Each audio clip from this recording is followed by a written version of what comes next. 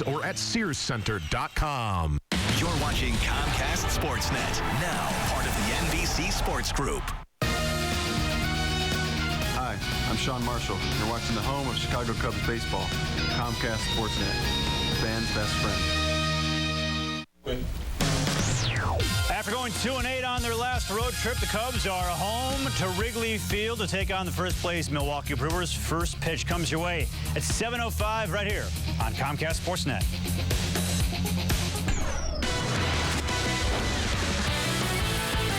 Home sweet home, hopefully for the Cubs, who are back on the north side and have a date with the first-place Brewers. We're trying to run out there and give them everything we can give them every night.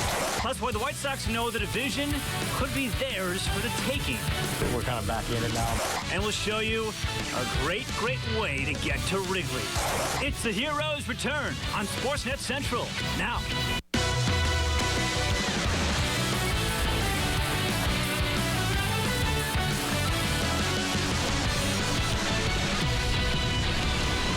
This is Sportsnet Central, presented by AT&T Uverse, live from our studios in downtown Chicago. Hey, everybody. Welcome. It is Sportsnet Central, presented by AT&T Uverse. I'm Chuck Arfine. Much ahead in the next half hour, but we begin with the Cubs and a rough stretch that seems to have no end. After that brutal road trip to St. Louis, Cincinnati, and Philly, the Cubs back home tonight. But who do they get?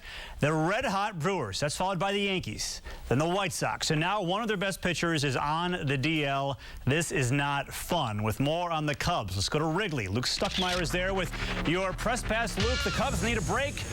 This is not the kind of break they were hoping for. No, it's not, Chuck. You know, during a 20-day stretch at the end of last month, the Cubs placed 6 different guys on the disabled list. Some of them are back, not all of them. Jeff Baker returning to the Cubs today, but just when it looked like they were getting healthy, sure enough, Kerry Wood placed on the 15-day disabled list with a blister on his index finger today.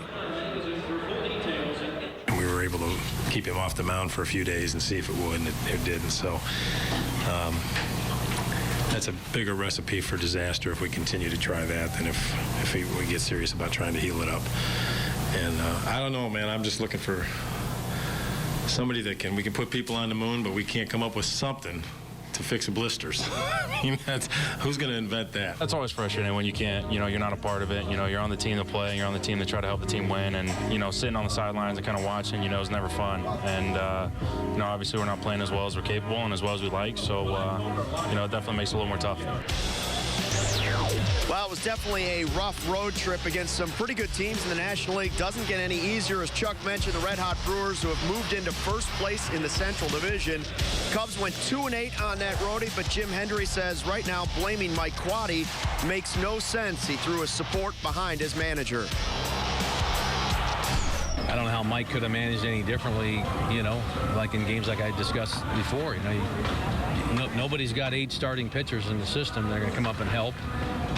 Nobody's got 4 right-handed hitters to come up and replace the guys you just lost. I mean, even losing people like Baker were important, and Reed, who are playing well because they do a lot of damage against left-handed pitching. And, we've had games where we were, a little bit overmatched in that area, So, it's unfortunate, but I certainly wouldn't dump any of that on Mike Quade. He's certainly he's going to do a fine job here. All these injuries mean a lot of young players getting opportunities. LeMahieu will play first base. You have Barney and Castro in the infield.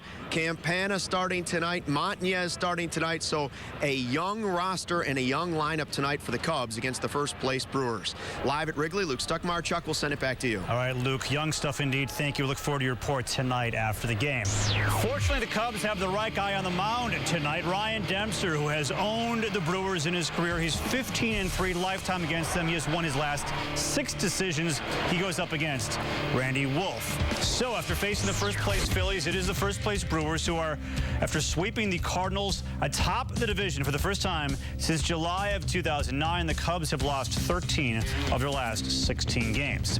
Now, before the game, Jim Hendry addressed his status as general manager of the Cubs, while Prince Fielder looks to continue his hot hitting at Clark and Addison.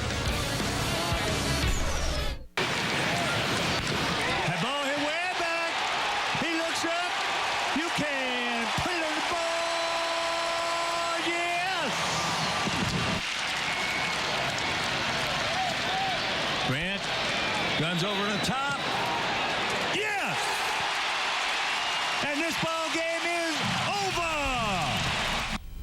Okay, so maybe Coco Crisp was safe at first base yesterday. You saw it, I saw it, everybody south of Madison Street saw it, except for maybe the umpire. And in the end, that is all that matters. The White Sox escaped another bullpen meltdown and finished the homestand going 6-4.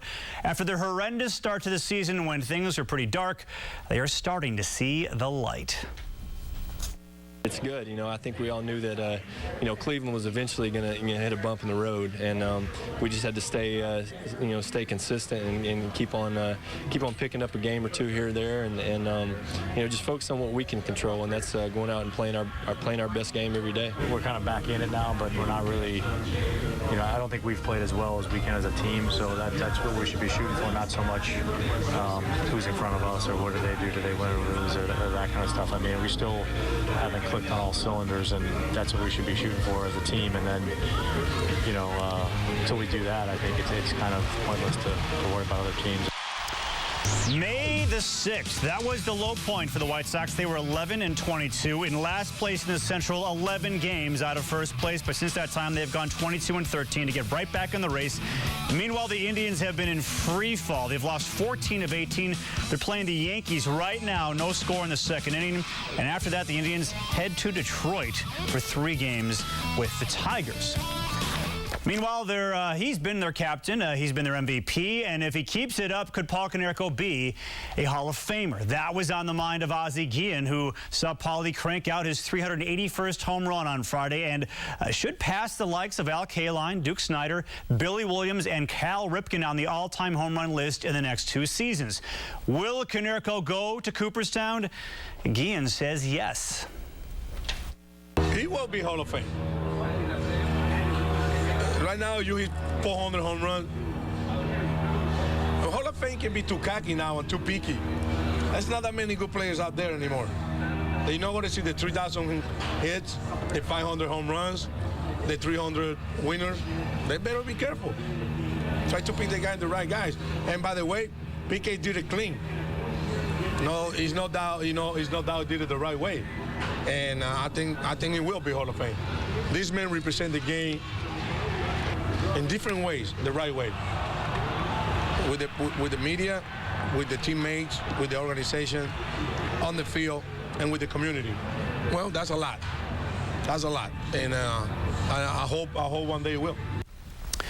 Here in the twilight of his career, we're not seeing a decline in Konerko's numbers. Instead, the opposite is true. After having a career year last season, batting .312, he's 10 points ahead of that right now.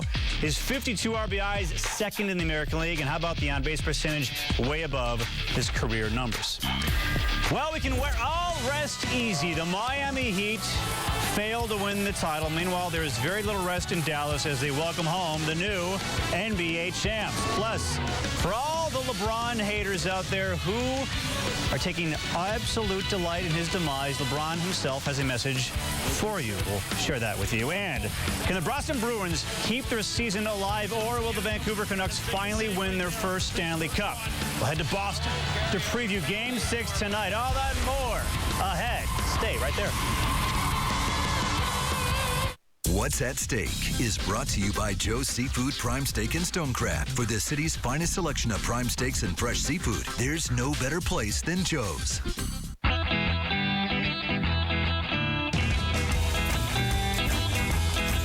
Right now at Men's Warehouse, it's buy one, get one free on everything in the store. Everything. You're going to like the way you look. I guarantee it. I look good, I look good, I look exactly the way you wish you could. I look good, I look good, come on, right, come on. I look good, I vow to be ready to go whenever you are. I vow to work even after the sun goes down, and to take a tank of gas as far as she'll go. I vow to be the most fuel-efficient Sierra ever. And now use your $14.95 PowerTech discount to get a total value of $6,000 on the 2011 Sierra PowerTech. It's the best Sierra ever.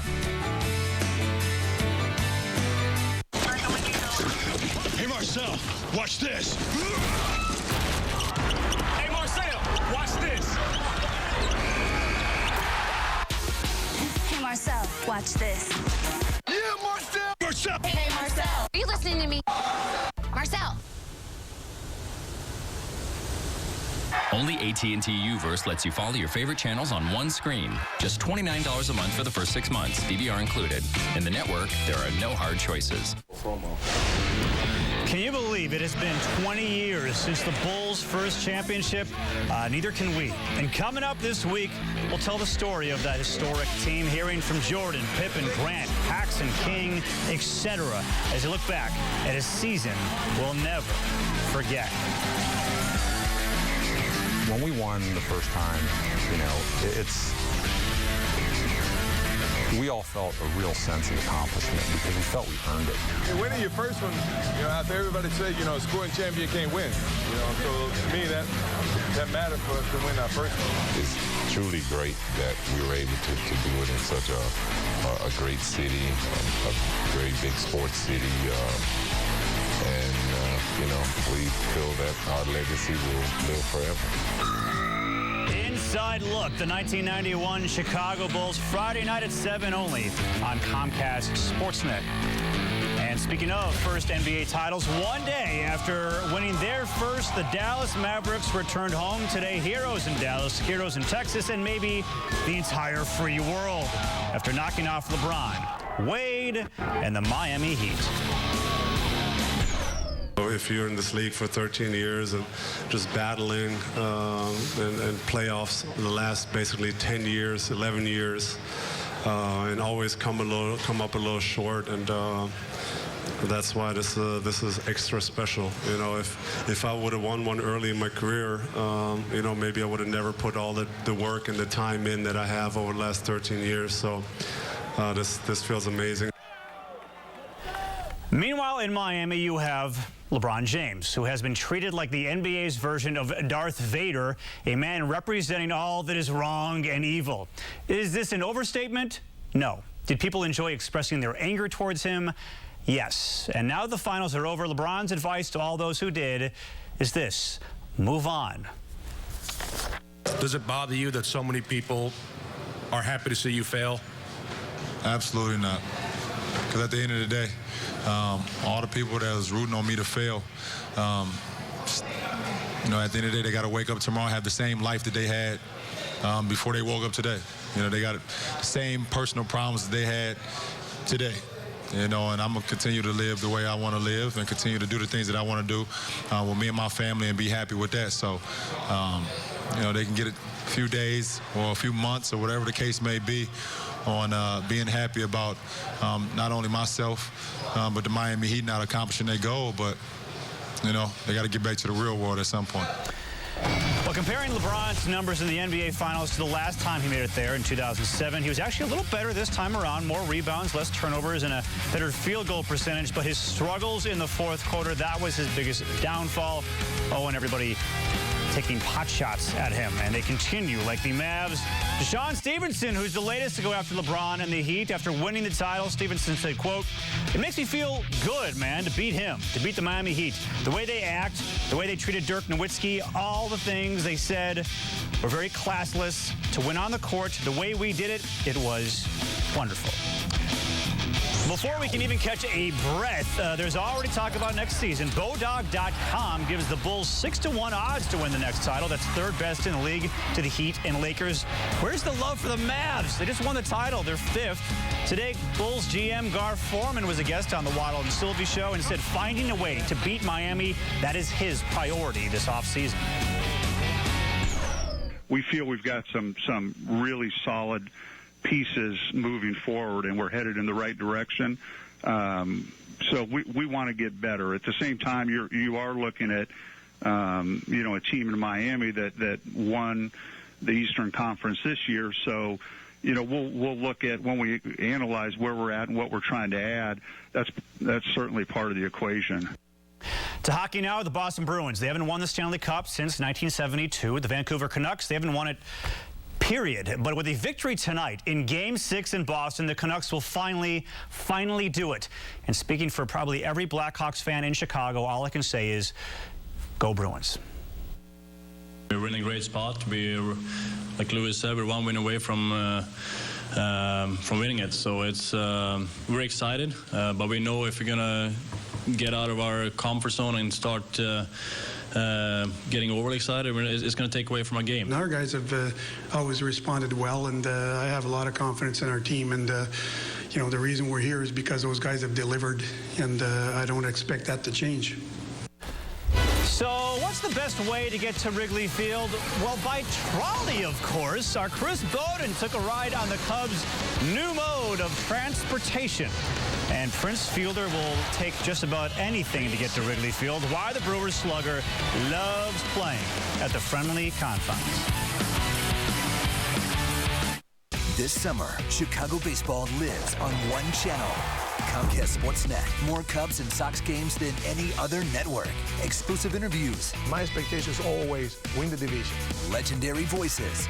You can put it on the board. Yes! Cubs win! And round-the-clock coverage of the teams you live for. All summer long, Chicago baseball lives on Comcast Sportsnet. Fans' best friend. That's my Bob. It used to be just me and him. Then one morning he tries Just for Men. Says here it targets only the gray, fast and easy, replacing it with his natural tones. Hello, Bob. Hello. Apparently that's not the only thing it replaces. I'm glad Bob's happy. Hi there. Just for Men. Live forward. What are we having for lunch? The 10-piece combo, half regular, half boneless, original hot with fresh cut seasoned fries, homemade ranch, and a nice cold Coke. How about you? New glider sandwiches. The what? New glider sandwiches.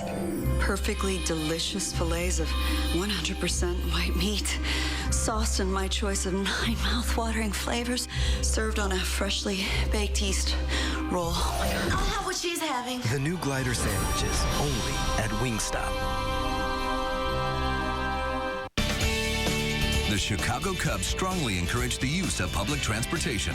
The CTA offers a variety of options, including the Red Line, which stops right at Wrigley Field at the Edison Station.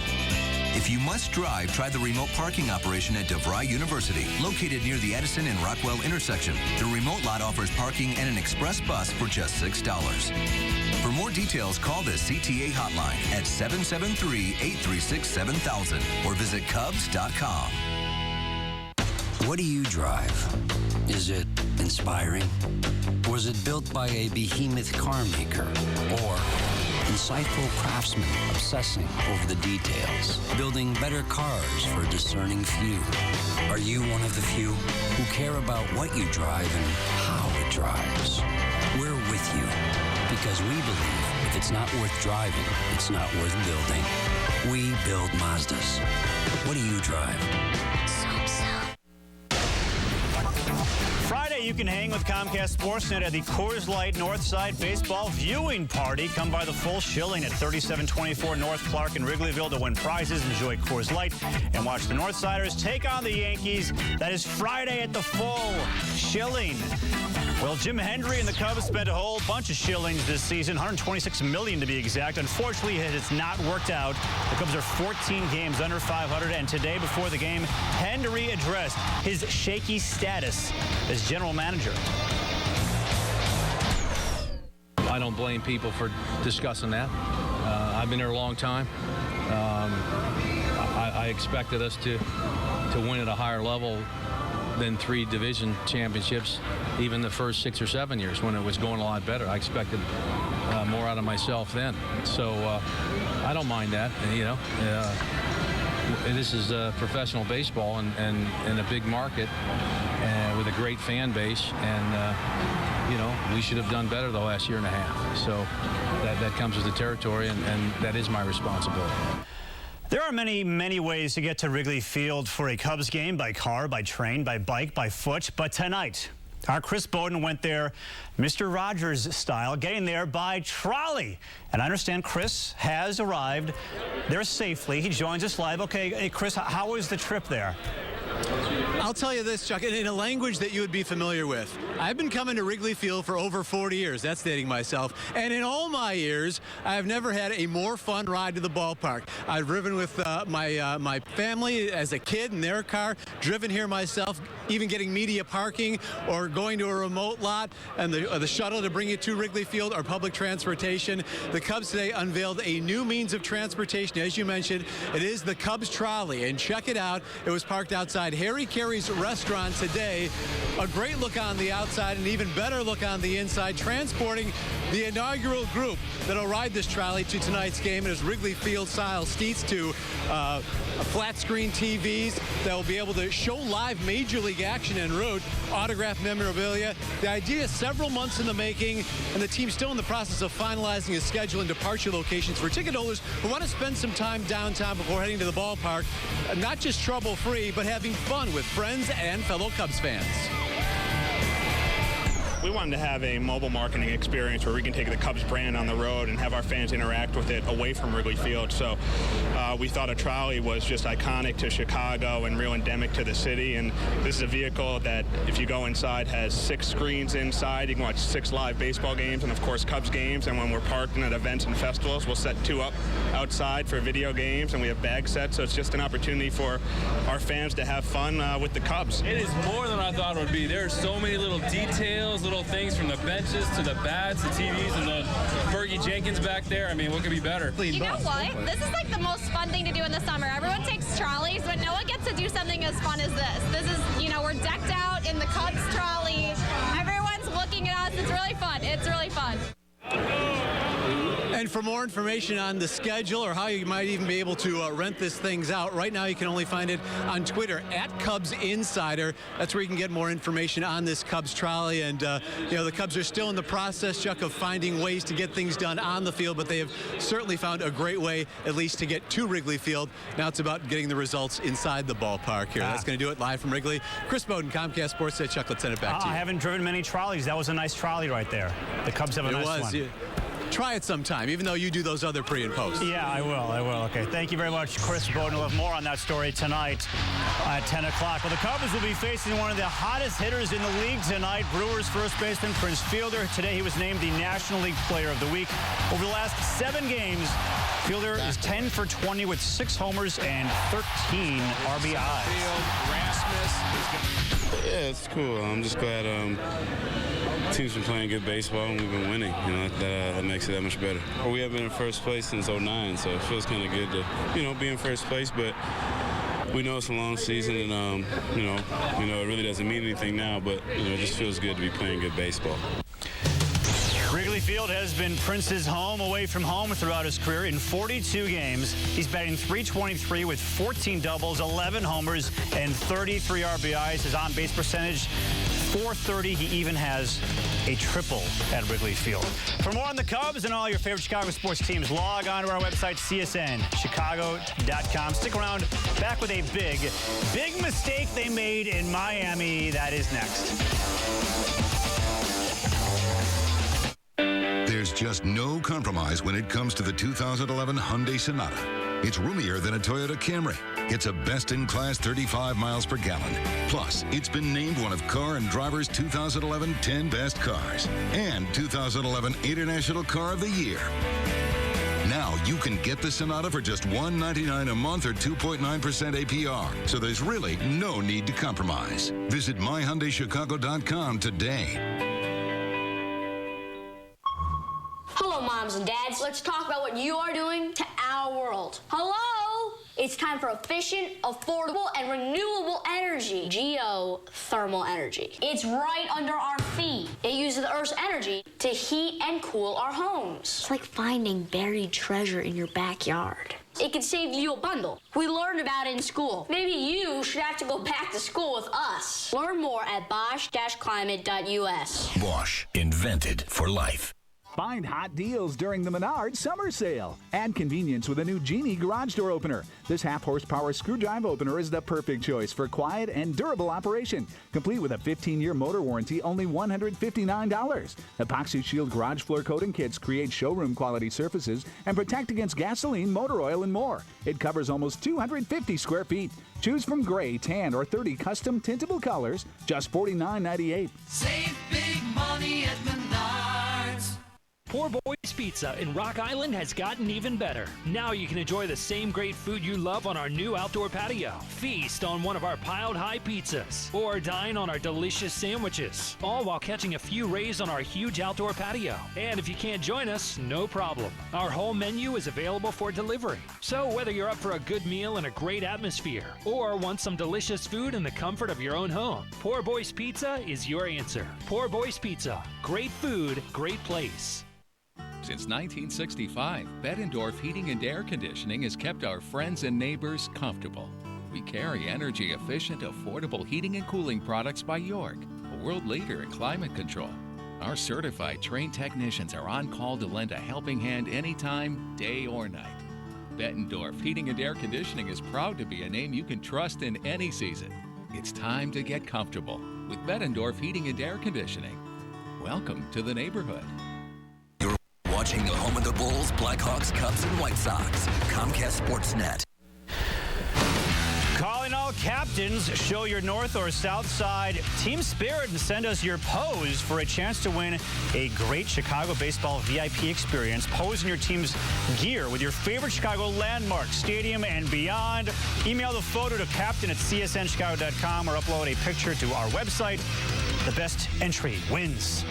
Finally, it falls into the Dewey Beats Truman category. How about this? In today's edition of the Miami Herald, there's a big ad for Macy's congratulating the Heat for winning the NBA championship and showing what the championship T-shirts and hats look like. Whoops! The paper has issued an apology to its readers. That's funny. That's going to do it. Thanks for watching, everybody. Sportsnet Central, presented by AT&T Uverse. I'm Chuck Garfien. Up next, Len and Bob have the call between the Cubs and the Brewers from Wrigley. Enjoy the game, everybody.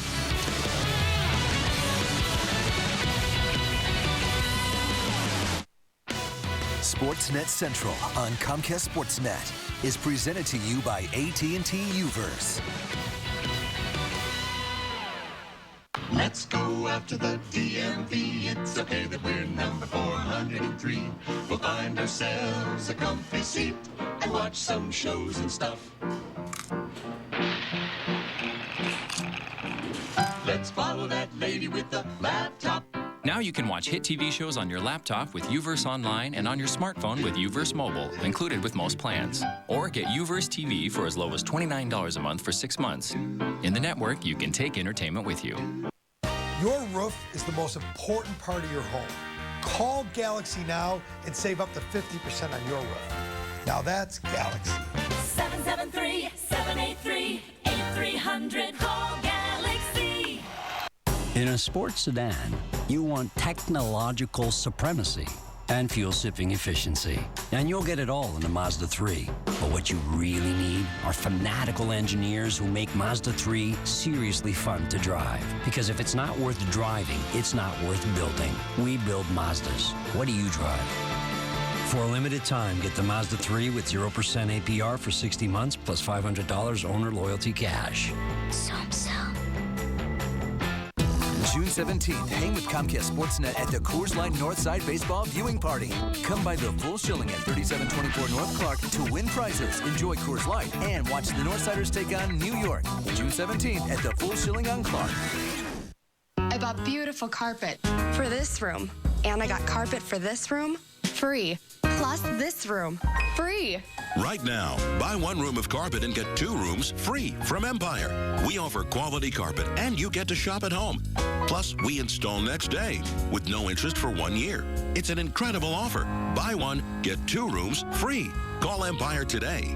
800-588-2300 Empire. Today.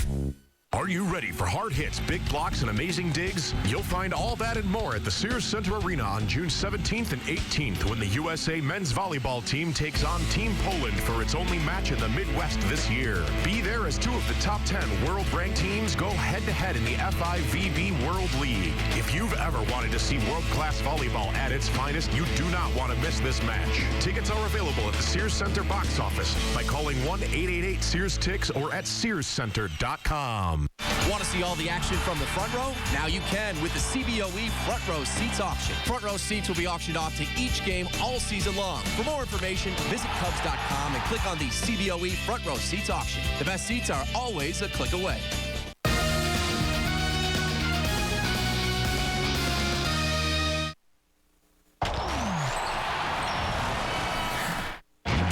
Tonight, the Cubs are home to begin a 7-game homestand as they attempt to cool off the red-hot Brew Crew.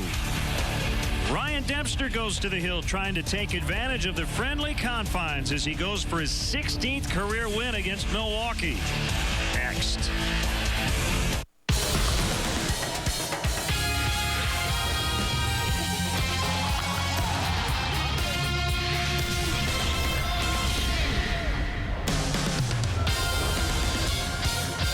The Cubs are back here at Wrigley Field after a 10-game road trip during which they went just 2-8, but it's a new week as they welcome in the first-place Milwaukee Brewers, the first of a 4-game series here on Comcast Sportsnet. And as we look at the updated NL Central standings, they have changed over the last 24 hours. Milwaukee has jumped past the Cardinals and into sole possession of first place after sweeping St. Louis. The Cubs right now just trying to get some momentum going as they are a distant 12 games back.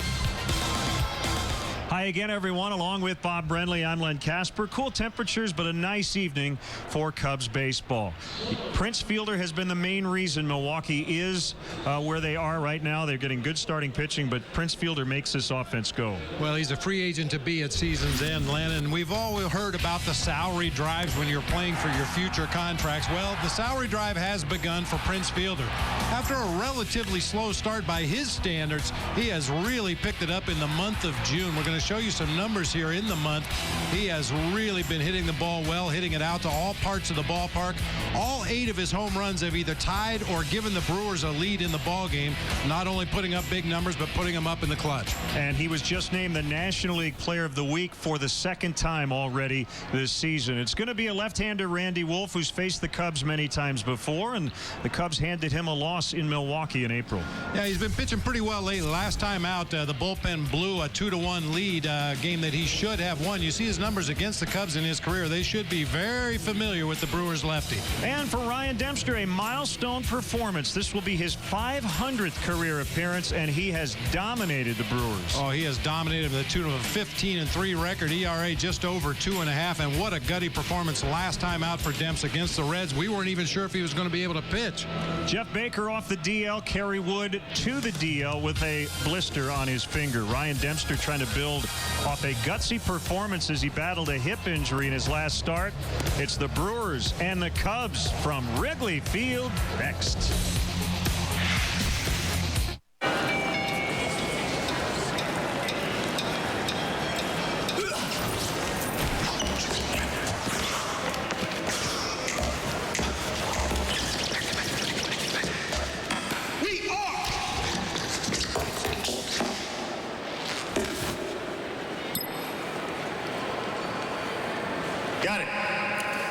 Don't be the last to know.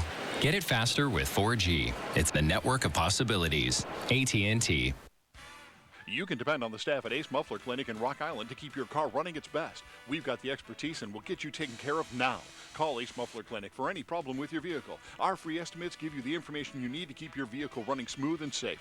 For your convenience, we're open 7 to 5:30 Monday through Friday and 7 to 12 on Saturday. For brakes, tires, exhaust, and shocks, and a whole lot more, see us for fast, friendly service on all import and domestic vehicles. Serving the Quad Cities since 1955, Ace Muffler Clinic in Rock Island. Dahl, Ford, and the Quad Cities. A perfect match for over 73 years. Ford sets the pace with industry-leading quality and cutting-edge technology. The Dahl family brings a history of integrity and guest service. And the Quad Cities has always been a great place to live and do business, especially Ford business. Dahl, Ford, and the Quad Cities. A perfect match for over 73 years. This is Dahl Ford Country, home of 120% Kelley Blue Book for your trade. Cubs baseball on Comcast Sportsnet is brought to you in part by your Chicago area and Northwest Indiana Lexus dealer, who invites you to test drive a Lexus today. Blue Cross and Blue Shield of Illinois. 75 years of being right here in Illinois means no one's closer to your wellness. Experience wellness everywhere. Subway. Every day at Subway, choose from many delicious regular footlong subs for just $5. Subway. Eat fresh. Honda. Visit your local Honda dealer today or go to shophonda.com and find great values on a new Honda. AT&T Uverse. Find out more of what's possible at att.com. AT&T. Rethink possible. And by Southwest Airlines' new Rapid Rewards. Unlimited reward seats and no blackout dates. Welcome back to Wrigley Field. The Cubs will be in Chicago for the next week and a half. Their next road trip will begin on the south side, but it should be a fun week. First place Milwaukee here for 4. And then the New York Yankees. And Derek Jeter quite possibly going for his 3,000th hit. They'll come in for a 3-gamer starting on Friday here on CSN.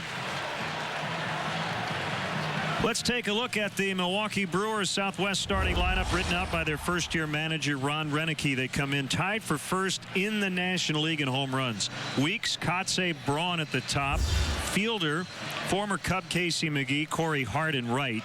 Betancourt's his shortstop. Will Nieves catching tonight for left-hander Randy Wolf. And let's take a look at the Cubs Suzuki defense tonight. Montañez, Campana, and Baker. That's right. Montañez, Campana, and Baker across the outfield, left to right. Ramirez and Castro on the left side of the infield. Barney and DJ LeMahieu getting his first start at first base. Giovanni Soto behind the plate. He'll be catching pitches from our Lexus Pursuing Perfection starting pitcher, right-hander Ryan Dempster. We alluded to his last start against the Cincinnati Reds. He went down to the bullpen to warm up. All of a sudden, Lester Strode, the bullpen coach, made his way to the home plate meeting with the umpires to inform Mike Quade they weren't sure if Dempster was going to be able to go. Rodrigo Lopez began to warm up, but Dempster got that hip loose, went out and pitched one of his better ball games of the year. 6 innings of 3-hit, 1-run baseball, struck out 8, walked only 1 batter against the Reds in that game. Now the umpires, Brian Onora, an Ohio native, read an article about umpiring in Sports Illustrated and said, I want to do that for a living. And this is his 15th full season in the major leagues. And always good to see Marlon Byrd, and he has really added a positive influence to that clubhouse. Just kind of hanging around the team has been a good thing for everybody. Still ways away from returning to action. But if you don't feel motivated being around Marlon Byrd, you've got a lot of issues. Ricky Weeks will lead it off for the Brewers, and the first pitch is low and away. Ball 1.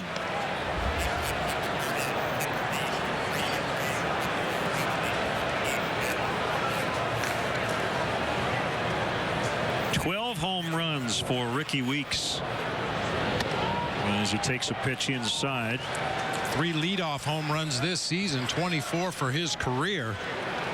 And much like Big Prince Fielder hitting in that 4 spot, Ricky Weeks hitting home runs to all parts of the ballpark.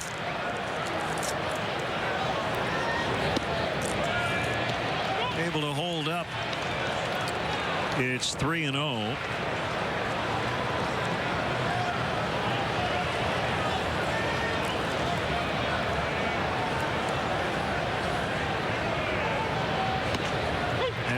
A called strike.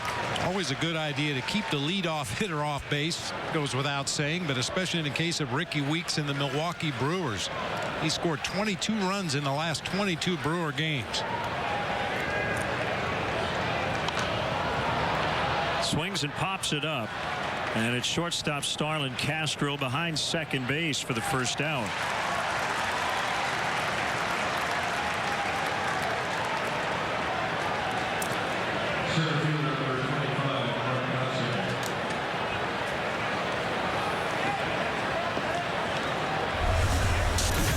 Well, the roster move today. Kerry Wood's been battling through a right index finger blister. So he's on the DL. And Jeff Baker, as expected, activated from the disabled list. The Cubs were working with a 13-man pitching staff. That's why you can replace Wood with the position player and not be short, as Montañez makes a catch and retires Marcotte.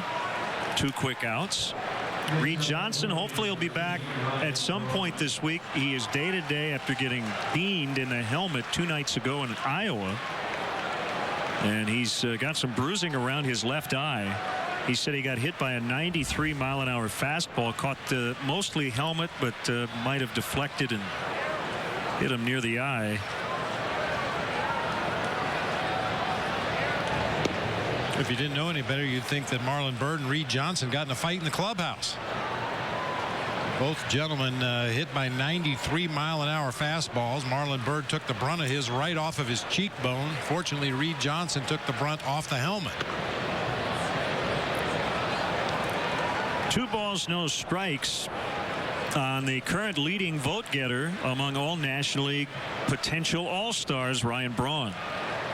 According to the MLB release today, he has received 2.23 million votes, most among all National League players. He's a 3-time All-Star, and he's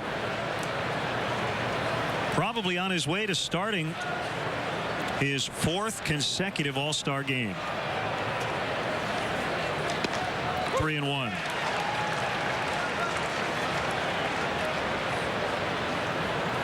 I know you like it hot, but I like this kind of weather even in June.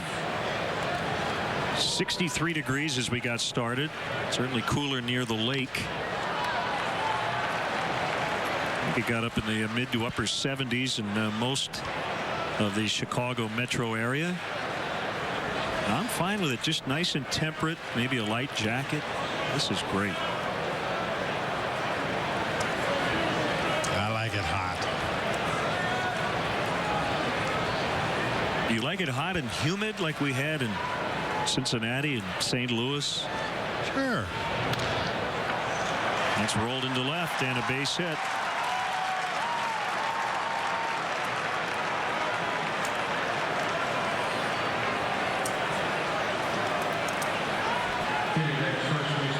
And it will give Fielder an opportunity here in the opening inning with a runner on base.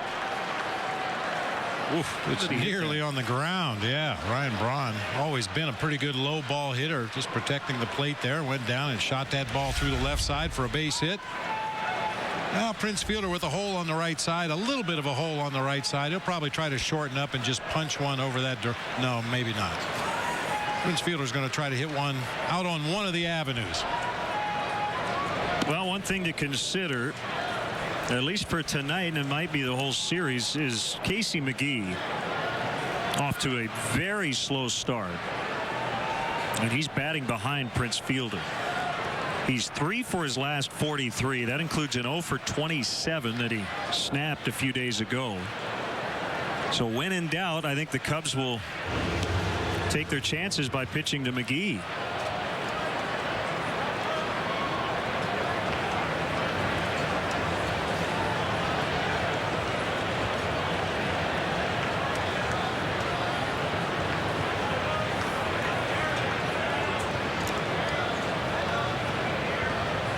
Fielder has started every game for the Brewers at first base.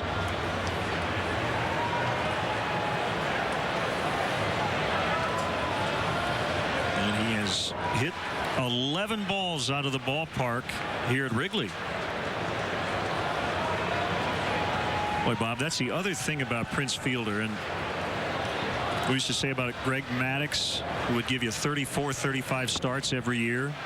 Adam Dunn, for most of his career, has been a guy who will play 155 to 160 games. The durability of Prince Fielder, I think, is a factor and something that's worth money. Not only does he produce, but he stays on the field.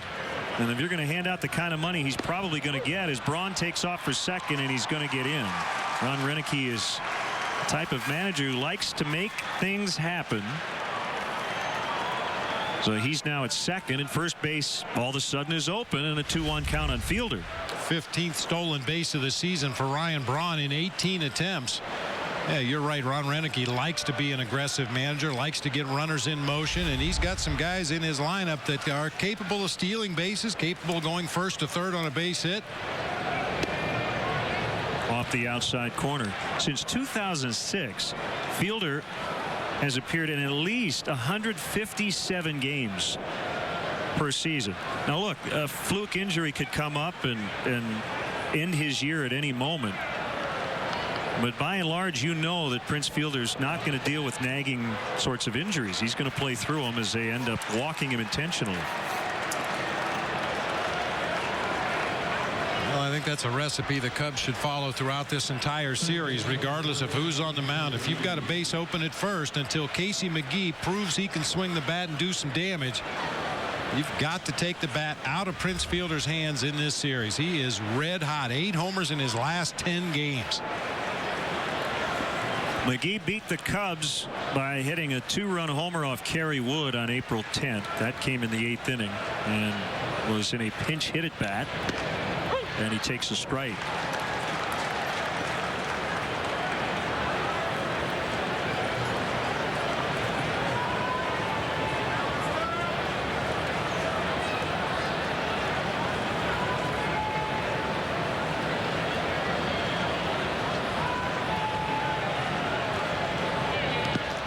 Good block by Soto. That ball bounced way out in front of home plate.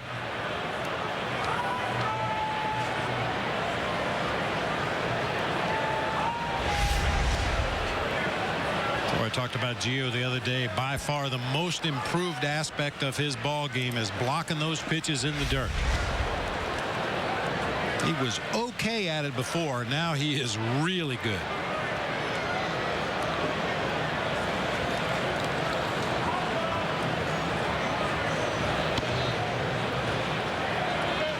Two and one.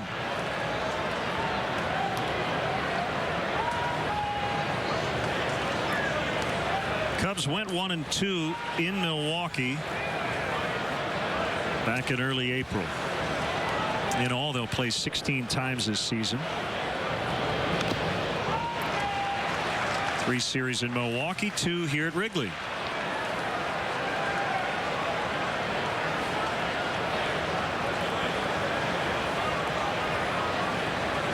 Dempster has won his last 7 consecutive home starts versus the Brewers.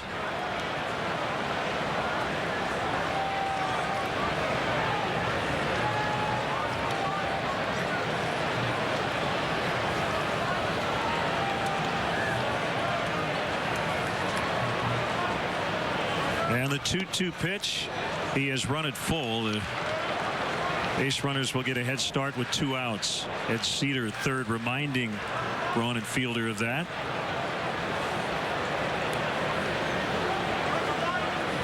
Garth Orge is the first base coach.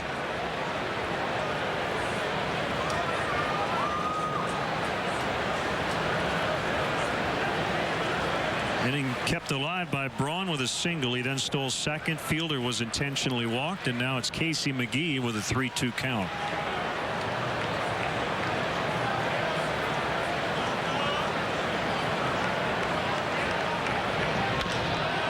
Hit well to right, but Jeff Baker is there, and the inning comes to an end. So the Brewers strand a couple. The Cubs are coming up when we return. It's all new with the 5-star frontal crash rating. 5 stars means safe. 5-star protection. Side crash rating. 5-star side. Guys, 2, 3, 4, 5-star side crash rating. Side only. Side. Lots of cars get 5 stars in one category, but not in every combined category. The one, the Accord sedan from Honda. Look at all this stuff for coffee. Oh, there's tons. French presses, espresso tampers, filters. It can get really complicated. Not nearly as complicated as shipping it, though. I mean, shipping is a hassle. Not with Priority Mail flat rate boxes from the Postal Service. If it fits, it ships anywhere in the country for a low flat rate. That is easy. Best news I've heard all day. I'm so amped! I mean, not amped, excited. I mean, that's sort of amped, really kind of in between. Have you ever thought about decaf? You think that'll help? Yeah. Priority mail flat rate shipping starts at just $4.95, only from the Postal Service, a simpler way to ship. I'm Bill Wennington, and I took my share of body blows playing for the Bulls. But that was nothing compared to the hit I took when I learned my sister had cancer. She was only 38, and my whole world turned upside down. If this happens to you, contact the American Cancer Society right away. Their free, hands-on support gives patients their best shot at getting well. Today, my sister's a survivor. If someone you love is fighting cancer, get the American Cancer Society on your team. Milwaukee failed to score. Let's look in on Mike Quaddy's Cubs Southwest starting lineup. Starlin Castro's going to lead off against the lefty Wolf. Barney, Jeff Baker, fresh off the DL, is in right. Aramis Ramirez at third. Giovanni Soto catching. Montañez in left. DJ LeMahieu's first ever action at first. Tony Campana in center, and Dempster, the pitcher, hitting ninth. Quick look at the Brewers defensively. Ryan Braun, Mark Kotze, and Corey Hart left to right across the outfield. The left side of the infield's had some issues this year. Casey McGee at third with 11 errors. Unieski Betancourt with 8 errors at shortstop. Ricky Weeks over at second base. Prince Fielder at first. Will Nieves doing the catching tonight. He's kind of Randy Wolf's valet catcher. Of course, that means Randy Wolf, left-hander, is on the mound for the Brewers. Even 4-4 record with a 3.49 ERA through his first 13 starts this season. And he has pitched a lot here at Wrigley Field. This is his 10th career start at Wrigley, 3-4 with a 3.99.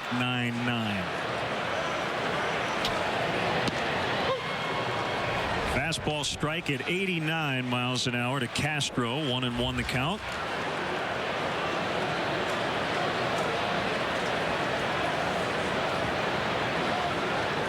Over their first 48 games, the Cubs as a team hit .280 and averaged 4.5 runs per game. Over their last 16, they're hitting .220 and scoring 2.8 per contest. And there's no question the injuries have hurt this team. But that, coupled with short starts by the rotation, and the Cubs are really scuffling right now. And some misplaced aggression. A lot of very early pitch swinging, first and second pitches of the at-bat. Good to see Starlin Castro start the game for the Cubs here, getting himself into a good hitter's count. That's a fair ball past McGee. And it'll be a leadoff double for Castro.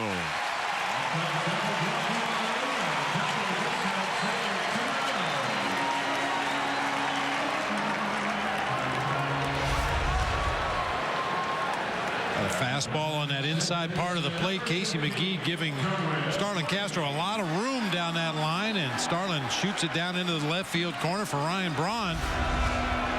Good start. Darwin Barney with a job to do. First at bat of the game. Got to move Castro to third somehow.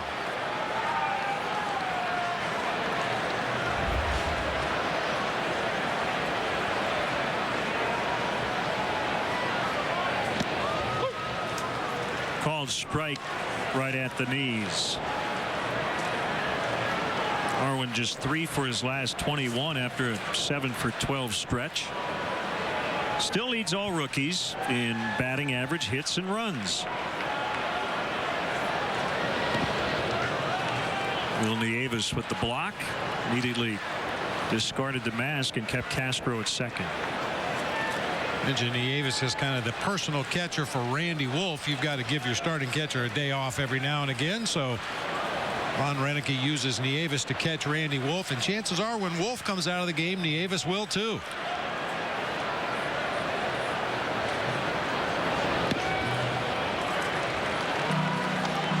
Since May 9th, the Brewers have won 24 of 32, best record in the majors during this stretch. Their starters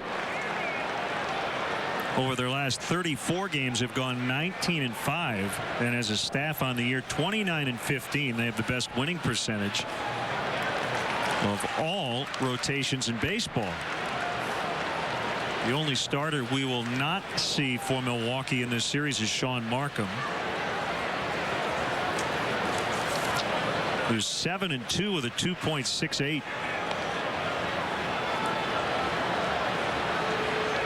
Markham has only surrendered 69 base hits in 90 2/3 innings this year. He's been really good. Don't mind missing him. And you'd much rather face this team at your home park than theirs. That's a strike, 3-2. They're 25-9 at home. They're 13-19 on the road, even though they have won 4 straight on the road in 8 of their last 13.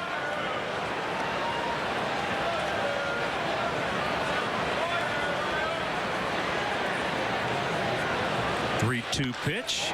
Line to Weeks for the out. Castro able to get back to second.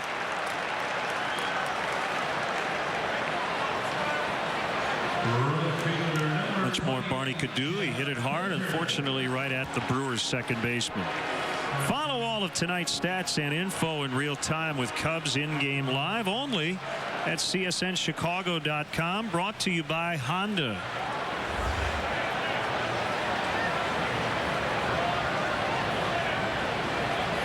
A good effort that time by Darwin Barney. Not only worked a deep count, but ultimately hit a hard line drive to the right side. Unfortunately, right at Ricky Weeks. Jeff Baker back in the lineup, fresh off the DL. He missed the minimum 15 days with a strained left groin. 3 games at AAA Iowa. As he rehabbed, he went 3 for 10 with a double, a triple, and an RBI. And he was red hot to start the season before he got hurt, killing lefties again, and he's had a lot of success against Randy Wolf. And we know it doesn't always translate from batting practice into the game, but Jeff Baker had a real good round of batting practice today. Good quick swing with shooting line drives to all parts of the ballpark. Last couple rounds, he hit some up into the seats. He looks like he's ready to roll.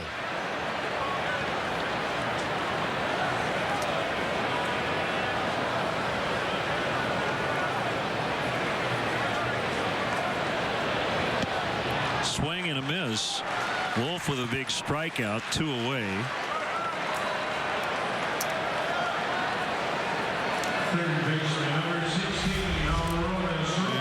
One of the things you got to do is narrow your strike zone down when you come back off a rehab assignment. You've been taking a lot of extra batting practice in the cages, facing some minor league pitchers, and when you get back to the big leagues, you get guys that will attack your weaknesses. That time Baker chasing a high fastball out of the zone.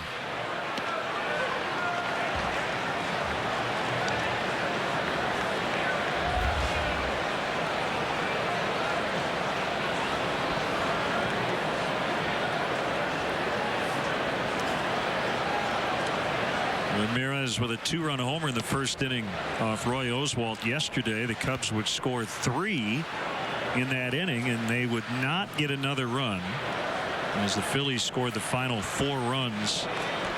They pull away with a 1-run victory and their 3rd straight to end that series.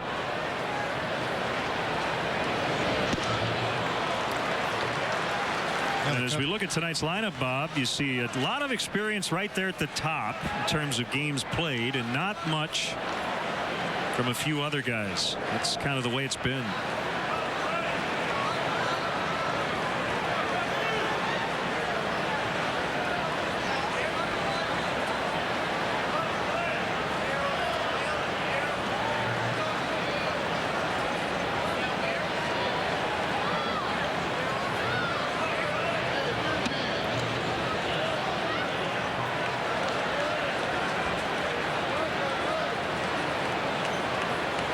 Giovanni Soto on deck.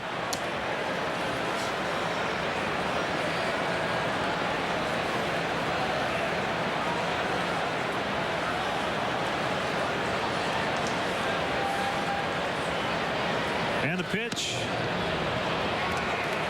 just missed the corner. 3-2. It's about as hot as his fastball will be, 90-91 miles an hour. I've used this to describe other pitchers in the major leagues, but Randy Wolf has a lot more guts than stuff. His fastball is very average, sits in the high 80s, occasionally touch 90.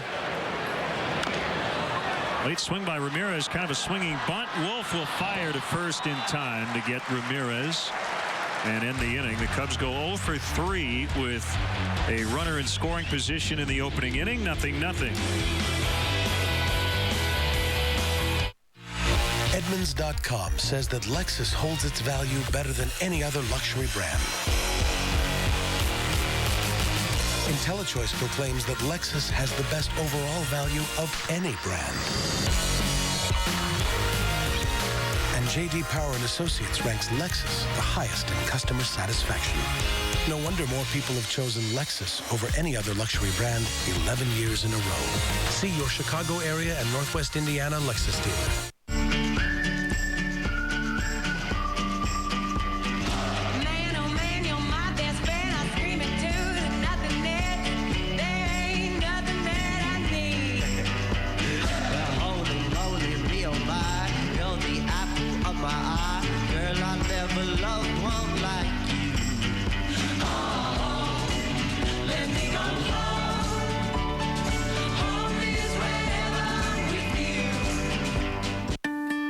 Communities are built by everyone doing their part. This year, J.P. Morgan Chase increased its lending commitment to small businesses to $12 billion. And we're raising billions more for local services to help hospitals expand and schools grow. Investing in the places we all call home. This is the way forward. Hey, pretty neat. The Chicago Cubs trolley will make appearances at fairs, festivals, retailer events, community events, parades, and will be available to give fans rides from the city to the ballpark. It'll be available to rent for corporate events, weddings, birthday parties, and other private functions. There are 6 internal flat screen TVs, 2 external flat screens, PlayStation 3 video games, authentic Wrigley Field Stadium seats. So make sure you check it out next time you're on the ballpark. Complete details and info on the new Cubs trolley will be available shortly at Cubs.com. And to find out where it will next appear, follow Cubs Insider on Twitter.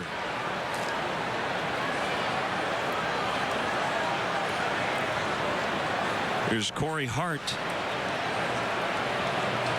He has looked at a lot of video trying to figure out Ryan Dempster. 1 and 2, rather. Got 1 and 2 on Hart. Yeah, that's definitely the case, Len. When you struggle against an opposing pitcher, you find that it consumes your time before a ball game, trying to figure out what you've done wrong in the past or what the pitcher has done right against you, and then try to correct it that particular night. But Corey Hart's still searching against Ryan Dempster.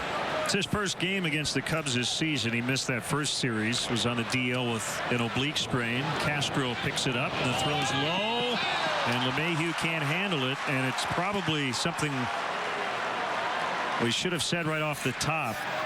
DJ LeMahieu's a very good athlete. He's a middle infielder by trade, but this is the first time he's ever played first base. In the pros, all the other guys on the infield, they've got to make good throws tonight. Well, and Castro had plenty of time to make a good throw. He just spiked that one way out into the infield grass. That is a tough, long hop for a guy that hasn't played the position very much, not used to the glove. I mean, he did everything right, but come up with the baseball right here. Kept his foot on the bag. Unfortunately, just couldn't pick it. Well, it's a great luxury to have a guy like Carlos Pena over at first. You just hope, and we saw this with Derek Lee, that guys on the other side of the infield don't get into bad habits because they know they're going to be bailed out.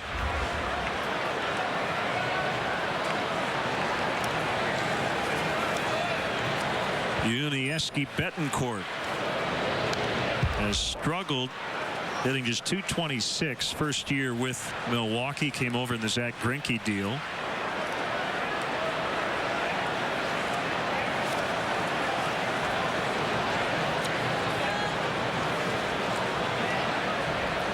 That error by the Cubs, are 53rd of the season. Houston starting the night with the most errors in baseball with 53. This is Jeff Baker in right, and he makes a catch. Don't miss the action as the Cubs host the Brewers this Wednesday right here at Wrigley Field. Game time is 7:05, but be sure to arrive early. The first 10,000 fans will receive a Cubs rally towel, compliments of Gatorade. For more information and to purchase tickets, visit Cubs.com.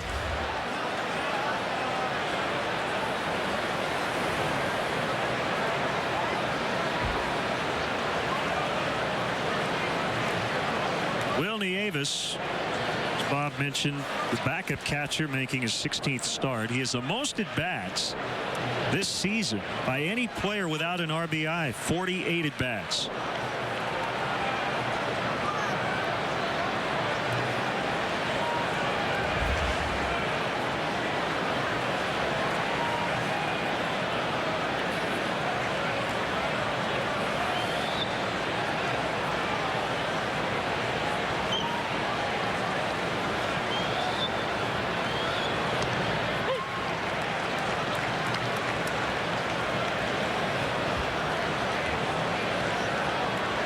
Randy Wolf handles the bat pretty well. He's on deck.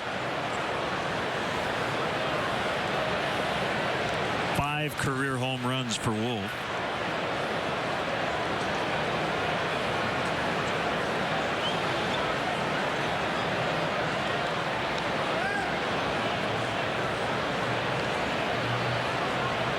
Just watching DJ LeMahieu at first base, and he would never say this because he's a young player, and if Mike Quade asked him to pitch, he'd take the ball and go out to the mound. I think this is highly unfair to start him at first base tonight. First time ever in professional baseball he's had a start at first base. He's played 11 games since being called up from the minor leagues, only once at a position he's ever played before. They get one relay throw in time. They go around the horn, 5-4 to 3.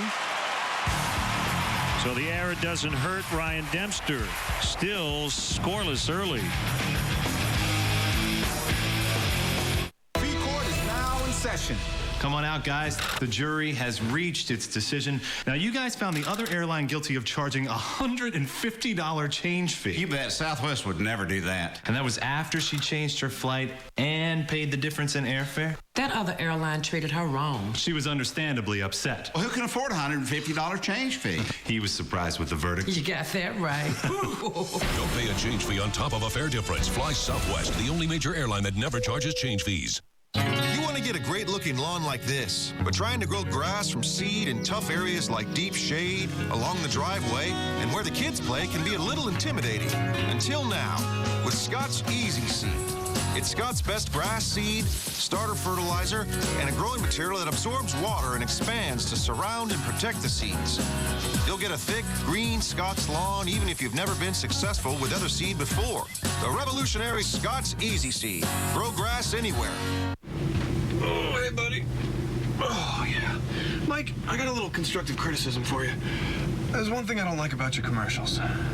This is gonna be good. Everybody's always showing you their underwear. It's not realistic.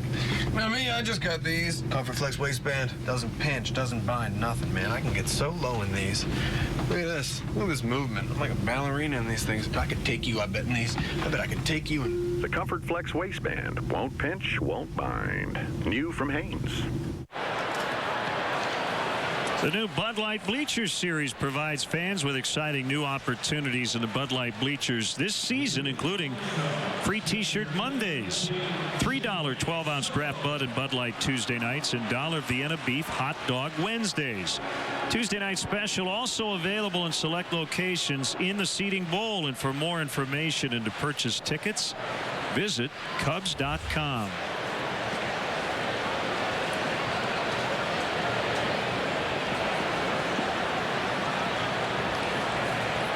Randy Wolf gave up a leadoff double to Starlin Castro in the first inning, but then retired the next 3 without Castro advancing. And he'll face Giovanni Soto to start the Cubs second. Well, and I want to complete that thought about DJ LeMahieu playing first base. He's been in 11 ball games since coming up from the minor leagues. And when Mullins hit fair down the third baseline. Long throw for Casey McGee in time to get Soto. He's had one start at third base. The other ball games he's either been in as a pinch runner, a defensive replacement, or a pinch hitter. A lot of people think first base is easy. Well, what do? You stand there. When they hit the ball, you run over, stand on the bag, and take the throw. But there's a lot more to that position than people realize. Bunt defense plays. There are multiple defensive plays that you're responsible for as a first baseman. Pickoffs from the pitcher, cutoff and relay position. There's a lot more to that position than people realize. And to just throw a guy over there, and I know he's been taking ground balls, but when you get out there and start actual game speed at a position that you're totally unfamiliar with, it can be a real mind trip for a young player. I know he's going to give it everything he has. I know he will never say anything about it because he just wants to be in the lineup. 1-2 on Lou Montañez, who got the start in the 3 spot on Saturday against Cliff Lee. Went 1 for 4 with an RBI in that game.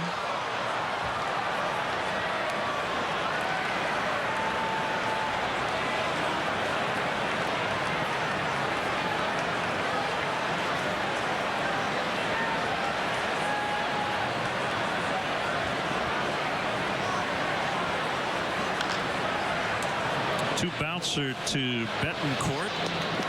Well, you played third and first. Was first base more difficult than third?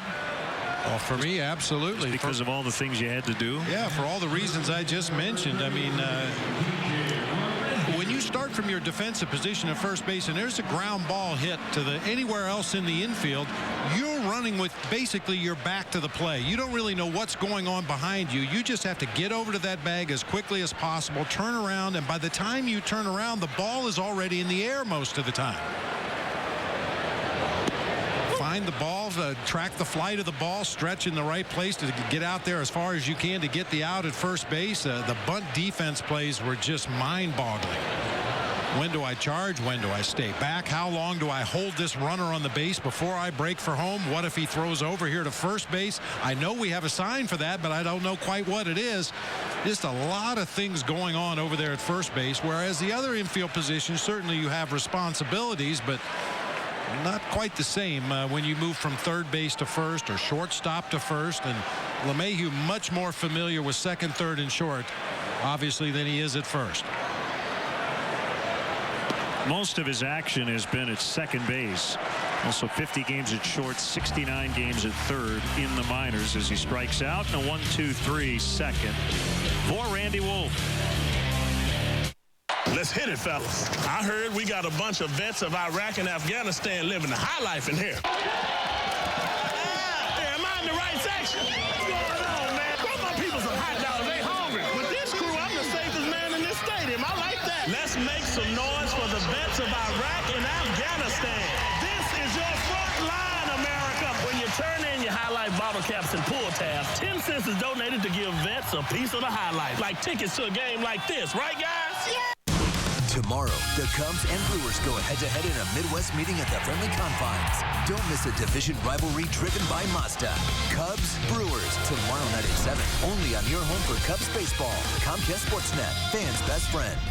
Do you have old silver and gold coins? Old currency? How about broken or unwanted gold or silver jewelry? Let Quad City Coin turn it all into extra cash. Don't send your valuable items out of state to someone you'll never meet. Bring them to Quad City Coin.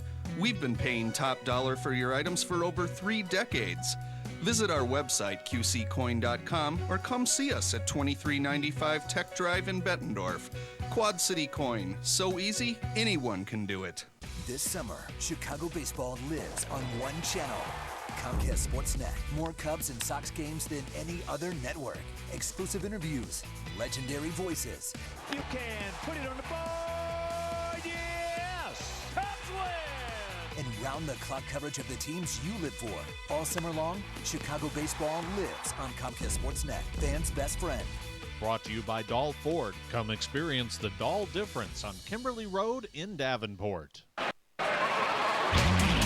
Friday afternoon, hang with the Comcast Sportsnet at Coors Light Northside Baseball Viewing Party. Come by the full shilling at 3724 North Clark in Wrigleyville to win prizes, enjoy Coors Light, and watch the Northsiders take on New York. Be there Friday at the full shilling in Wrigleyville.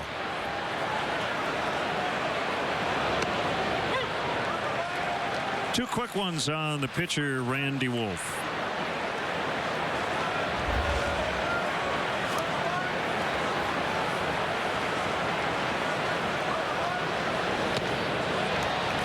And he struck him out.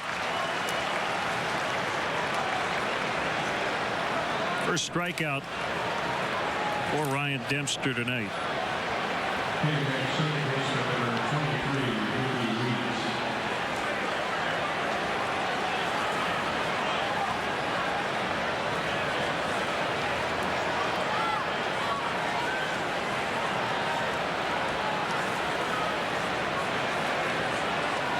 Weeks doing what a good leadoff man does, and that is procrastinate after the pitcher takes it out.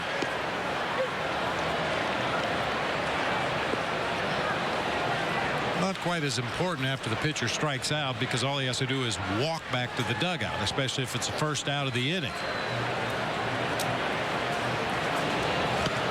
Nobody could make a pitcher wait better than Mike Hargrove, the human rain delay.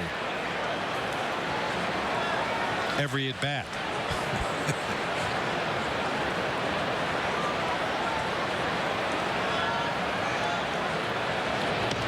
Yeah, he had a very detailed routine that he used to go through, fixing his batting gloves and adjusting everything just so, pulling up his uniform sleeves, digging the hole in the batter's box, knocking the dirt out of his cleats. It took forever between pitches.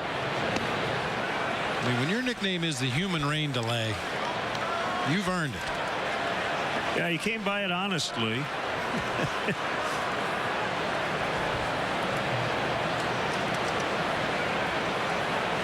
I guess his counterpart on the mound would be Alejandro Rain Delay Pena.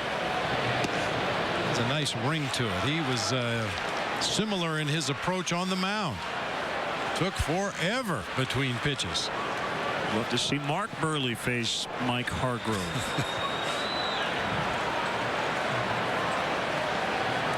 Three and two after an 0-2 start. Here it is.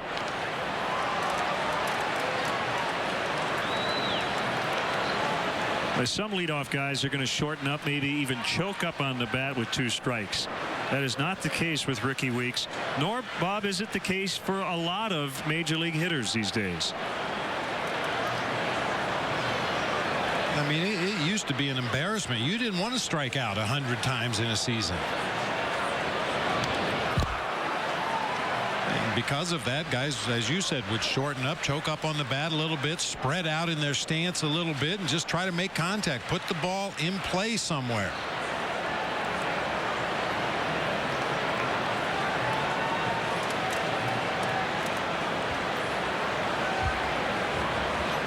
Veteran Mark Kotze on deck. Another 3-2 on the way, and this time he got him.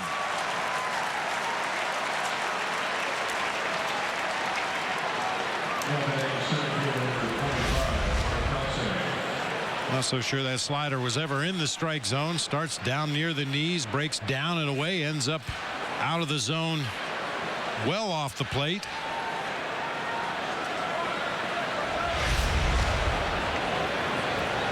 The sausages are here. Although they're on a rooftop right now, they better try to avoid the grill. Yeah, I was thinking that's where the grills are located, on the rooftops. Yeah, come on in, guys. Yeah, take off your shirt. We've got a seat for you right here.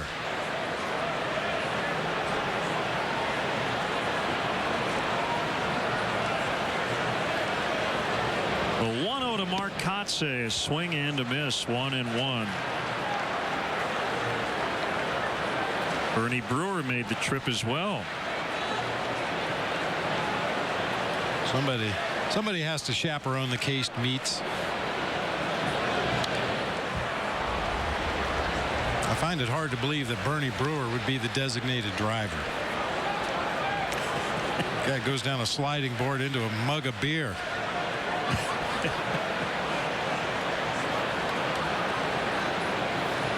Gonna need a bigger grill.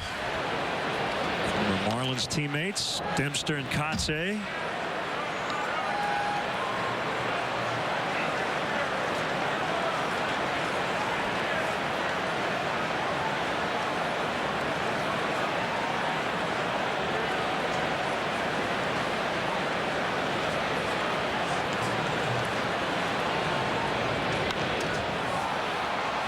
Montañez, Castro, and Ramirez come over, but no play. It's back to the seats. By the way, we mentioned Kerry Wood on the disabled list. So to kind of fill that void, Jeff Samardzija will likely get more responsibility later in the games, and Rodrigo Lopez as well.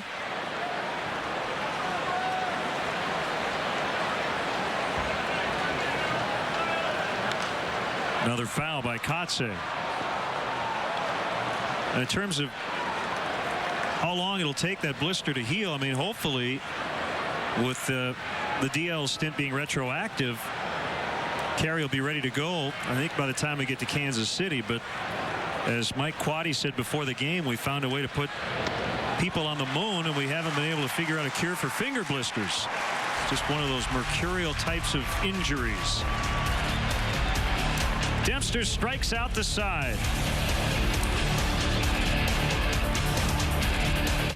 When my doctor told me I had cancer and I didn't know which way to turn, you were there. When I needed to get to my treatment, you were there. When I lost my hair and needed to look like myself again. When insurance problems threatened her care. When their needs went beyond medical help. You were there. If you or someone you love has cancer, turn to the American Cancer Society. All their help is free. Why am I still here? Because you were there. Find hot deals during the Menards Summer Sale. Discover all your outdoor storage solutions with Suncast. Suncast storage buildings have a durable, weather-resistant resin construction, molded shake-style roof, and include the floor. The Highland storage unit has 395 cubic feet of storage, just $649. Neatly store your garden hose with a Suncast hose reel. The Hideaway reel stores up to 225 feet of hose and winds evenly onto the reel, only $49.99 after rebate. Save big money at Menards. Steve just won the $1,000 a week for life instant game. And got himself a new suit. I'm good. Getting $1,000 a week every week means his life is worth more than ever. As long as he keeps living, we keep giving. Hey, babe. $1,000 a week for life. The longer you live, the more you get. This copyrighted telecast is presented by authority of the Chicago Cubs and may not be reproduced or retransmitted in any form, and the accounts and descriptions of this game may not be disseminated without the express written consent of the Chicago Cubs. Hey, fans, couldn't get tickets to the Yankees, White Sox, or Cardinals series at Wrigley? Cubs Destinations has spots available for these highly anticipated matchups. All standard packages include great tickets, first-class hotel accommodations, a special Cubs gift bag, a tour of the ballpark, and a private meet and greet with a current Cubs player. For more information, visit Cubs.com. Tony Campana hitting 8th in the Cubs lineup tonight and playing center field. This is his 10th start in center. 1-1 on the way, and that one's smacked foul down the left field line.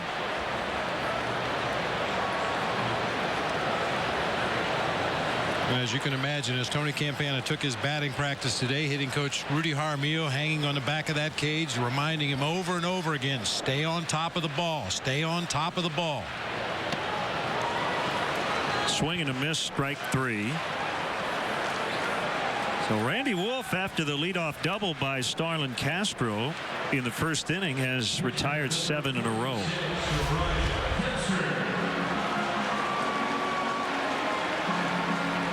because Campana's main asset is his speed, if he hits the ball on the ground, he can be dangerous. And most opposing pitchers throw him a lot of high fastballs. Very important he lay off that pitch if it's up out of the strike zone. Strike on Ryan Dempster. Hey, partner, I wanted to ask you, I just was looking at your baseball reference page. Ugly, isn't it? No, it's not. Over 700 games behind the plate, 72 at first, 68 at third, but you also played 15 innings in the outfield. How did you like playing the outfield? And that had to be a very bizarre vantage point for a career catcher. And then the rest of your outings on the infield, diving stop, Betancourt.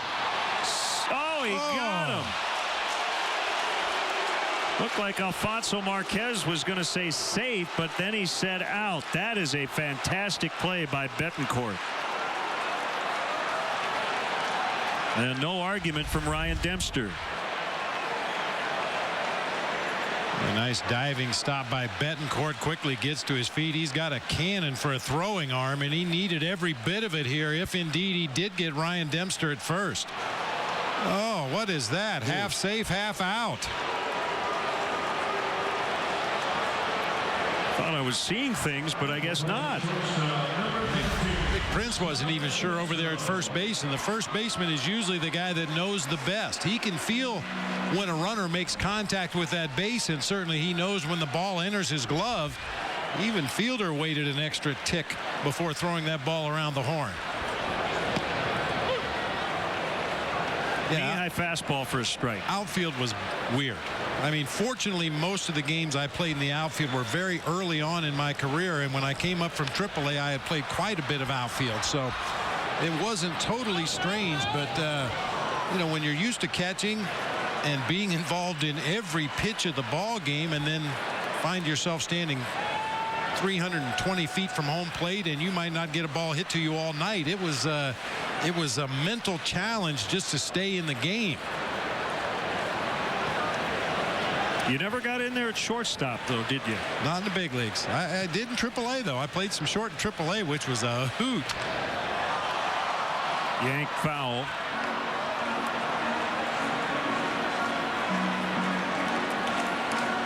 You stayed pretty busy at short. Well, yeah, and just like I was talking about first base, a lot of responsibilities. Well, you can imagine at shortstop all the different responsibilities you have on stolen base attempts, on double plays, cutoffs and relays, all the bunt defense plays. On some you break to the bag at second, others you break to the bag at third. Starlin Castro stays hot, singles into center field with 2 outs here in the inning.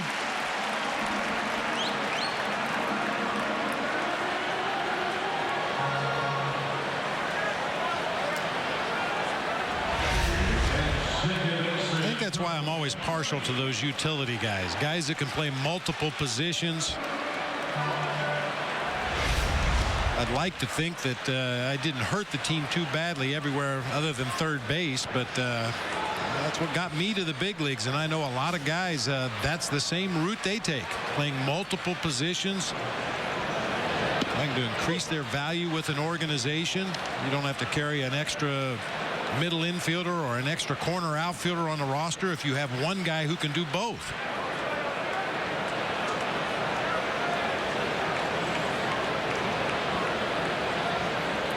Barney lined out in his first at bat. A couple of West Coast guys matching up. Barney from Oregon, Randy Wolf from Southern California.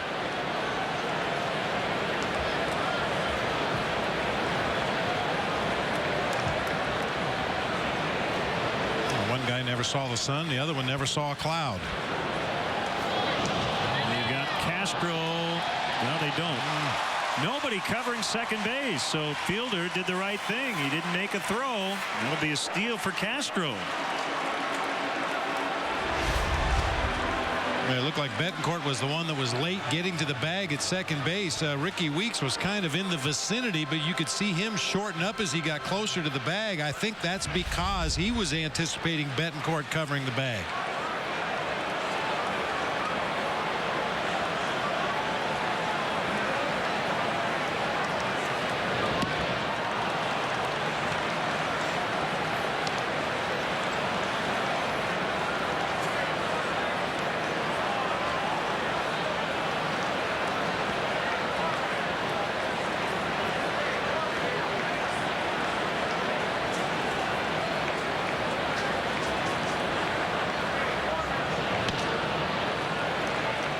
That's a veteran pitcher right there. Barney went just a little bit out of the strike zone on the 1-1 pitch and missed it. So Wolf decided to push the ball a little bit further out of the strike zone and see if Barney would go after that one.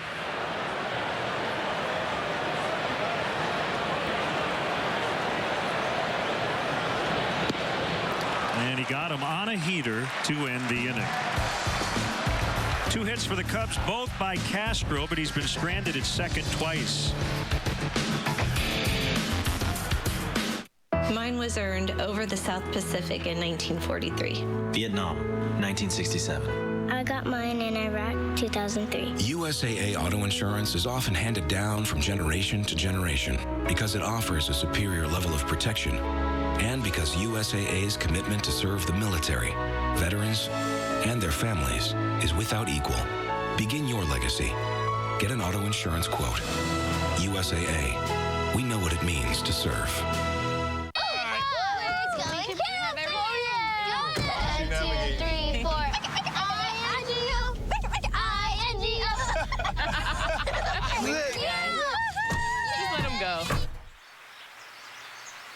June 3rd, Alyssa Dupree finds out one of the most beautiful sounds in nature isn't really a sound at all. Get the gear and clothing to create a lifetime of memories. Anytime, anywhere. REI. Find out.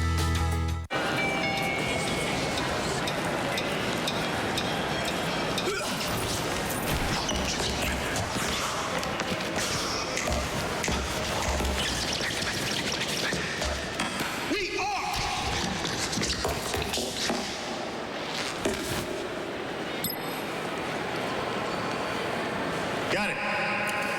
Don't be the last to know.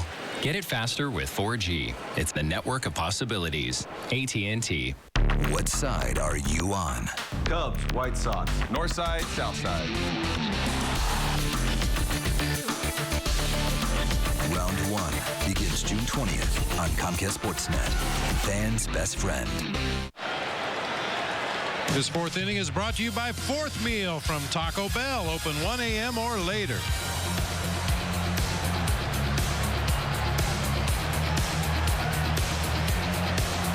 Let's sneak in our AT&T trivia question as we get set to start the 4th. Can you name the Milwaukee Brewer who won the American League Rookie of the Year honor in 1992? We could tell you who finished second. Kenny Lofton of the Cleveland Indians. Doesn't really help much.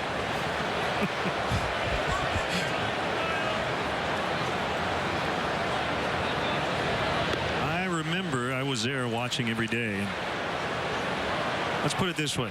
Lofton went to the University of Arizona. The guy who won went to the other big university in the state of Arizona. Well, for once I know this one. 2-1 on Ryan Braun.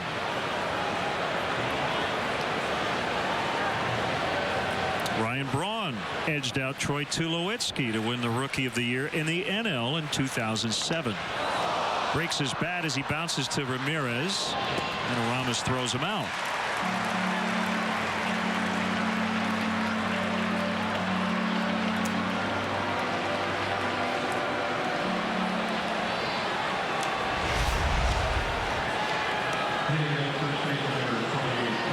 Backs up a little bit to take that grounder on the big hop.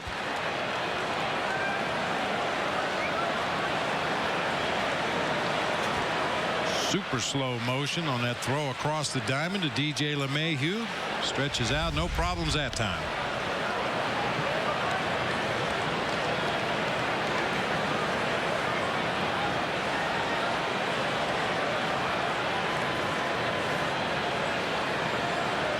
You could fill up a book of interesting numbers on Prince Fielder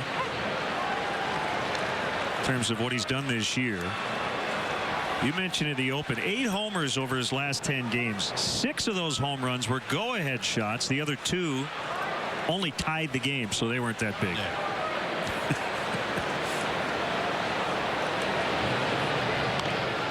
Cute foul.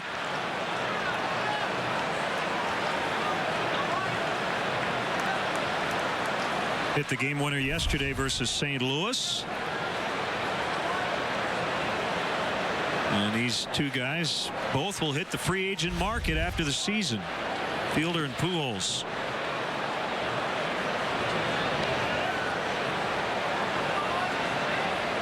Fielder leads the league in RBIs and extra base hits. Not quite sure if he'll pass Robin Yount as the Brewers' all-time home run leader. He's 40 behind. I guess best chance he has to get that record is to re-sign. Unless he can hit 40 here in the next 3.5 months. Not out of the question for the big guy, but I think that's the least of his worries right now. Certainly would be a nice feather in his cap to be the franchise leader in homers, but he's going to be the franchise leader in dough. 4 strikeouts for Dempster over the last 5 batters. Well, he just beat him to the spot that time with a 91-mile-an-hour heater elevated up near the top of the strike zone, and Fielder is late.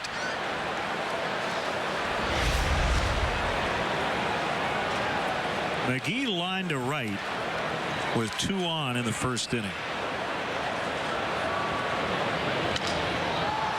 And he muscles that one out into left center for a base hit.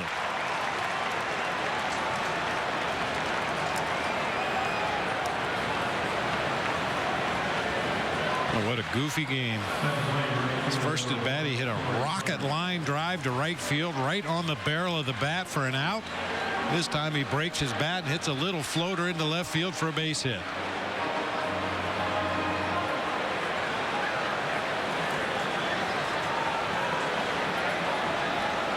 By the way, we are missing an umpire. Right now only 3 umpires on the field. Corey Hart high and deep. Campana going back. And again, the wind blowing in tonight. Northeast at just 4 miles an hour, but not going to help a fly ball like that. 2 out single, no runs. We go to the bottom of the 4th. 0-0.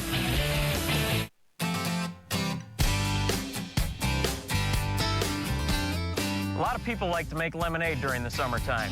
Out here, we like to make summer shandy. Shandy! Shandy! We got some great cluster hops, some malted wheat, some of the freshest spring water in the world, and some great old-fashioned lemonade flavor. So consider this the Line and Kugel Shandy Stand. I'm Jake. I'm John. And we're Line and Kugels. Line and Kugels! Tom Popper is about to inherit a world of trouble. I'll call you back. This Friday. I don't like you. I don't need you. I don't want you in my life. Ooh. Take Pops. Yes! Not fair. 2 Poppers. Your house is full of penguins. Jim Carrey. Give me the birds. Can't actually take the penguins. My kid's crazy about them. Hey, break formation! Mr. Popper's Penguins. Let's see what you got, tough guy. Rated PG. Welcome to the palace. Music. Happy anniversary. Everyone, it is an anniversary party. This place is great. Next time, try this. The Champagne Lodge. With our private pool and whirlpool suites, on-site spa, and special occasion packages, you can easily transform any occasion into a great lasting impression. Isn't this romantic? Great job, as always, by the Menards grounds crew, manicuring the infield dirt in between innings. As we get the answer to our AT&T trivia question. 1992 American League Rookie of the Year. With the Milwaukee Brewers, he was their shortstop. Pat Listash, what a year it was. Switch hitter. 149 games, 54 stolen bases. He had 290 that season. Scored 93 runs. 24 years old. And again, he beat out Kenny Lofton. Center fielder with Cleveland, who stole 66 that season, hit .285. Akers swings and misses. Jeff hitting .500 against lefties. There's Pat, Cubs bench coach.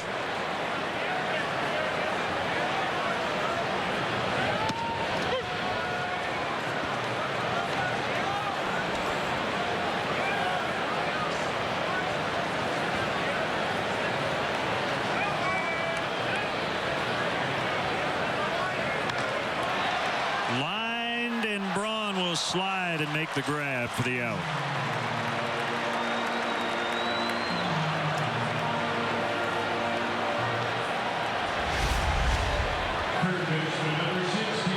Hooking, sinking line drive out to left field. Ryan Braun goes into a slide, able to catch that ball about waist high. Good solid contact from Jeff Baker on that line drive.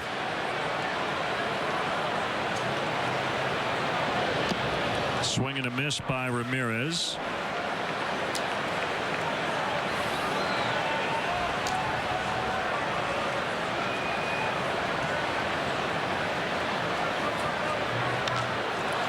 And pulled to deep left. Braun back on the track. He's got it right up against the vines, as Ramirez just missed one.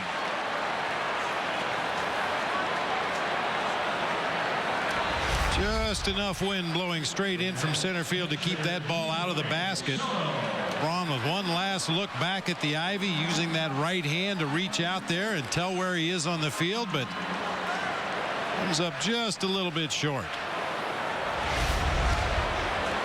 Soto with 2 outs. Curveball missed for ball 1. The umpire not on the field at the moment is Ed Rapuano, who started the night at third base, the crew chief. Not sure when actually he left, but we are pretty sure all 4 umpires were at home plate right before the game started. So we hope Ed's okay.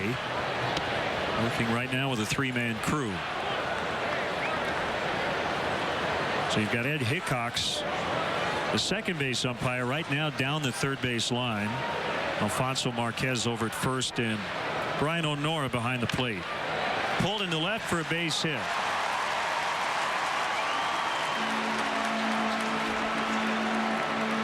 And the umpires are accustomed to working a 3-man crew. You think back to the Cactus League and the Grapefruit League. Most of the games are worked with 3 umpires. The rotations are a little different. The responsibilities are a little different, but they've done this many times in the past. And if you ever come out here to Wrigley Field, or go to any ballpark for that matter, and the game swings out of control one direction or the other, keep an eye on the umpires one time. They're in constant communication with each other, depending on the count, depending on how many outs in the inning, where the runners are on base. They have hand signs that they'll give to each other to let the other umpires know where I'm going if a ball's hit this direction or that direction. Busy inning for Ryan Braun as Montañez flies out. 2-out single, but again, no runs. 2 veteran starters on their game tonight.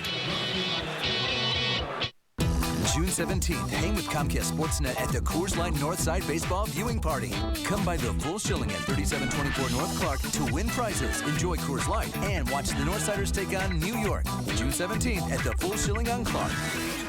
For a limited time at Luna, get 60% off your first room, and all additional rooms are 75% off. Call today. Shop smart, shop Luna. 773-202 Luna. In the Old West, things were settled the old-fashioned way. A duel, just one-on-one.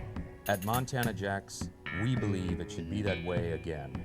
Just you and our soon-to-be famous USDA prime meat steaks.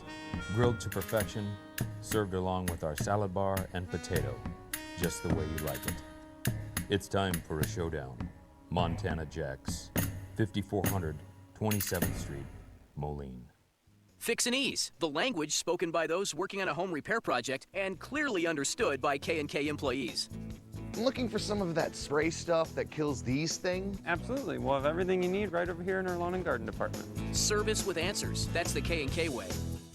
I need a new curving pipe and a connector thingy for under my sink. I know just what you need. It's right over here in plumbing. Service with answers. That's the K&K way. Check us out on the web at kkhardware.com.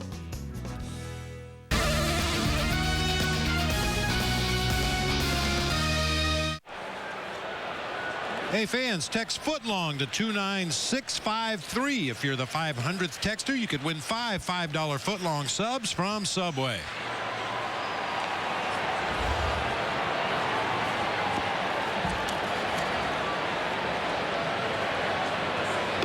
Well, first things first, this is game one of a 4-game set against the Brewers, but a lot of people around these parts talking about the arrival of the New York Yankees to Wrigley for the first time since 2003, and Derek Jeter entered tonight's game against Cleveland 7 hits shy of 3,000. He's 1 for 3. The Yankees trail 1-0 in the bottom of the 7th. He'll probably get 1 if not 2 more at bats. In fact, right now he is in the on-deck circle with 2 outs in the bottom of the 7th. 6 hits away from 3,000. Yankees will play every day this week. And there's your upcoming schedule. Comcast Sportsnet. Tomorrow night, Wednesday night, and Friday afternoon, the Yanks and the Cubs.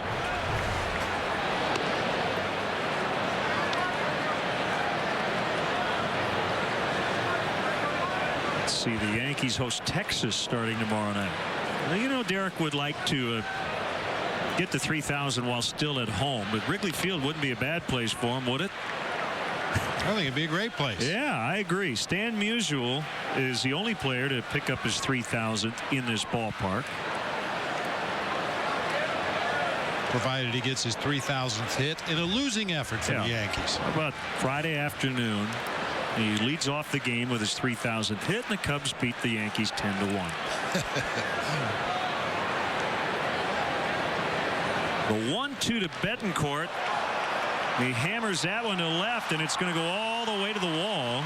Picked up by Montañez, and it's a leadoff double for the number 7 hitter.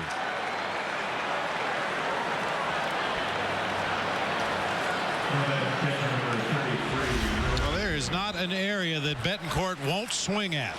That pitch is up around his shoulders. He just tomahawks it down into that left field corner. He'll chase pitches in the dirt. He'll chase pitches in and out. Very much the definition of a free swinger, but that time squared it up and ends up at second base with a leadoff double. Well, I noticed Derek Jeter out of the game. Eduardo Nunez brought on as a pinch hitter at the bottom of the 7th. We'll get to the bottom of that. And they're down 1-0. It's not like it's 12-1.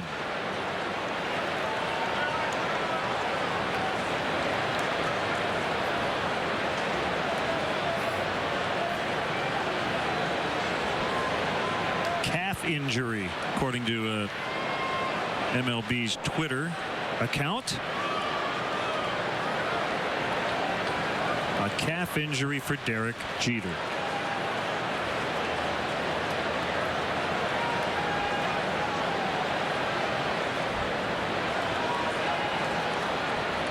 The 1-0 pitch swung on and missed. 1-1.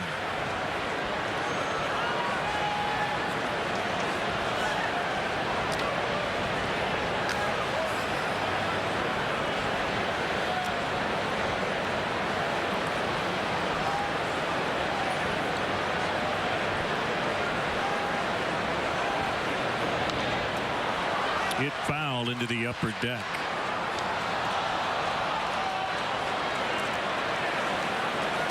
Pitching matchups for the rest of this series. Giovanni Gallardo and Randy Wells tomorrow night. Left-hander Chris Narveson versus Carlos Zambrano on Wednesday. And Zach Greinke and Matt Garza on Thursday.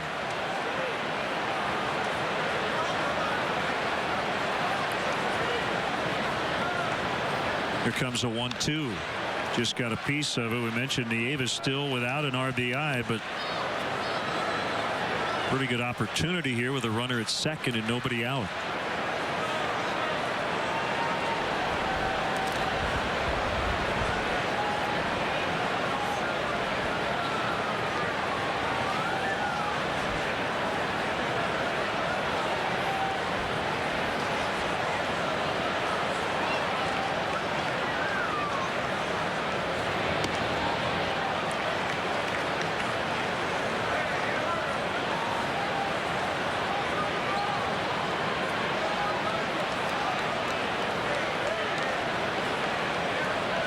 Betancourt started the inning with a double.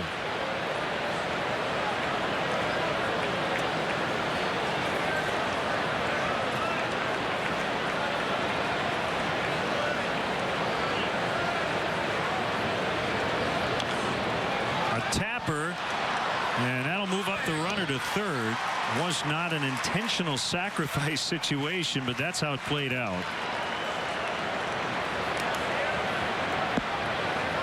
Yeah, it works like a swinging bunt. Little chopper out in front of home plate.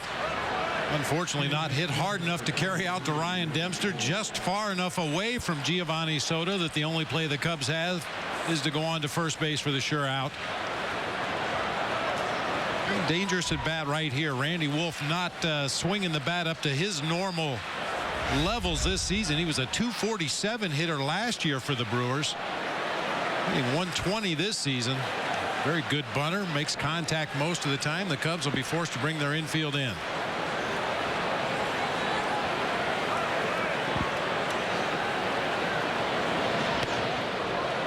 Fastball high.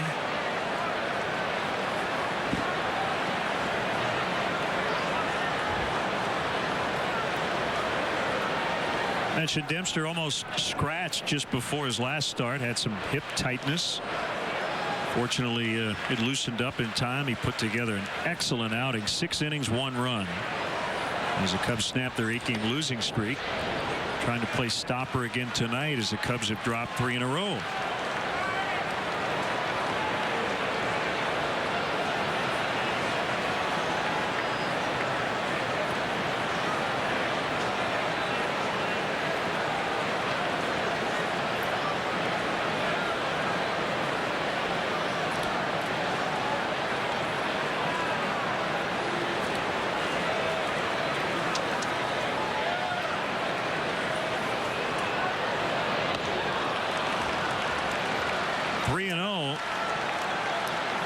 Randy Wolf.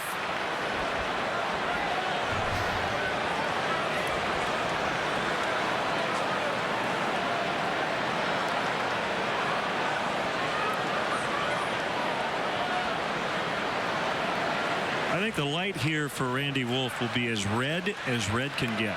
Maybe twice. Yeah, Ron Renicky may have him take 2 strikes in this particular situation. We'll see what happens on the 3-1 pitch, but in this situation, there have been times, Len, when we've said it's not the worst thing that can happen to walk this guy. It sets up a potential double play. Dempster gets the benefit of the doubt on a borderline pitch there, but that's not the case with Ricky Weeks in the on-deck squeeze, circle. And he missed it, and they're going to get Betancourt. No. Maybe. Ooh, bad throw there. Castro, throw to Barney, and Soto gets him. Boy, just about everybody became a part of that pickle. You had all 9 Cubs almost between home and third. Randy Wolf on the suicide squeeze could not make contact. It looked like a buntable pitch. What a horribly botched rundown. Fortunately for the Cubs, they end up getting the out. Man, oh man.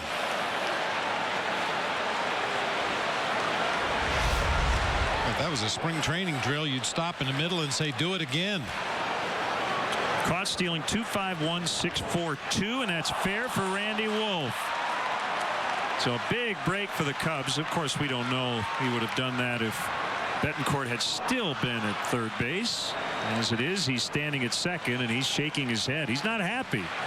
Just hit a double, and he's upset he didn't make contact on the squeeze.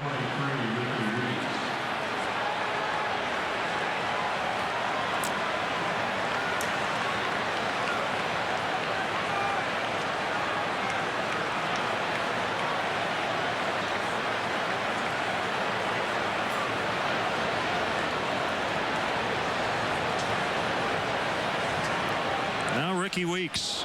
2 doubles in the inning, but the Brewers have still been kept off the board.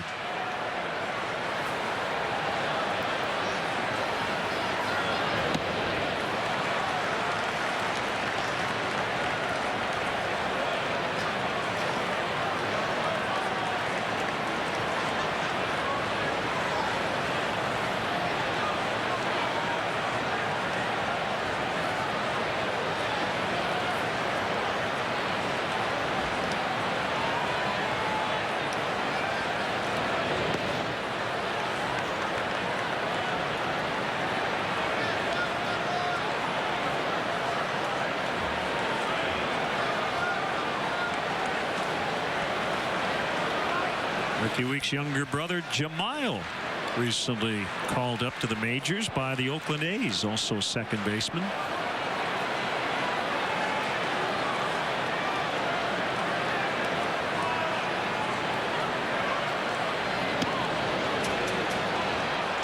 He's hitting .333, 7 for 21 with a double and 2 triples.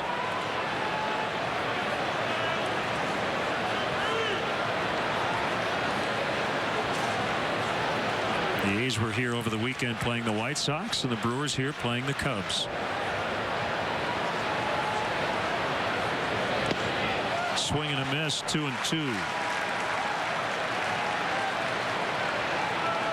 I don't know if Oakland and Brewers stay at the same team hotel here in Chicago, but it's possible that both Weeks brothers checked into the same room at the same hotel a few days apart. As opposed to Weeks apart. Oh.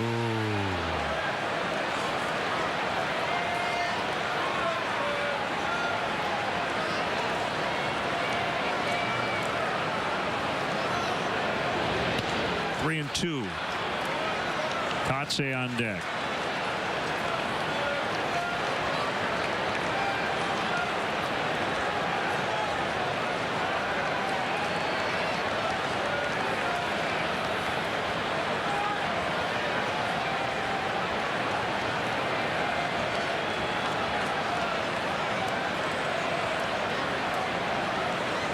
There it is. And LeMahieu knocks it down. Nicely done by DJ LeMahieu as Weeks hit that ball very hard. And LeMahieu in his first career game at first base makes a nice play.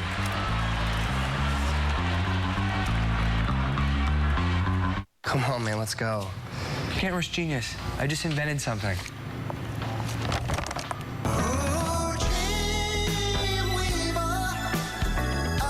Created AM/PM. AM/PM, too much good stuff. B-Court is now in session. Come on out, guys. The jury has reached its decision. Now, you guys found the other airline guilty of charging a $150 change fee. You bet Southwest would never do that. And that was after she changed her flight and paid the difference in airfare? That other airline treated her wrong. She was understandably upset. Well, who can afford a $150 change fee? He was surprised with the verdict. You got that right. Don't pay a change fee on top of a fare difference. Fly Southwest, the only major airline that never charges change fees. The home side is something going on across. Some watch simply for the love of the game. I'm the big guy. Others seek out the best players or the biggest matchups and wait for the unpredictable outcome. But for most fans, it's about experiencing every magic moment live as it happens, one history-making play at a time. Switch to Xfinity and get TV, phone, and internet for just $99 a month for 12 months, plus an HD DVR free for 3 months. Call 1-800-XFINITY today. What should we name it? Mine. Try our new chicken or potato snack bites, each only 79 cents. AM/PM, too much good stuff.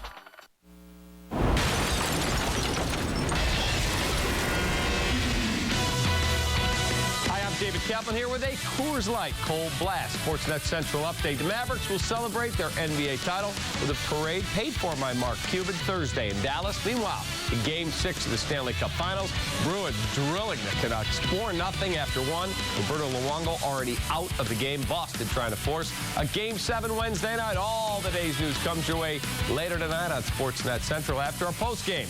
Now, back to Len and Bob at the Confines. All right, Cap, thanks very much. Ed Rapuano left this game in the second inning.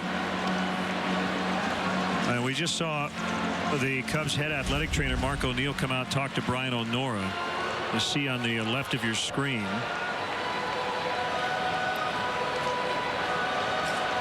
Rapuano heading down into the tunnel, and we sure hope he's all right. It appeared as though Mark was giving Brian O'Nora an update on Rapuano.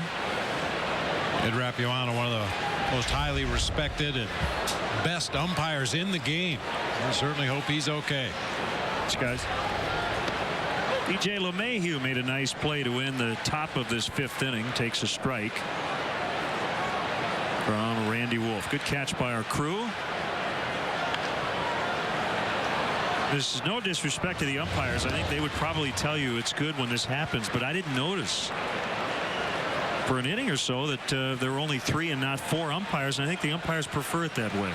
They'd rather not be noticed. At least most of them. Just do their job. They're kind of like offensive linemen in football.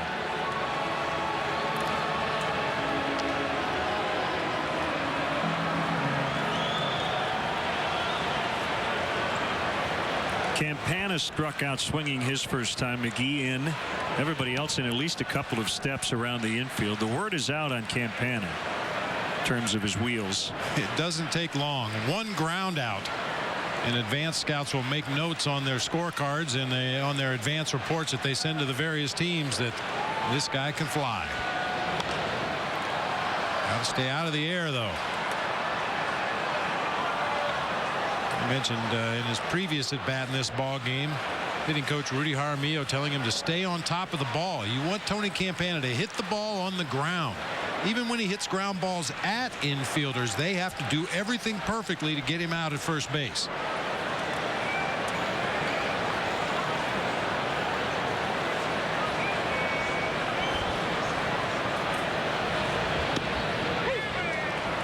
Slider strike.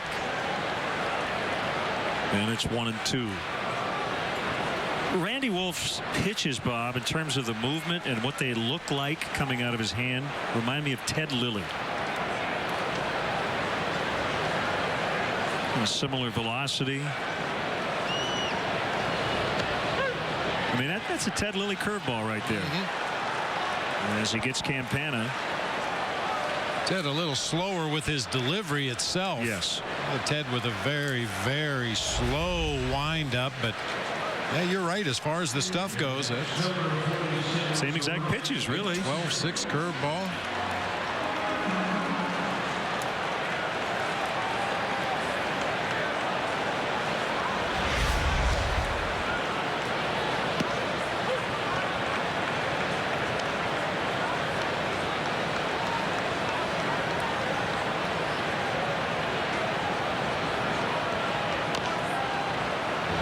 Bounces foul.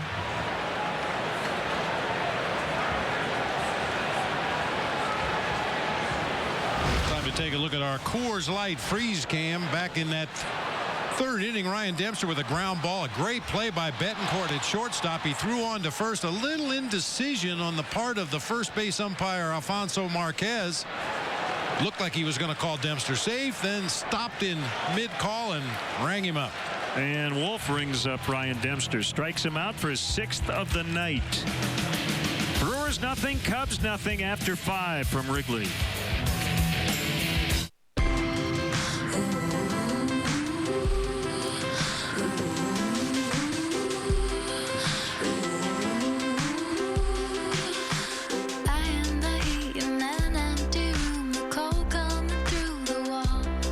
With real-time four-wheel drive and vehicle stability assist, the CR-V responds instantly to changing road conditions. The Honda CR-V four-wheel drive. Capable, whatever the forecast. Winning the Stanley Cup takes teamwork. Lots of it. So does fighting cancer. I'm Troy Brower, and I know what it's like when someone you love gets sick. You want to do all you can to help them get well. The American Cancer Society is a great teammate for anyone battling cancer. Their hands-on help is a real assist for patients and their families. If someone you love has cancer, call the American Cancer Society. Thanks to their team of supporters, all their help is free. You think you colder than me? Turn on the radio, me. Turn on the TV, me. Turn on the movies, me. So what you got? Coors Light? Don't mean nothing. Ice Cube is cold, but Coors Light is super cold. Oh, it's on now. Frost Brewed Coors Light, the world's most refreshing beer. Tomorrow, the Cubs and Brewers go head-to-head in a Midwest meeting at the friendly confines. Don't miss a division rivalry driven by Mazda. Cubs, Brewers, tomorrow night at 7. Only on your home for Cubs baseball. Comcast Sportsnet, fans' best friend. Get Chicago Sports News Nightly on GMC Sportsnet Central. Coming up tonight after post-game live coverage of the Mavs' arrival in Dallas. Plus a unique way to get to Wrigley Field. Join Kip and Chuck for GMC Sportsnet Central tonight after post-game live. Only on Comcast Sportsnet, fans' best friend.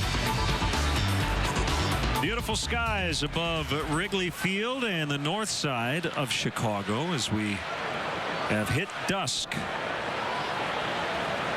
on this June 13th evening. Mark Kotze takes an outside corner pitch for a strike. We're in the 6th inning, no score. Cool temperatures, upper 60s, maybe now down into the low or upper 50s.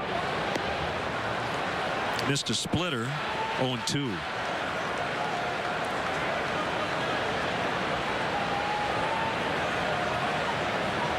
Wow.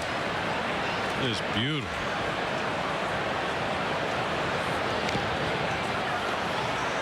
If I had an expansion team in Major League Baseball, that would be my uniform colors right there.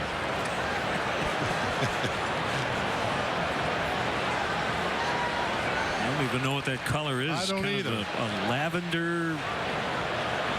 I don't know if you could reproduce it, but man, is it pretty. Yeah.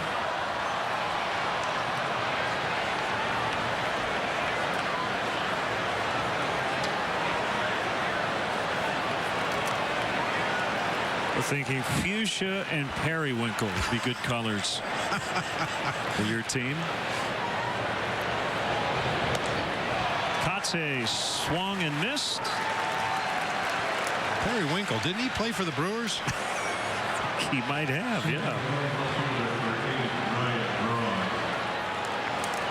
Now, would you like to hear the stories about legendary Wrigley Field from the players who lived them firsthand? Now you have the chance. Take a tour led by former Cub greats like Billy Williams, Fergie Jenkins, Doug Glanville, or Ernie Banks.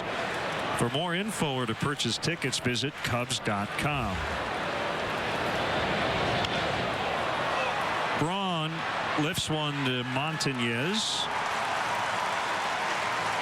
Just like that, 2 gone. It'll bring up Prince Fielder, who has been intentionally walked and struck out.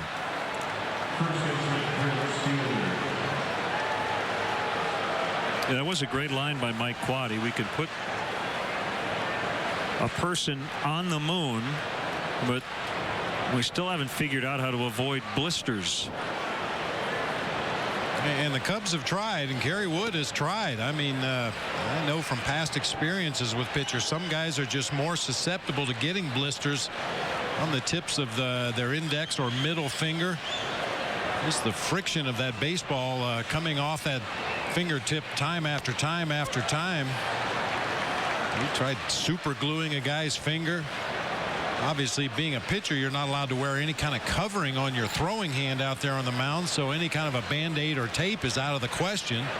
Not to mention the fact the pitcher wouldn't have much feel for the ball if he was wearing a Band-Aid on the tip of his finger. For Carey, it's a 15th career DL stint. And again, hopefully he won't miss more than the minimum.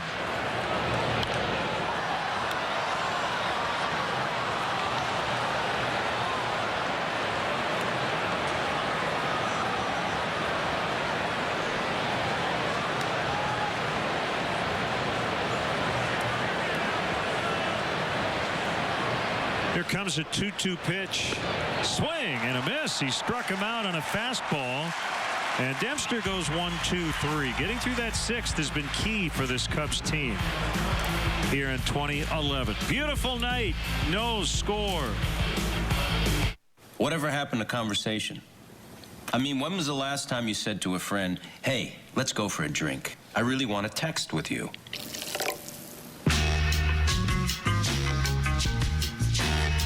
$1,800 tequila. Cowhide dries out. So does your man hide. Regular men's body wash can dry out your skin. Dove Men Plus Care is different. Only Dove has micro moisture to fight skin dryness. So that man hide of yours stays clean and moisturized no matter what you put it through. Dove Men Plus Care. Be comfortable in your own skin. Dove Men Plus Care. Also available in a bar.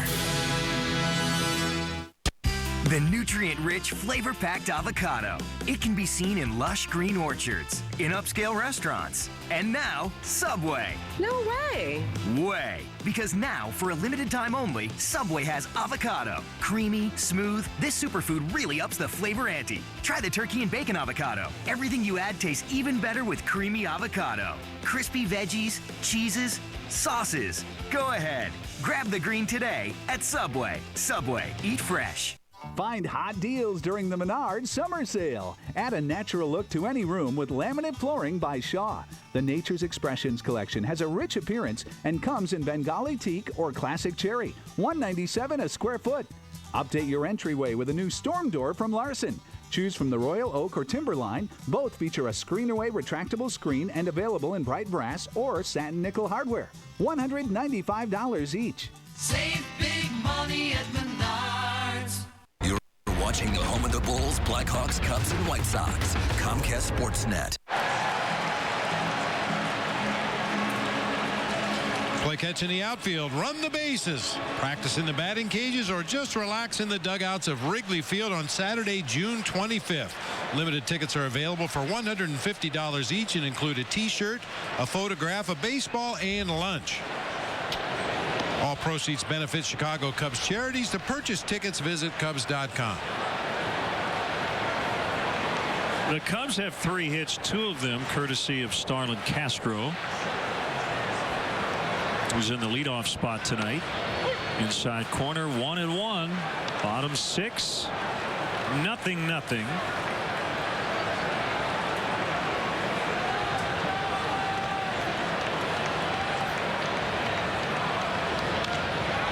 Driven deep to left. Braun back on this one, and he'll get it on the warning track.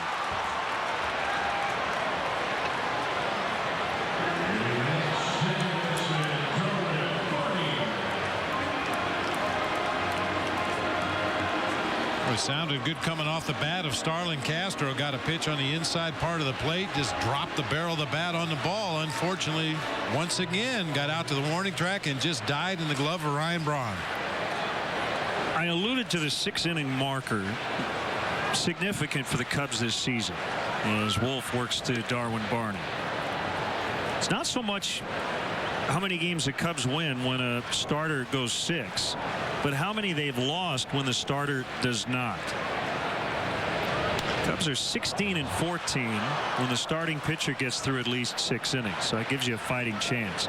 But they're 9-25 when the starter doesn't complete 6. That's way too many starts.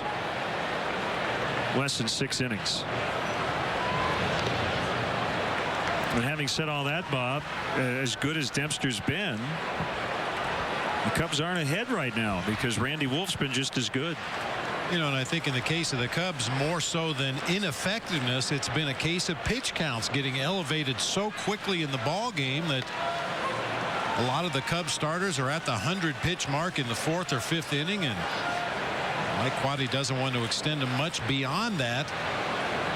Yeah, certainly there have been a few starts where the starter just wasn't very good early in the ball game, and Mike's had to go into the bullpen, but a lot of times it's based on pitch counts.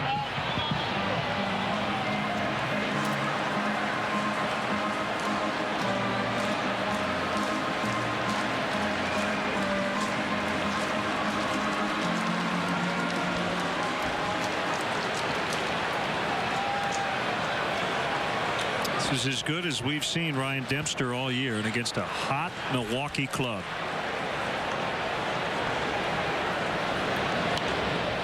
Still 2-2 to Darwin Barney.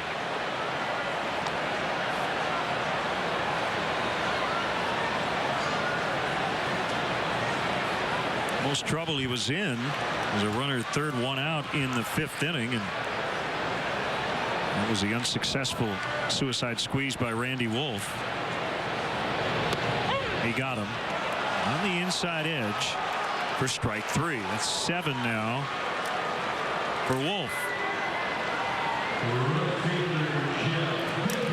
Watch Comcast Sportsnet game replays on demand with Xfinity TV from Comcast.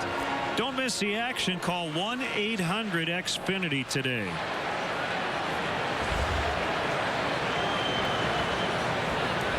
One game has gone final. The Pirates beat the Mets 3-1 at PNC tonight. Will Nieves got to the spot. There's we've determined it's a nook, not a cranny, but a nook right next to both dugouts, and that ball actually landed on the field. He actually had enough room to maybe take another step or two in that little notch or nook, but really understandable why a visiting player would have trouble maneuvering in that particular area. So new life for Baker's swing and a miss. Paul Maholm over Mike Pelfrey tonight. Pirates within a game of 500 at 32 and 33.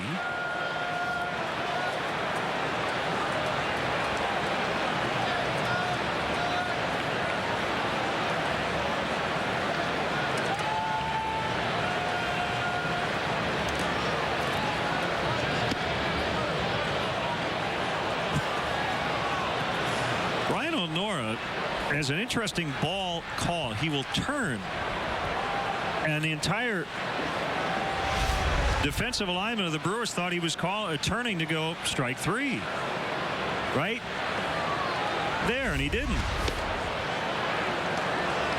And he just did it again.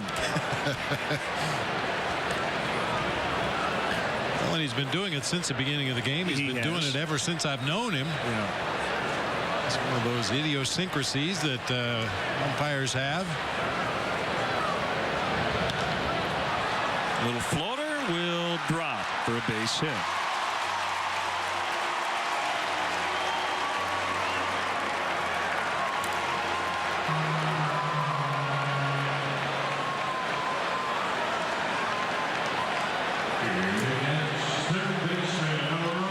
Ramirez, who fly deep to the warning track and left his last time up.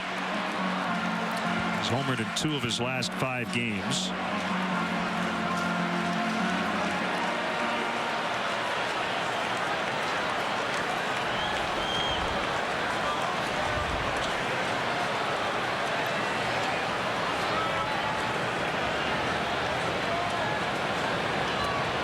The pitch by Wolf almost hit him.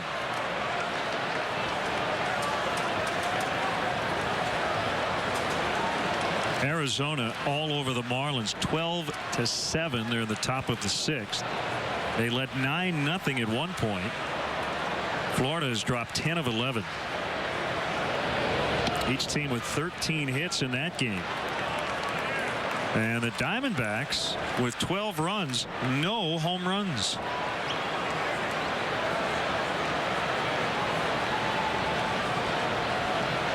Check that. 1 home run. It was Zach Duke, the pitcher, who hit his 2nd home run of the year.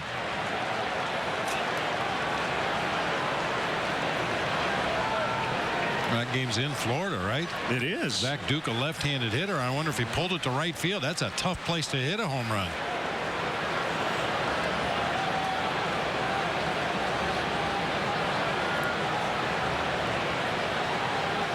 Get you the answer to that. Line drive to right field. How about that? 2-run homer in the 3rd inning. The irony is Micah Owings is pitching currently for the Diamondbacks, and he did not hit the home run. It was Zach Duke, the starter. A fly to right, carrying pretty well, but again, just a warning track shot as Corey Hart hauls it in. Randy Wolf, I guess, pitching to the conditions tonight with the wind blowing in. Still scoreless. What is value? Is it one size fits all? Or buy it today or you'll regret it forever special? If you like the belt, you'll love the cost. You and I know better. Value means getting the quality you need at the right price. Whether you're downloading music or just want to call to say, hola, you need a network that can deliver real value. And that network is Verizon. Give Dad the new and powerful Droid X2 or the Droid Pro for $99.99 and get unlimited data for $29.99. Verizon. Papa, there's only one.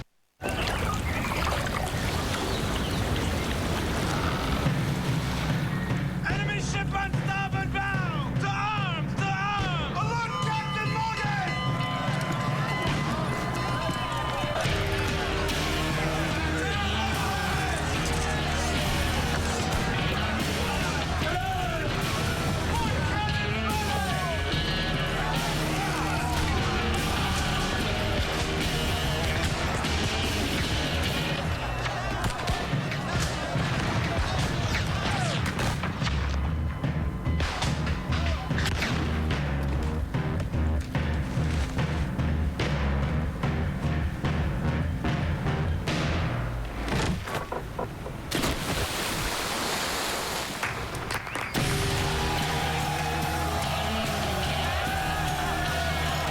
Captain Morgan, to life, love, and loot. Jack Link's Beef Jerky presents Messin' with Sasquatch.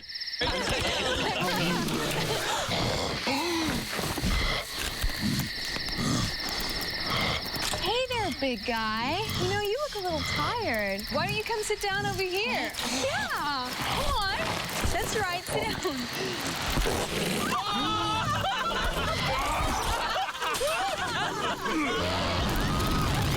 Jack Link's Jerky. Feed your wild side. Visit the Chicago Sports Museum located inside Harry Carey's Tavern at Navy Pier to see a rotating collection of unique memorabilia, including Kerry Wood's 20 strikeout game ball, Dave Kingman's batting crown, and Ron Santos' All-Star ring. For more info, visit chicagosportsmuseum.org. Former Cubs pitcher Milt Pappas will conduct the 7th inning stretch tonight. One strike on former Cub Casey McGee. Now 1-1. We want to give another plug for the Dempster Foundation. Its second annual Casino Night fundraiser, which will be on Wednesday, July 20th at the Palmer House to benefit the Ryan and Jenny Dempster Family Foundation. Special night will help strike out 22Q. You can go to DempsterFamilyFoundation.org for more information on tickets, VIP tickets, and much more. So it's Casino Night, DempsterFamilyFoundation.org, the website, and we hope to see you there.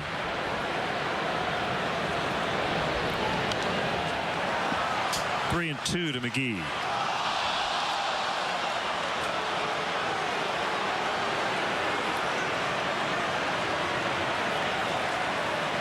Well, Atlanta going into Houston with a 6-game winning streak. The Astros having lost 8 of 9, but it's Houston leading 3-0 in the bottom of the 6th.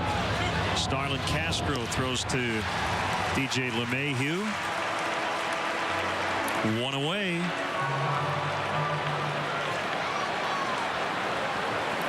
Hunter Pence with a home run in that one.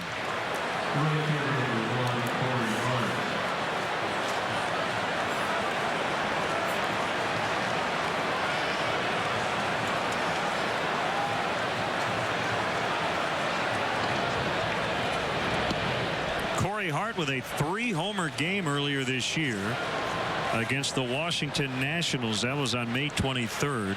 He knocked in 7 runs. The 3 homers and 7 RBIs tied single game franchise records.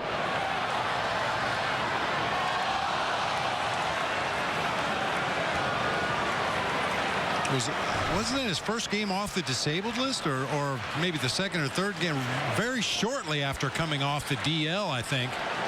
He came off on the 26th of April, so it was a few weeks after. Okay.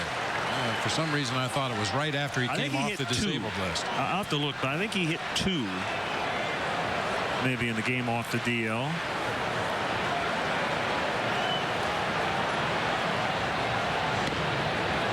Slider just missed, and it's 2-2. Boy, Dempster's been around the plate all night. He's worked some 3-ball counts, but the only walk was an intentional walk of Prince Fielder after he got behind him. Swing and a miss.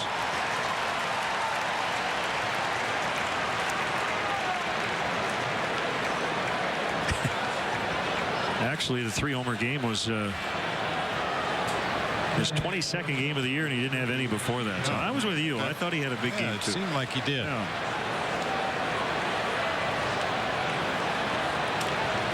The Brindley Bombers, Fuchsia and Periwinkle. We're really good on Easter. Betancourt bounces to Castro.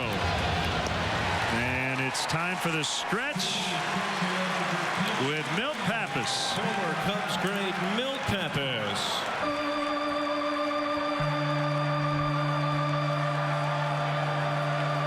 Cub fans, Mike Quaddy, Chicago Cubs, we're behind you 110%. But you people, the Chicago Cub fans, are the greatest fans in the world. Made my stay here a lot better and a lot nicer. I love you guys. Gary, a 1, a 2, a 3. Take me out to the ball game. Take me out with the crowd.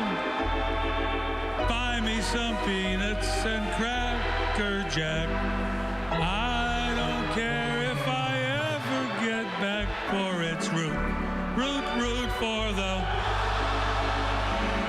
If they don't win, it's a shame, for it's 1, 2, 3 strikes, you're out at the old ball game. Thank you for the memories. What is value? Is it one size fits all? Or buy it today or you'll regret it forever special? If you like the belt, you'll love the cost. You and I know better. Value means getting the quality you need at the right price. Whether you're downloading music or just want to call to say hola, you need a network that can deliver real value. And that network is Verizon. Give Dad the new and powerful Droid X2 or the Droid Pro for $99.99 and get unlimited data for $29.99. Verizon. Papa, there's only one. Tomorrow, the Cubs and Brewers go head-to-head in a Midwest meeting at the friendly confines. Don't miss a division rivalry driven by Mazda. Cubs, Brewers, tomorrow night at 7. Only on your home for Cubs baseball. Comcast Sportsnet, fans' best friend. Thursday, it's a Central Division showdown as the White Sox close out the series against the Twins in Minnesota. Don't miss a division rivalry driven by Mazda. White Sox, Twins, Thursday at 11:30 on Comcast Sportsnet, fans' best friend. Giovanni Soto leading off the bottom of the 7th against Randy Wolf. Milt Pappas with us here in the booth. Always a pleasure to talk with a former Cub great who won over 200 games in the big leagues over 17 seasons. Soto gets under it, and Mark Kotze will come in and make the grab. Milt, how are you? I'm fine, Len. Bob, it's great to be here. Good to see you guys again. And you know, it's just nice to be out at the old ballpark and looking at everything nice and green. And, you know, we got a heck of a pitcher's battle going on tonight, and it's just nice to be out. It really is, and I enjoy being out. The fans, like I said, are the greatest, and they're behind this team 110%. Even though right now, a few wins would help everything, of course. That pitch is low. Randy Wolf, actually, there's an interesting connection. He was working with the Houston Astros and pitching against the Cubs in Milwaukee as Lou Montañez singles back up the middle for a base hit back in 2008. Carlos Zambrano threw the no-hitter that night against the Astros, and it was the first Cubs no-no since yours back in 1972. And Milt, we asked Z after the game, do you remember who pitched the last Cubs no-hitter? And he knew it was you. Right away, he knew it was right you. Away. Yeah. Well, I've been touting him. I said if somebody's going to throw a no-hitter on the Cubs team, it's going to be Carlos Zambrano. But I still have the distinction of the last one at Wrigley Field. So that hasn't been taken away from me yet. And LeMahieu with a base hit, back-to-back, as Montañez will stop at second. Not only do you have the last no-hitter in his ballpark, but the Cubs haven't been no-hit since 1965, which is interesting. 65? Yes, that was the perfect game by Sandy Koufax. Oh, wow. In L.A. Well, there's should have been a perfect game, but Mr. Bruce Fleming messed that up for me. Should have been a perfect game. They gave you 8. You only needed 1 that day. Isn't that something, you know, and you think, hey, you know, you're playing at home, you got an 8-0 lead, man. What do you got to lose by calling a strike? Could never figure that out. But, you know, I won 209 games, and the only game it seems like everybody remembers is that game. So the other 208 didn't mean it. Oh, they counted. They counted to your teammates. You know that. You bet. You also hit, I believe, 20 home runs, didn't you? Yeah, I happened to be swinging where they were throwing. Oh, no. It's not where Tony wants to hit it, as Kotze will make the catch, and Ryan Dempster will head back. Had an interesting game against Minnesota. Pedro Ramos, who was a pretty darn good hitter.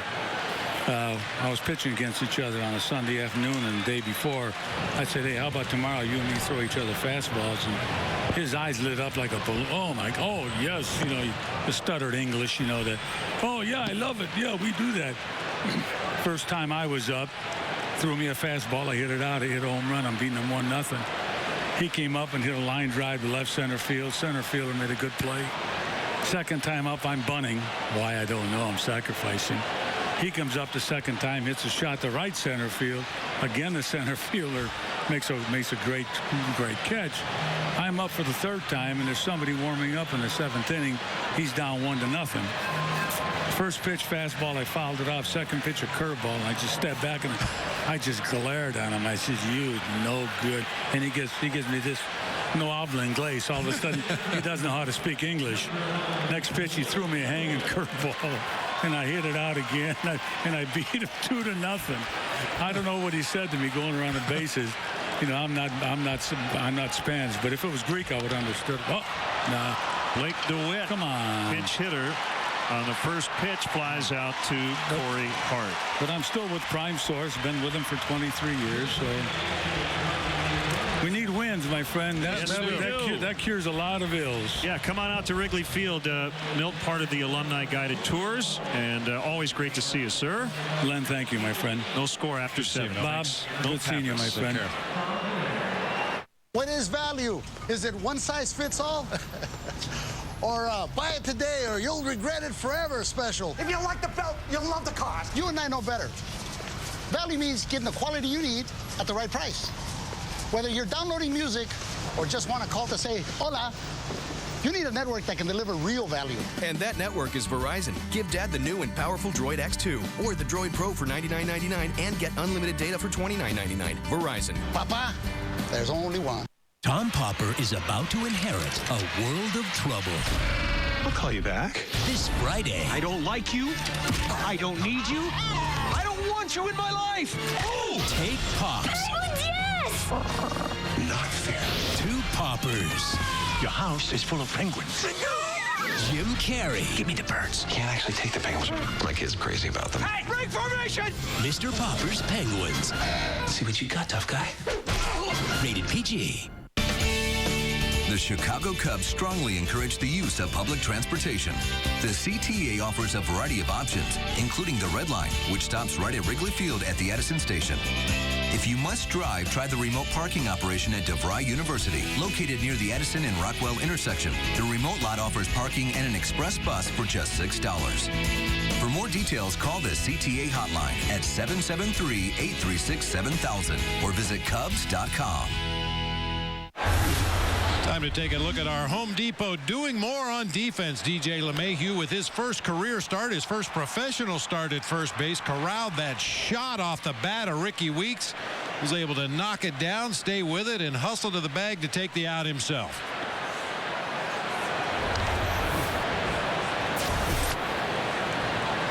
Well, if this were an American League game with a DH, Ryan Dempster would no doubt be back out there. He was in the on-deck circle, but with 2 on. You got to score to win. And Mike Quaddy took him out for Blake DeWitt, who flied out.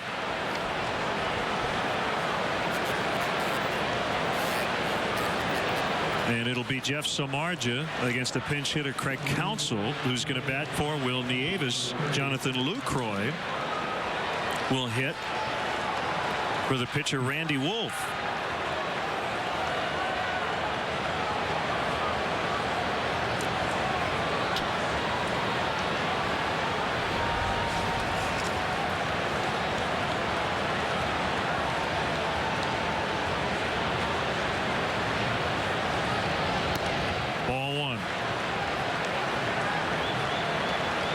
Counsell very limited playing time this year. You see his career pinch hit numbers, 4 for 19 this season for the Brewers coming off the bench.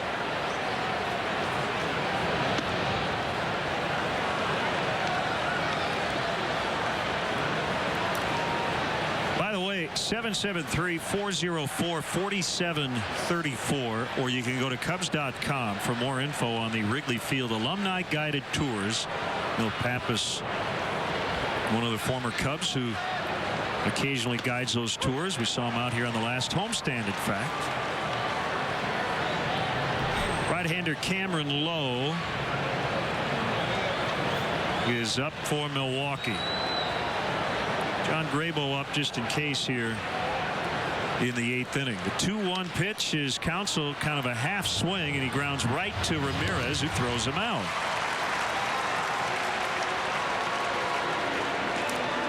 Pledge your allegiance to the Cubs by becoming a member of the Cubs Club, the official fan club of the Chicago Cubs.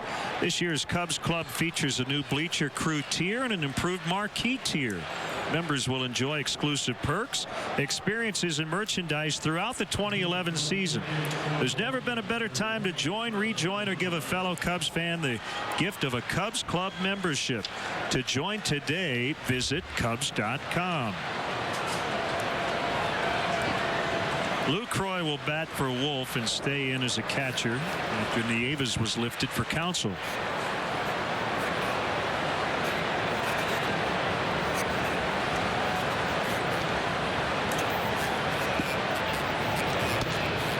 And he takes a strike.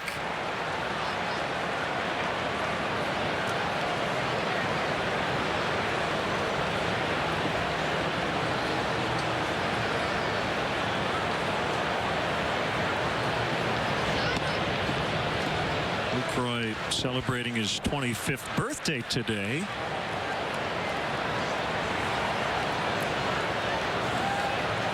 He came off the DL the day after the Cubs left Milwaukee in April. Started the year on the shelf with a fractured right pinky finger, missed the first 10 games. By the way, MLB has announced that Ed Rapuano left the game earlier with a non-emergency medical condition. Again, we hope Ed's feeling better, but he left in the 2nd inning. And we've had a 3-man crew since.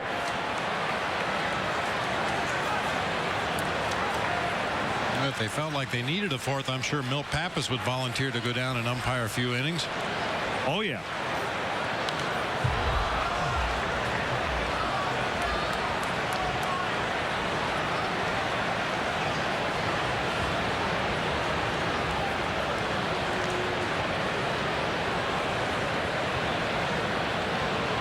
Those are the kind of numbers that will endear you to the home fans.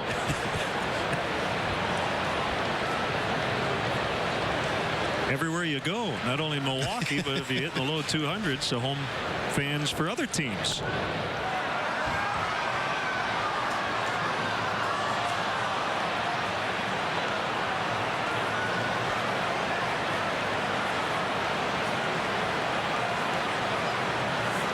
Cleveland held on and beat the Yankees 1-0. We mentioned Derek Jeter left early due to a calf injury. Carlos Carrasco beat A.J. Burnett in that one. Asdrubal Cabrera with a 4th inning RBI single as Lucroy strikes out. That was the only run in that game.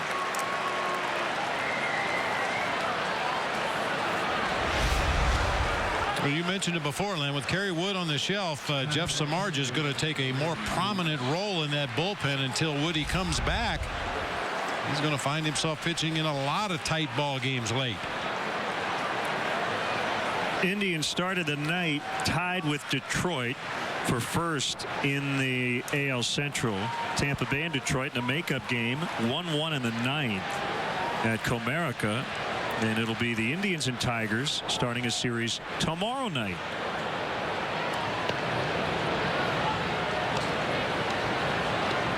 And that'll be in Detroit.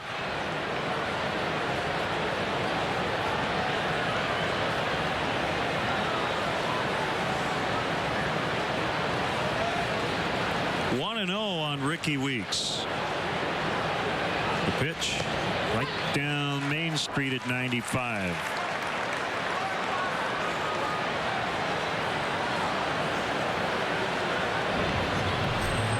The closer is up.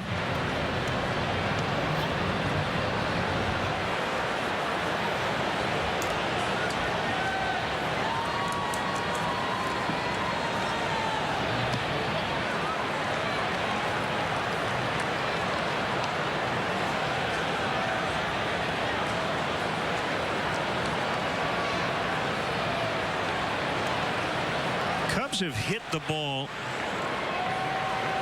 to the deep part of the park more often than the Brewers have. The Cubs with well, I can think of 3 warning track shots, a couple by Aramis Ramirez. Starlin Castro hit one in the 6th inning.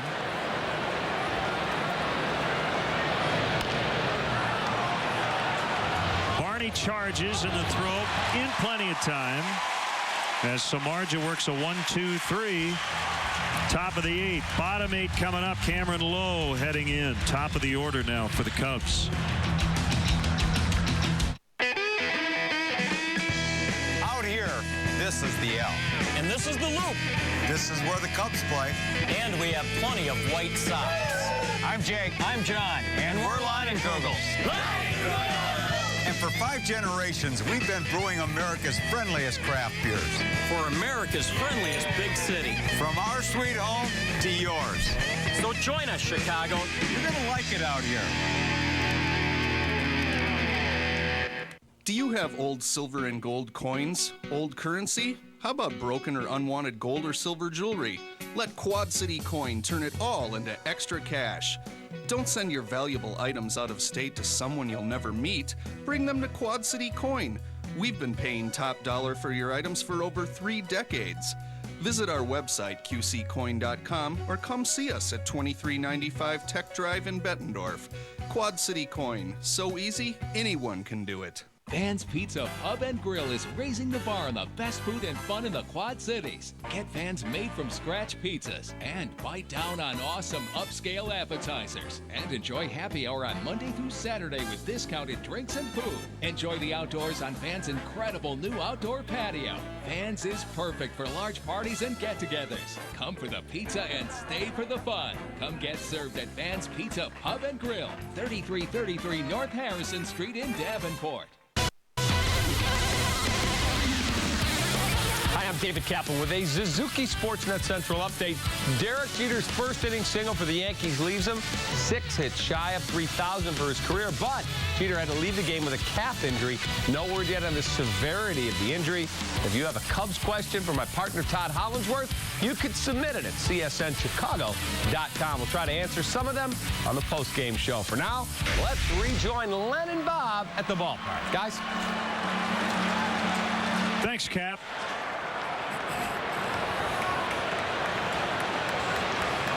Big right-hander Cameron Lowe to Starlin Castro. Betancourt gets him.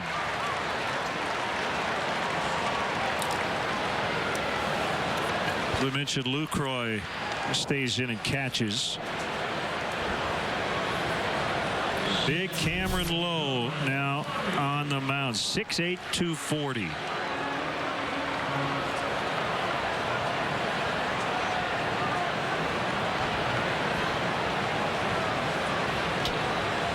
His ERA was crushed as he gave up 5 runs in 2/3 of an inning back 5 days ago against the Mets. Actually, he's had 3 outings in which he's allowed at least 3 runs. For a short reliever, that will kill your ERA. Kind of an oddity in the fact that he features a heavy sinking fastball in the upper 80s, low 90s, and a curveball. Usually when a guy throws a sinker, he complements it with a slider. But Lowe throws a lot of heavy sinking fastballs and a big curveball, an occasional changeup, an occasional slider, but basically just going to use those 2 pitches, pitching in short relief.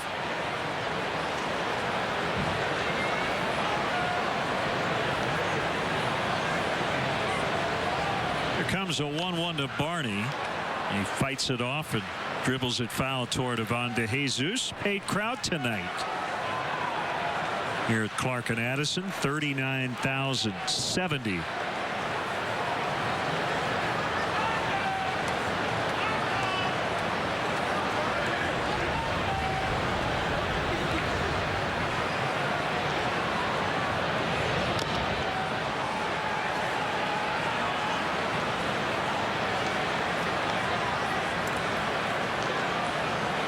Just underway in L.A.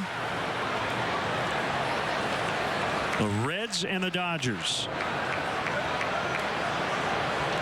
Bronson Arroyo against Hiroki Kuroda in that one.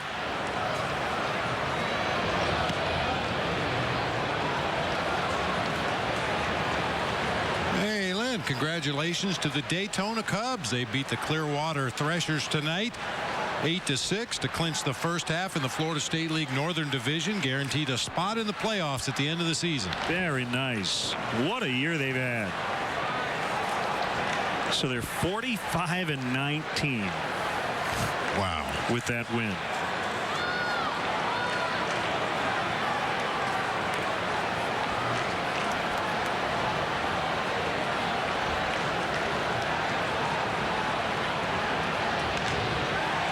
Barney shoots one past Betancourt and into left.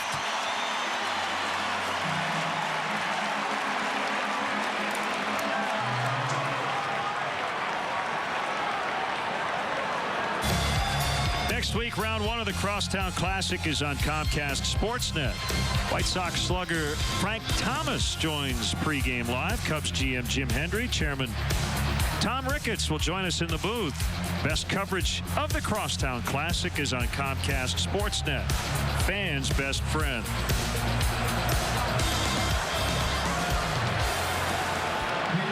I think pretty soon we'll say Hall of Fame White Sox slugger Frank Thomas. Is there any doubt? Not in my mind.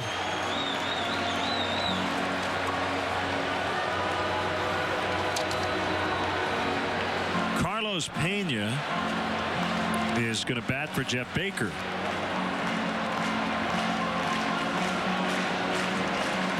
Pena 2 for 5 lifetime against the Brewers right-hander Cameron Lowe, coming off the bench here.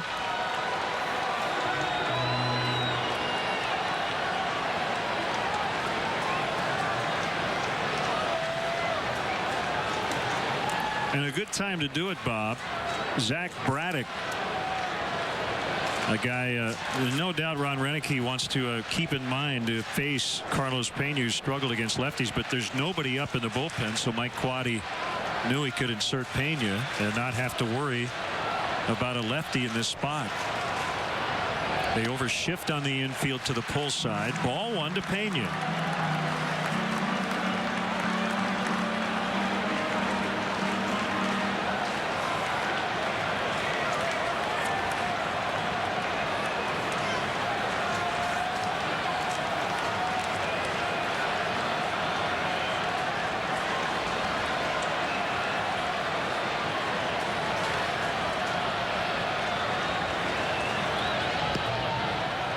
It's kind of surprising that Renicky did not have Braddock up in the bullpen, knowing that Mike Quaddy had not only Carlos Pena, but Kosuke Fukudomi and Tyler Colvin available from the left side of the plate. No right-handed pinch hitters available tonight other than Coy Hill, the switch hitter.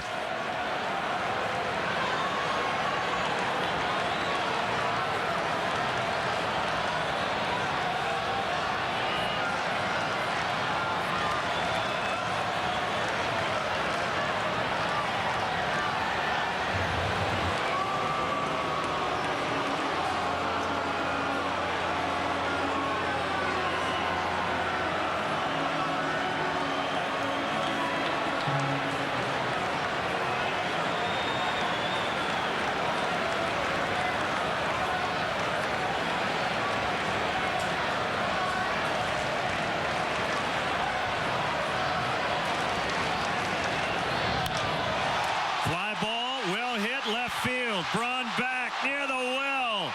Can't make the catch. Barney makes a turn. He's going to head to third. The throw there.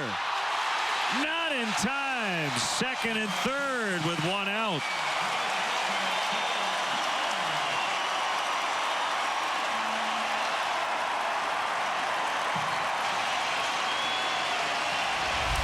That ball was absolutely crushed to left field in that well area. The wind continues to blow in from center field.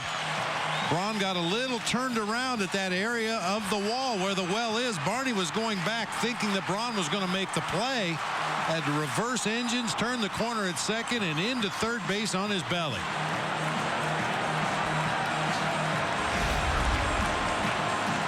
Well, I thought that one had a chance, Len. It was hit right at that area, right where the stands jut out a little bit. We call it the well area out there in left field.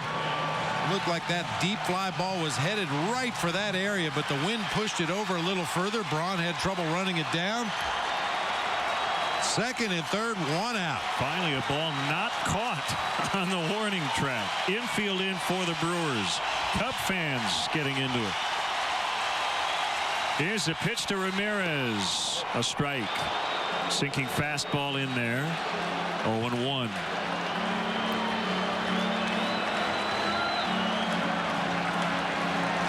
Cubs might only need one tonight.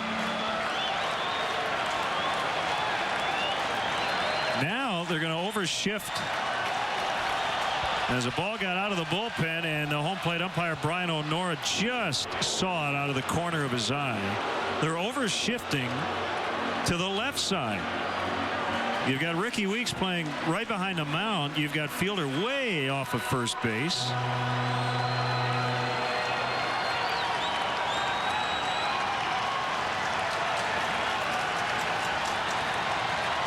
Low with an 0-1. Bounce to Weeks. Throw goes to the plate. Safe. He got in. And the Cubs lead 1-0.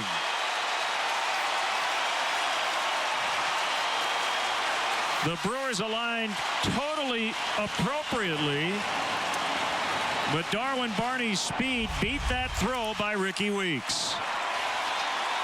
A creative defensive alignment by Ron Renneke, but aggressive heads-up base running by Darwin Barney was off on contact. On the head first slide, able to get in underneath the tag of Lucroy. Boy, just did get his hand down on the plate as LaCroix applied the tag on the back of Darwin Barney. Pena did not advance. So he's still at second.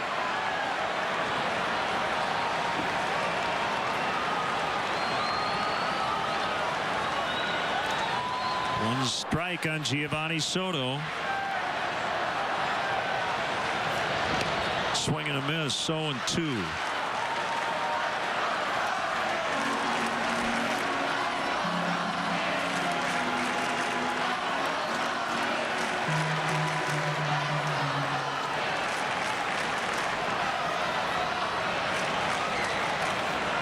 RBI fielder's choice for Ramos Ramirez.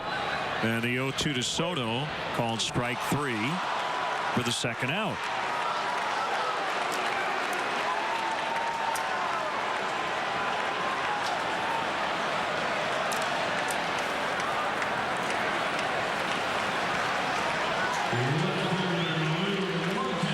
Carlos Marmol in the ninth. And due up for Milwaukee, Kotze, Braun, and Fielder. Piece of cake.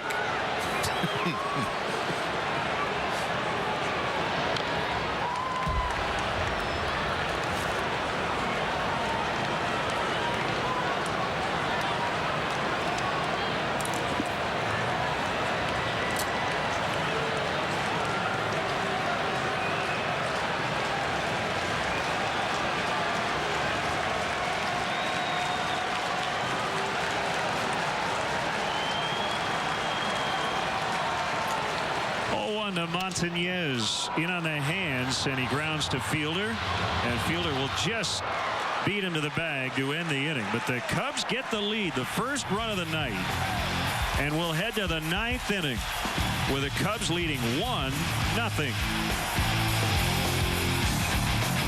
Court is now in session.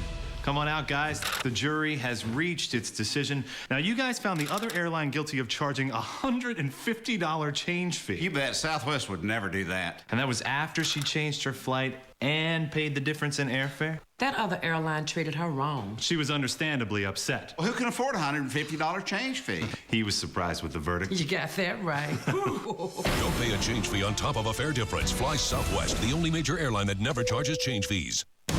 Tomorrow, the Cubs and Brewers go head-to-head in a Midwest meeting at the friendly confines. Don't miss a division rivalry driven by Mazda. Cubs, Brewers, tomorrow night at 7. Only on your home for Cubs baseball. Comcast Sportsnet, fans' best friend. Home side is something going on, Crop. Some watch simply for the love of the game. I'm a big guy. Others seek out the best players or the biggest matchups and wait for the unpredictable outcome. But for most fans, it's about experiencing every magic moment live as it happens, one history-making play at a time. Switch to Xfinity and get TV, phone, and internet for just $99 a month for 12 months, plus an HD DVR free for 3 months. Call 1-800-XFINITY today.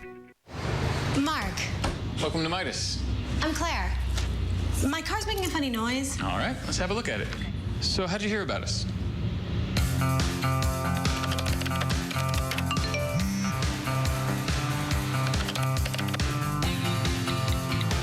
Mark at Midas.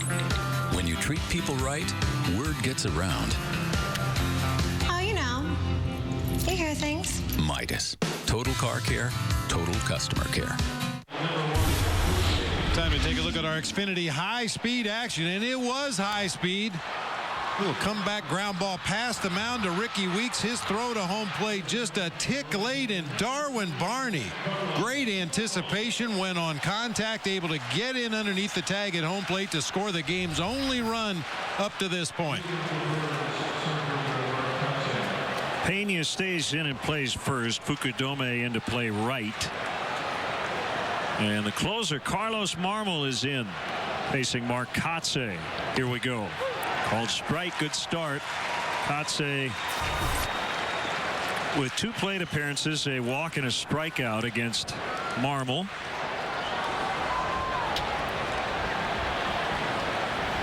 Ryan Braun, 2 for 12. Prince Fielder, 3 for 17 with a home run.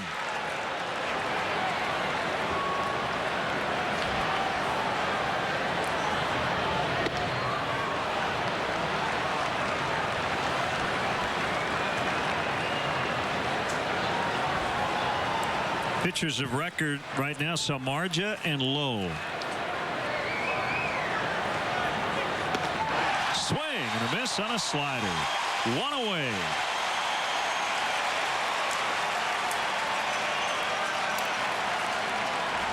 Really odd how this game works, Len. That was the worst slider that Marmol threw in that sequence. That ball is right in the middle of the plate and elevated, but Kotze cannot make contact. All sliders that at bat. Strike 3 to Kotze.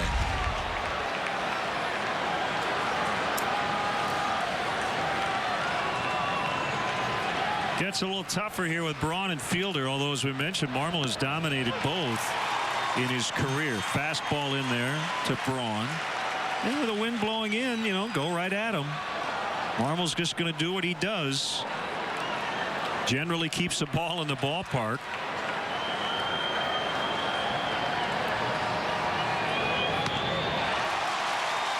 0-2 to Braun.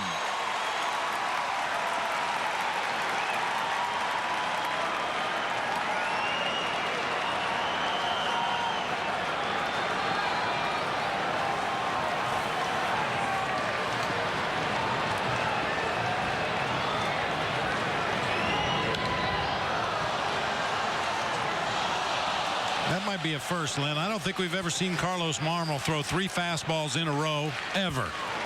But he's done it here to Ryan Braun. Jumped ahead in the count 0-2 with 2 low 90s fastballs. Challenged him with 1 more. That time Braun able just to get a piece and foul it off.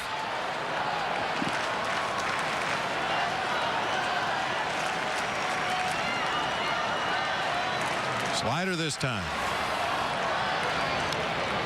Ooh. Backup slider. Didn't take the break whatsoever.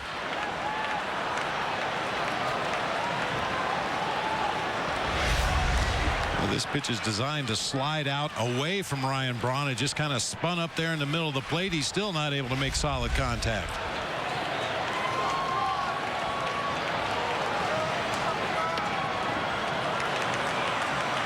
We're throwing that slider really hard tonight. 86, 87 miles an hour.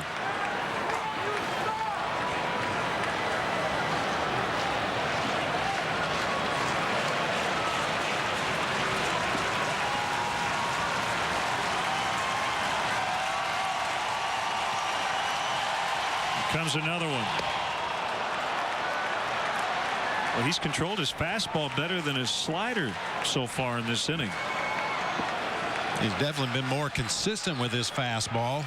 That slider, he's thrown some really nasty ones to Kotze. Can't seem to get the break he wants here to Ryan Braun.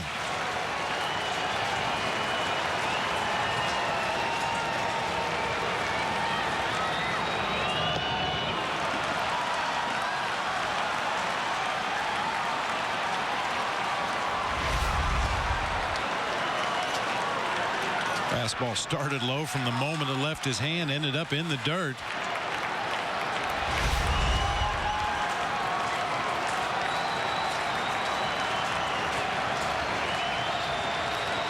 Three-2 slider. Pulled foul. Braun was out in front. Well, his slider's been 86, 87, 75, 83 in this at bat. All over the place velocity-wise.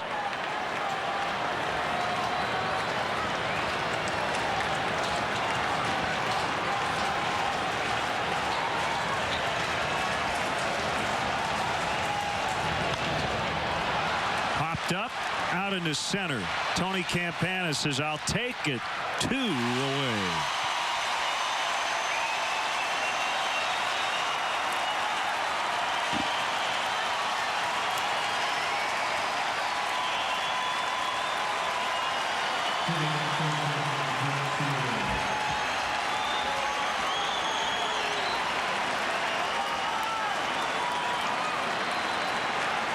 Fielder hasn't put a ball in play. Intentionally walked, and then he struck out in the 4th and the 6th. All those plate appearances against Ryan Dempster.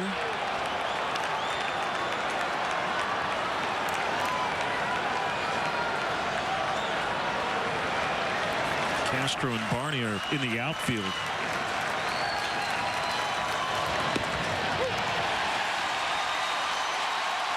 Fielder didn't think he swung at it.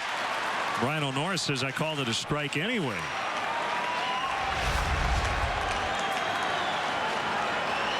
Now, he held up, but that was a called strike 1. Here's a 1-1 outside. 2-1. Yeah, the pitch before just caught the bottom of the strike zone.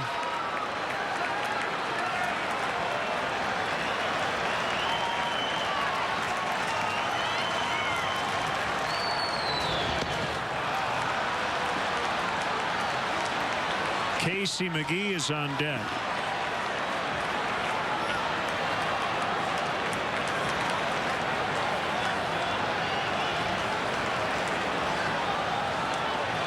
Marmol just trying to find that happy middle ground with that slider. As you mentioned, his velocity on that pitch has been all over the place tonight. Normally that's his most consistent pitch.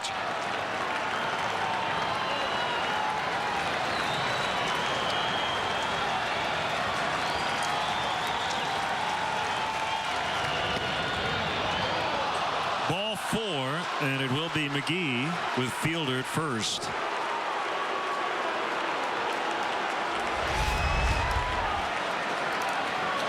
Slider once again just didn't take enough break to get it back to that outside corner. May have been down a little bit as well.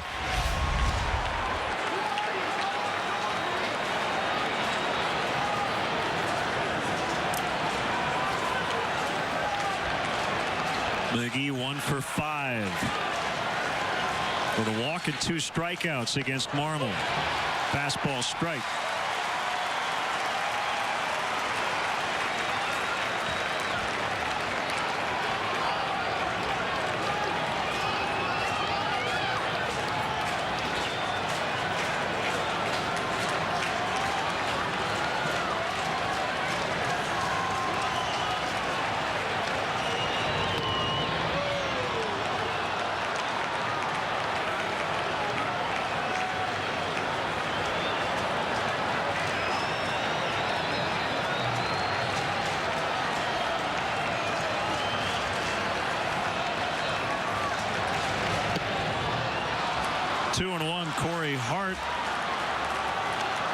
In the on-deck circle, he will only get a chance if McGee reaches.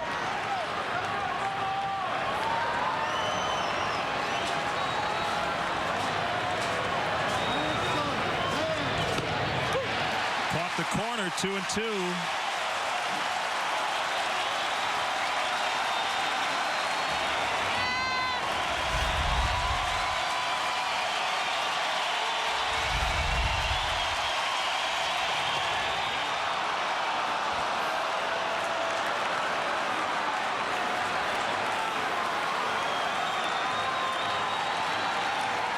Probably wouldn't be a terrible idea just to throw to first, just to take a step off Fielder's secondary lead, although he's not concerned. Fielder takes off. McGee strikes out. Cubs win. Marmol walked Fielder with 2 outs, but then he comes back, strikes out McGee on a 3-2 pitch, and the Cubs win on the 8th inning run.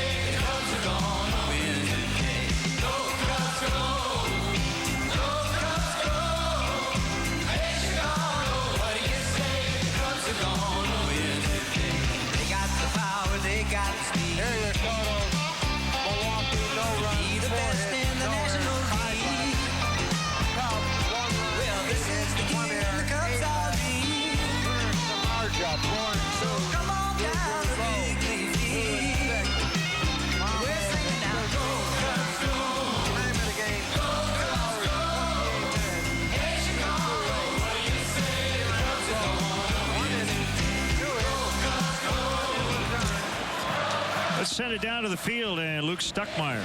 All right, thanks, Len. Here with Carlos Pena. Carlos, you come off the bench. What kind of approach do you take to the plate there tonight? Trying to stay calm. You know, it's easier said than done. Obviously, we have a situation, and just wanted to make sure I got a good pitch to hit and put a good swing on it, and I did that. So just glad to be able to come out with a win tonight, and happy that I was able to contribute. Tough road trip, a nice way to start the homestand, isn't it? No doubt about it. You know, great crowd today, you know, against the Milwaukee Brewers, team in first place. You know, we're 1 game closer now, you know. That's the way we look at it. When you're watching Ryan Dempster on the mound tonight, he's a real professional. Talk about the job that he did tonight for you guys. You know, that's the real story of the night. You know, Demps has been, you know, warrior, you know, and today he showed it again. You know, his last start, I know he was a little bit hurting, and he still went out there and pitched a gem, and he did the same thing today, man. His intensity is through the roof, and he shows a lot of heart, so we can learn a lot from a guy like Ryan Dempster. All right, congratulations, and go get him tomorrow night. Yes, of course. Thank you. Good night. All right, Len, we'll send it back up to you. All right, Luke, thank you. Carlos Pena certainly had an impact on this game, even though he only played the last full inning, really.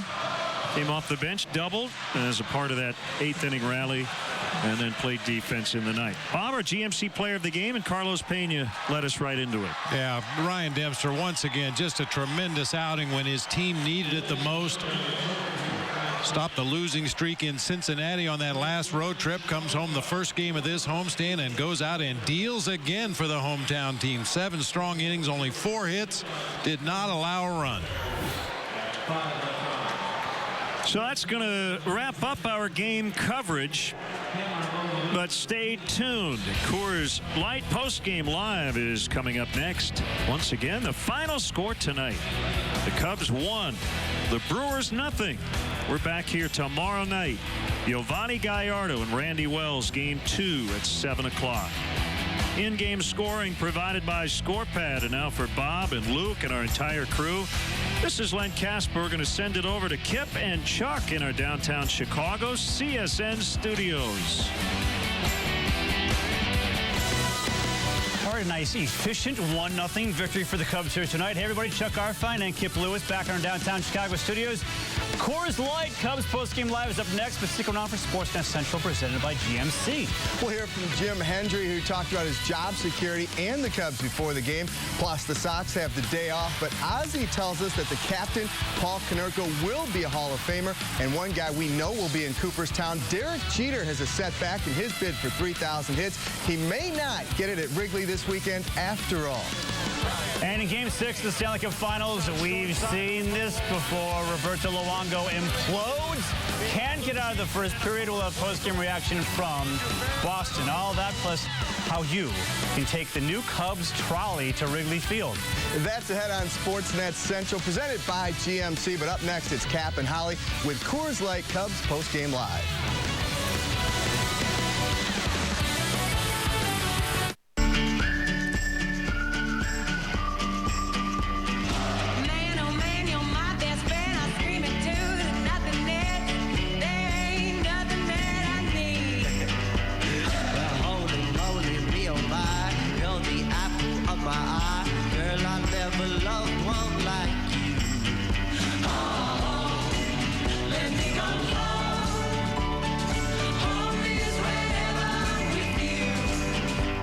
What is value? Is it one size fits all? Or buy it today or you'll regret it forever special? If you like the belt, you'll love the cost. You and I know better. Value means getting the quality you need at the right price.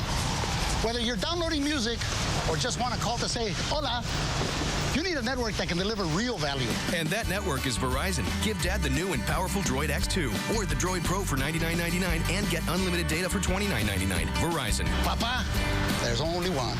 Look at all this stuff for coffee. Oh, there's tons. French presses, espresso tampers, filters. It can get really complicated. Not nearly as complicated as shipping it, though. I mean, shipping is a hassle.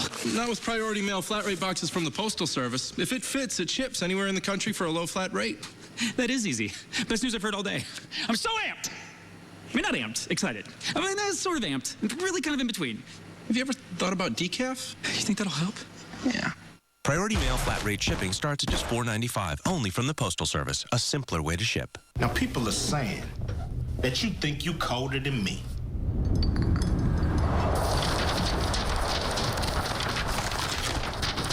Nice little trick, but those were some important papers. I'm Ice Cube, and nothing's colder than the Ice Cube. Did you just know me? Ice Cube is cold, but Coors Light is super cold. I hope you got a mop in that bucket. Frost brewed Coors Light, the world's most refreshing beer. Want to see all the action from the front row? Now you can with the CBOE Front Row Seats auction. Front row seats will be auctioned off to each game all season long. For more information, visit Cubs.com and click on the CBOE Front Row Seats auction. The best seats are always a click away. Cubs baseball on Comcast Sportsnet is brought to you in part by Southwest Airlines' new Rapid Rewards, unlimited reward seats, and no blackout dates. Menards, save big money at Menards on all your home improvement needs. Xfinity, Cubs baseball in high definition is brought to you by Xfinity. Midas, for brakes, oil changes, and tires, trust the Midas touch. AT&T. And by Toyota. Visit your local Toyota dealer today for great savings on Toyota's all-star lineup of fuel-efficient vehicles. Official partner of the Chicago Cubs.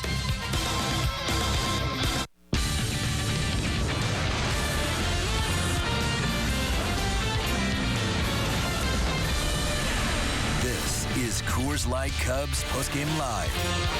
Fielder's secondary lead, although he's not concerned. Fielder takes off. McGee strikes out. Cubs win. Little home cookie did the Cubs some good after going 2-8 on their road trip. Cubs kick off their homestand with a 1-0 win over the first-place Brewers. They're now 11 back. Ryan Dempster gets his 6th win of the year. Hello and welcome to Coors Light Post-Game Live. Alongside former Cub Todd Hollingsworth, I'm David Kaplan. All right, baby steps, but now they're 11 games back. Well, not a ton of offense, but what an outing from Ryan Dempster. Just a fantastic effort tonight, mixing it up. Great game plan early in this ball game. You saw a ton of off-speed pitches, especially to the two big guys in the middle, Braun and Fielder. He switches gears. He goes middle innings, 5th, 6th, 7th inning. You start seeing his fastball more. Had complete command. Wolf matched him pitch for pitch, but you know what? You get Darwin Barney doing his thing on the base pads. You get yourself a 1-0 win. Speed is just such a great thing to have in your life. Instinct, too. He had a great jump, and the thing about it is, if you saw that, the great camera angle from behind home plate, you saw him creeping down the line, anticipating on every one of those pitches, anticipating a ball being hit. He had a great first step, and that's why he beats it home. All right, if you have a question for Holly, log on to csnchicago.com. Click the Submit Comments and Questions tab. We call it our Coors Light Submit a Question segment. We'll get some in before we get out of here on the post-game show. All right, right now, time for our Sports Authority play of the game. Bottom of the 8th, men on 2nd, 3rd. Aramis Ramirez with the grounder. Here's what you're talking about. Well, yeah, again, you talk about that great first step. You know, you do what you got to do on the head first slide into home. You don't want to see anybody get hurt, but you know what? All he had was that back corner of the plate. Great slide to avoid the tag. He gets around him there, but he puts himself in position to make this play because he's ready to make this play. I talk about it all the time. Getting yourself ready, anticipating. That's what's kind of missed a lot this year with a lot of these guys, and this is what you're trying to teach these young guys, how to anticipate plays, make the plays in your mind before they happen. You saw it right there with Darwin Barney. He got 2 steps down the line, 2 hard steps down the line before that ball was even hit. All right, now if you look at that play and you look at how that inning started, Barney comes up with the big hit. Pena comes in and gets the job done. He played good defense, and Ryan Dempster's pitching was outstanding. We go back to the 8th inning. Here's how it got started. Well, you get the leadoff hit from Darwin Barney. Again, he's been struggling a little bit, but you know what? He senses the moment about as well as anybody on this team. He gets more big hits in late ball games. But Carlos Pena, what can I say? When he drives the ball the other way, I am impressed. You know what? From low right there, he gets himself 3 sinkers in a row. He gets the 1 up. It's away. It's tailing away. That's what you do with sinker ball pitchers. That's not a guy right there in that situation. You want to go up there and look to yank him. Carlos is put in that position to change the game. He did. All right, time to hear from manager Mike Quaddy, Xfinity post-game press. The decisions you make, sometimes the toughest ones, with the pinch hitting for Demp. You know, it's like he's throwing so well, and you know, but you take your shot to get him his win there, and we didn't do it. But man, he was just fantastic. All of them were. Samars did a great job, and Marmol as well. So. You know, if we're going to struggle to score runs, if that's going to be something from time to time that, you know, we're not able to do, then it's a pretty good recipe to still win a game. How good does it feel to start the homestand with a win over? Oh yeah, I mean, coming off the last week or two, and you know, just to see Bake back and see Reed here and know that he's around the corner, and it's good. It's good. Good crowd. Good, comfortable weather. I probably couldn't ask for much more, to be honest with you. The run by Barney, was that his decision to go on contact? No, we had set that up, and he did a fabulous job. Still needed an unbelievable slide from him to get him in there, but you know, I think at that point you've got back end help at second, and so Carlos was already in scoring position as well, and you'd love to get 2 runs, but you know, you got to have 1 to win. So he got a great jump, great slide, you know, huge play. And Carlos' ball was going out. Yeah, the well always has you messed up. You know, you just don't know, and you know, I think Barn was actually thinking about tagging on the play to get into scoring position if they did happen to catch it. But yeah, when he hit it, I thought it was, but you know, there's still that lake blowing in. There wasn't much wind blowing in, but that lake's still blowing in, so he didn't quite get enough of it. How big was it to get 7 from Dempster? No, yeah, I mean, all the benefits. I mean, obviously 7 scoreless to win a baseball game, but then to try and help us get some things in order were good too. And we'll take 7 more from Wellesley tomorrow. So. All right, let's take a look at the pitching recap from tonight's game. 2 guys did their job. Ryan Dempster, 7 innings. Randy Wolf, 7 innings. Gave up 6 hits for Wolf, 4 for Demp. Neither allowed a run. And the only walk that blemishes Dempster's scorecard was an intentional walk. Yeah, that came in the first inning when you're kind of working yourself around Prince Fielder a little bit. But really, honestly, a fantastic job by both of these guys tonight. Demp in particular, I go back to the 4th inning when he was facing Prince Fielder. You know, he started him off with 4 straight changeups, ended up striking him out by putting him away with 2 straight fastballs. It's just an impressive effort. He had a great game plan, and he executed it properly. This is a fastball-hitting Brewers ball club. Everybody knows that. These guys can flat out hit, but when you got all 3 things working for you, your fastball, your slider, your splitter, your change, I mean, all these things are working for you. You can mix and match, and he did just such a fantastic job doing that tonight. You couldn't anticipate. The hitters could not get in a groove. There were a lot of check swings. Guys were out on their front foot an awful lot with his off-speed pitches. Just, again, a fantastic effort. You talk about pitching.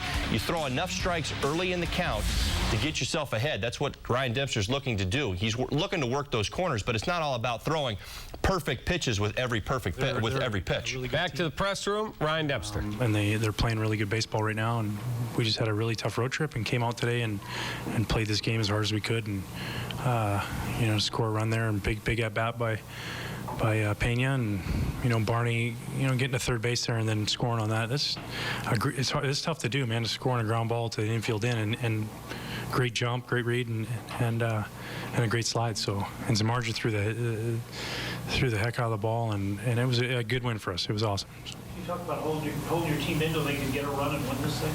Yeah, I just keep trying to make pitches. You know, just simplify things as much as possible, and you know, stay away from the middle of the plate, and go out there and try and attack the strike zone and keep the ball down and let my defense do the work. You seem to have a lot of success against this Brewers lineup. Is there anything in particular that you feel good against them? No, they got a really good lineup. You know, they got a lot of guys who can hurt you. You know, guys who hit for average and hit for power, and I just keep trying to make pitches and seem to do that. So, you know, I'm glad we got the win today. That problem. Also love the Goat Busters t-shirt he's wearing. How about that? All right, here's our Felco coming home moment. Randy Wolf at the dish, suicide squeeze on. One of the worst-looking rundowns defensively you will ever see. They did get the job done. 2-5, 1-6, 4-2. That's not the way you're supposed to do it. If you're scoring at home, that is correct. You know what? You want to run them back to the base just a little bit farther. You watch these guys. They gave up the ball pretty quickly. That's what it was all about. But you know what? With all those throws, which would drive a manager crazy, they were all good throws. And that's the thing. The more throws you make, the more possibilities you create to make a bad throw. All right. I'm not trying to be negative on this. Bob Brenly said, though, if that was spring training, you stop the drill and go, all right, we're starting over and doing it again. You guys are taught it's supposed to be run them back to the base they came from, not toward home plate. Exactly. How does that happen? Well, you know, so much of your emotion gets involved there, and as an infielder, that's really what ends up happening is that you start to panic a little bit. You think that you're not going to make the play, that the guy is actually going to get back to third base before you get rid of the throw, or the guy is quicker than you. In the situation where it all started, you got Giovanni Soto, your catcher, who you know is not going to outrun the base runner. So, yes, you're running him back to third, but at the same time, you still want to get him out. So, it's a very fine line when you make that decision to get rid of the ball. Unfortunately, in this situation, you saw them give it up too early. All right, Cubs kick off their homestand with a 1-0 win over the first-place Brewers. Stay tuned. We have much more coming your way. Of course, like Cubs post-game live. Stick around. Xfinity TV from Comcast gives you access to 10,000 on-demand titles and the best HD picture quality. Call 1-800-XFINITY today.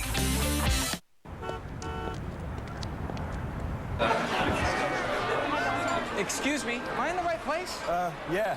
This is the bar exam study group? Of course. Look, what's this bar mean? Coors Light is cold? And this bar? Means it's super cold? Congratulations. You passed the bar exam. Nice. Introducing new Super Cold Activation from Coors Light. With 2 stages, you'll know when your beer goes from cold to super cold. Oh. Hey, that's my beer. So sweet. Frost brewed Coors Light, the world's most refreshing beer. I vow to be ready to go whenever you are. I vow to work even after the sun goes down, and to take a tank of gas as far as she'll go. I vow to be the most fuel-efficient Sierra ever. And now use your $14.95 PowerTech discount to get a total value of $6,000 on the 2011 Sierra PowerTech. It's the best Sierra ever. A lot of people ask about Dan Patrick's success, but if you think about it, good hair, good pipes, a couple catchphrases, the whiff, and fuego, anybody could do that. Like Lance Armstrong, that ball is gone. Oh, man, did that really just happen? Eechy owie! As pointy as an isosceles triangle. Yep, it's that simple. Couple of catchphrases, nice haircut, you're good to go in this business.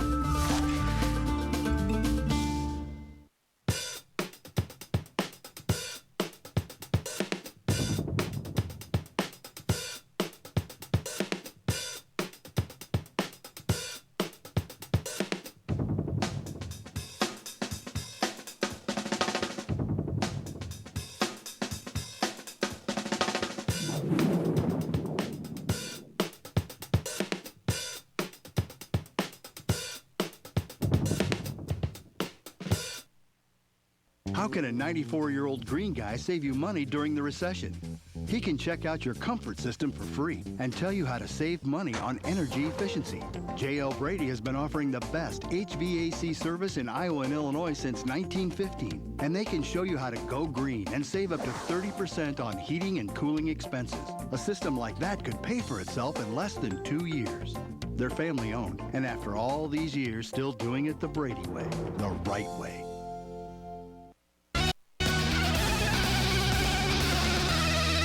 I'll only do it at night. All right, time for our Four Seasons heating and air conditioning. Who's hot and who's not? How about Troy Tulowitzki? 400 batting average, 2 homers, 13 knocked in. Matt Kemp, 400 with 4 homers and 8 knocked in. Cliff Lee, one of those wins over the Cubs. 2-0, 15 innings pitched, 1 single solitary run allowed. Who's ice cold? Brad Hoff of the Padres, 4 for 22. Eric Hinsky, 3 for 20, and Brett Myers scuffling big time, 0-2 with a bloated 623 earning. Time for your Dunkin' Donuts high energy play, and this is how the ball game ended. Bottom of the ninth, tying run on first to Carlos Marmol. Gets ex-Cubs Casey McGee. Ball game over. Cubs win. Well, bread and butter, you saw it right there. Yeah, I think it just about 40,000 people, 40,001 if you want to talk about Casey right there, knew that the slider was coming, and that's exactly what happened. He got the slider, took a little bit off, threw it for a strike, and fooled him. What is the difference that you want from fastball to off-speed stuff? 10 miles an hour, 12? Yeah, I think you're talking in the 8 to 10 range, but I think it's very interesting with Carlos. You've got a situation here where most hitters, myself included, if I were to face him, would be so concerned with his slider. If he actually threw his fastball more for strikes, he would be obviously, we were just talking about how he grades out on, as a closer on a scale, and, how good he can be, and he is definitely effectively wild. But you see how he gets away with 92. If he threw that for more strikes, he'd still get more swing and misses because hitters are so concerned with that slider and what it does. And I think Carlos would even tell you he does not truly know every time out what his slider's going to do that day. I was talking to a Major League scout outside the Cubs offices. This is from another team. I said, okay, perfect score in the scouting scale in Major League Baseball is 80. Where is Marmol? He said, probably 75. He said top 3 guys in the game. Yeah. So I know he frustrates fans at times. He's a heck of a closer, though. Here's how the Cubs lineup fared tonight. Couple of knocks for Starlin Castro, and then single hits for Barney. Baker back in the lineup. Soto, Luis Montañez, DJ LeMahieu had a hit in his first start ever at first base. That goes all the way back to Little League. So the Cub offense did what it had to do. They didn't generate a lot, but they won the ball game. Yeah, it was good. You had Jeff Baker back in there tonight in the 3-hole. It was good to see him have some good, solid at-bats. He had a line out early in the ball game, got himself a base hit. But, he's a big veteran that they're going to need to get some big hits down the road for him. All right, still to come on the show, Todd and I will look ahead at tomorrow night's Game 2 of this 4-game series with the Cubs and their arch-rival, the Brew Crew. We'll be right back. Come on, man, let's go. Can't rush genius. I just invented something.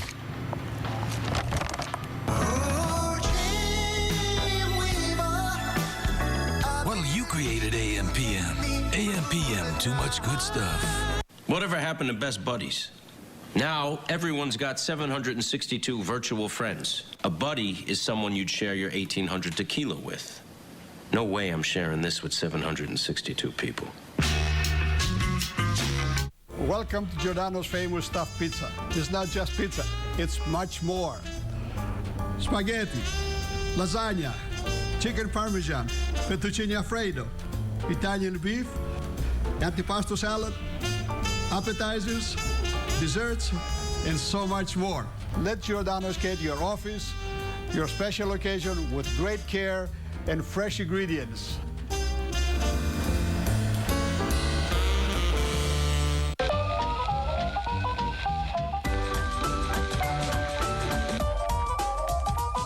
It's raining, it's pouring, but I ain't complaining, 'cause I love the rain. It's raining. Stay inside? Nah. Not when you have a 5-star overall vehicle score for safety. One more reason Chevy Traverse delivers more. It's the bottom of the ninth. Full count. It all comes down to this pitch. Darryl steps up to the plate. It could be. It could be. It's gone. Darryl has done it again.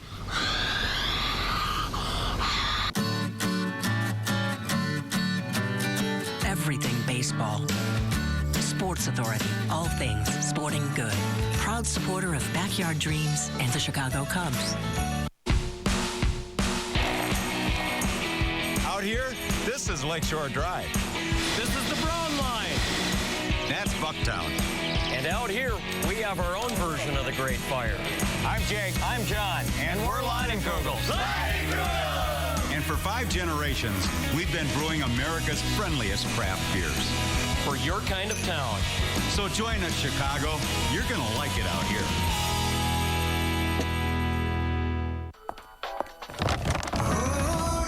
What should we name it? Mine. Try our new chicken or potato snack bites, each only 79 cents. AM, PM, too much good stuff. Friday, you can hang with us, Comcast Sportsnet, at the Coors Light Northside Baseball Viewing Party. Come by the full shilling, 3724 North Clark in Wrigleyville. Win prizes, enjoy Coors Light, watch the Northsiders take on the Yankees. That's Friday at the full shilling. All right, let's check out the pitching matchup for tomorrow's game. Giovanni Gallardo, one of the best the Brewers have, taking out Randy Wells. Well, I think for Randy, you're looking for a little longer effort. Struggling since coming off the disabled list. I mean, I think it's a great opportunity. Ryan Dempster, boy, he laid out a pretty good game plan right there for him. So hopefully he can follow in Ryan's steps and he can be good with his pitches and avoid that big inning. All right, thank you for watching Coors Light Cubs postgame. Cubs win 1-0. Todd and I back here tomorrow night after Game 2. Chuck and Kip are next with an award-winning edition of Sportsnet Central. See ya. Pitch, and the Cubs win on the... Cubs Postgame Live is presented to you by Coors Light, the world's most refreshing beer. You think you colder than me? Turn on the radio, me. Turn on the TV, me. Turn on the movies, me. So what you got? Coors Light? Don't mean nothing. Ice Cube is cold, but Coors Light is super cold. Oh, it's on now. Frost Brewed Coors Light, the world's most refreshing beer. I vow to be ready to go whenever you are. I vow to work even after the sun goes down, and to take a tank of gas as far as she'll go. I vow to be the most fuel-efficient Sierra ever.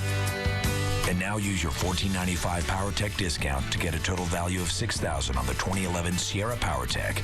It's the best Sierra ever. The home side is something going on across. Some watch simply for the love of the game. I'm a big guy. Others seek out the best players or the biggest matchups and wait for the unpredictable outcome. But for most fans, it's about experiencing every magic moment live as it happens, one history-making play at a time. Switch to Xfinity and get TV, phone, and internet for just $99 a month for 12 months, plus an HD DVR free for 3 months. Call 1-800-XFINITY today.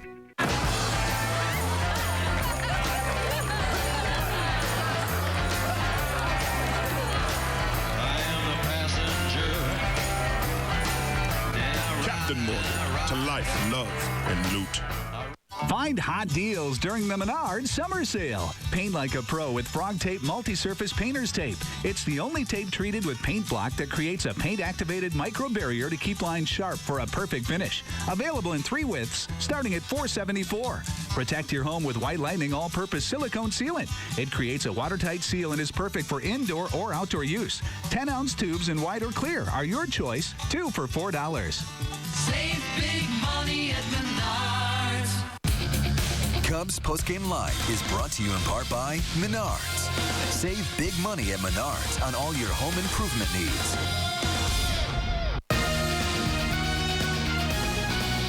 Hi, I'm Aramis Ramirez. You're watching Comcast Sportsnet.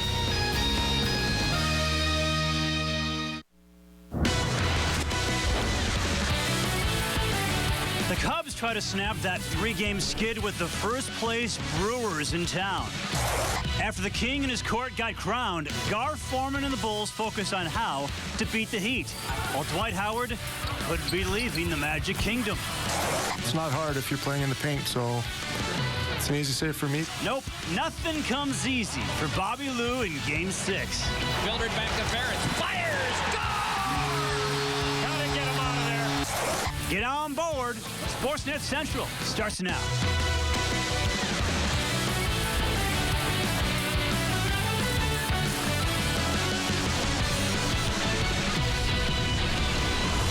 This is Sportsnet Central, presented by GMC. Live from the Comcast Sportsnet studios in Chicago.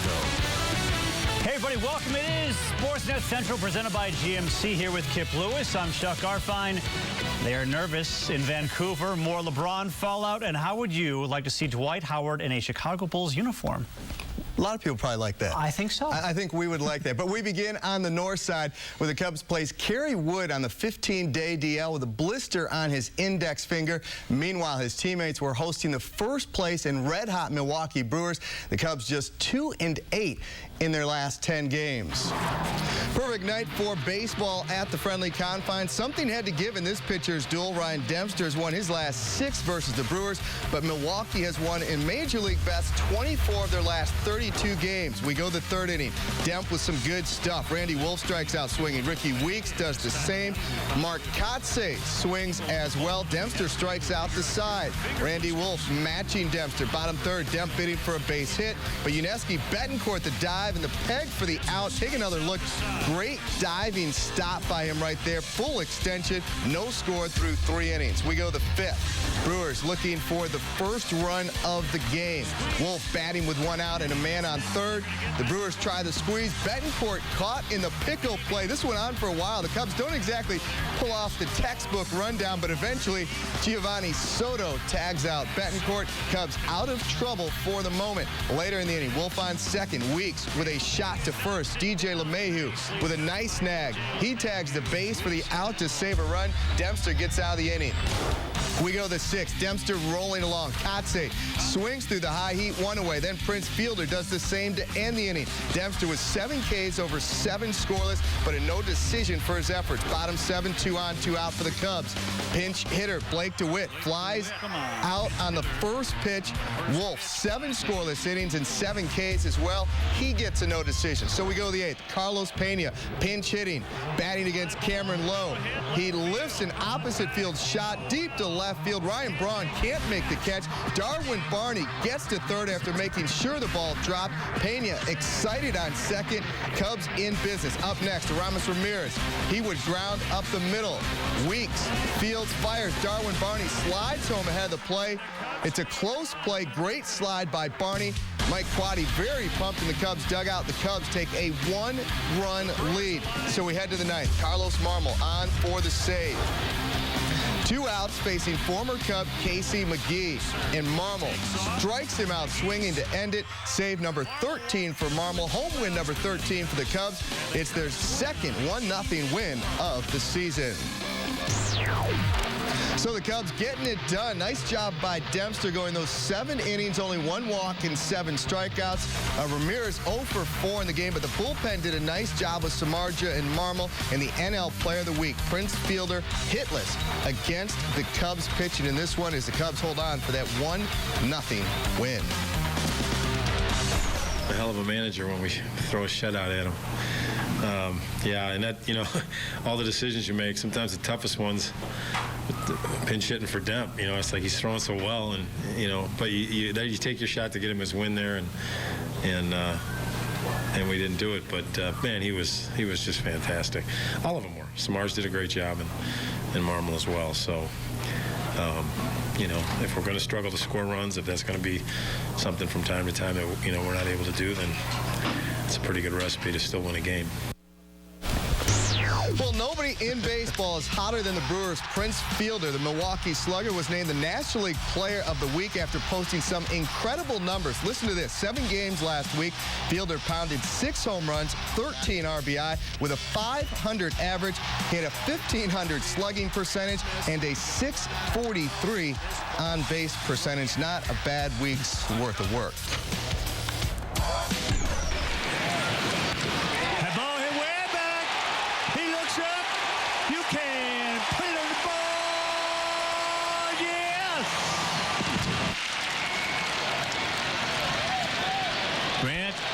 Guns over the top.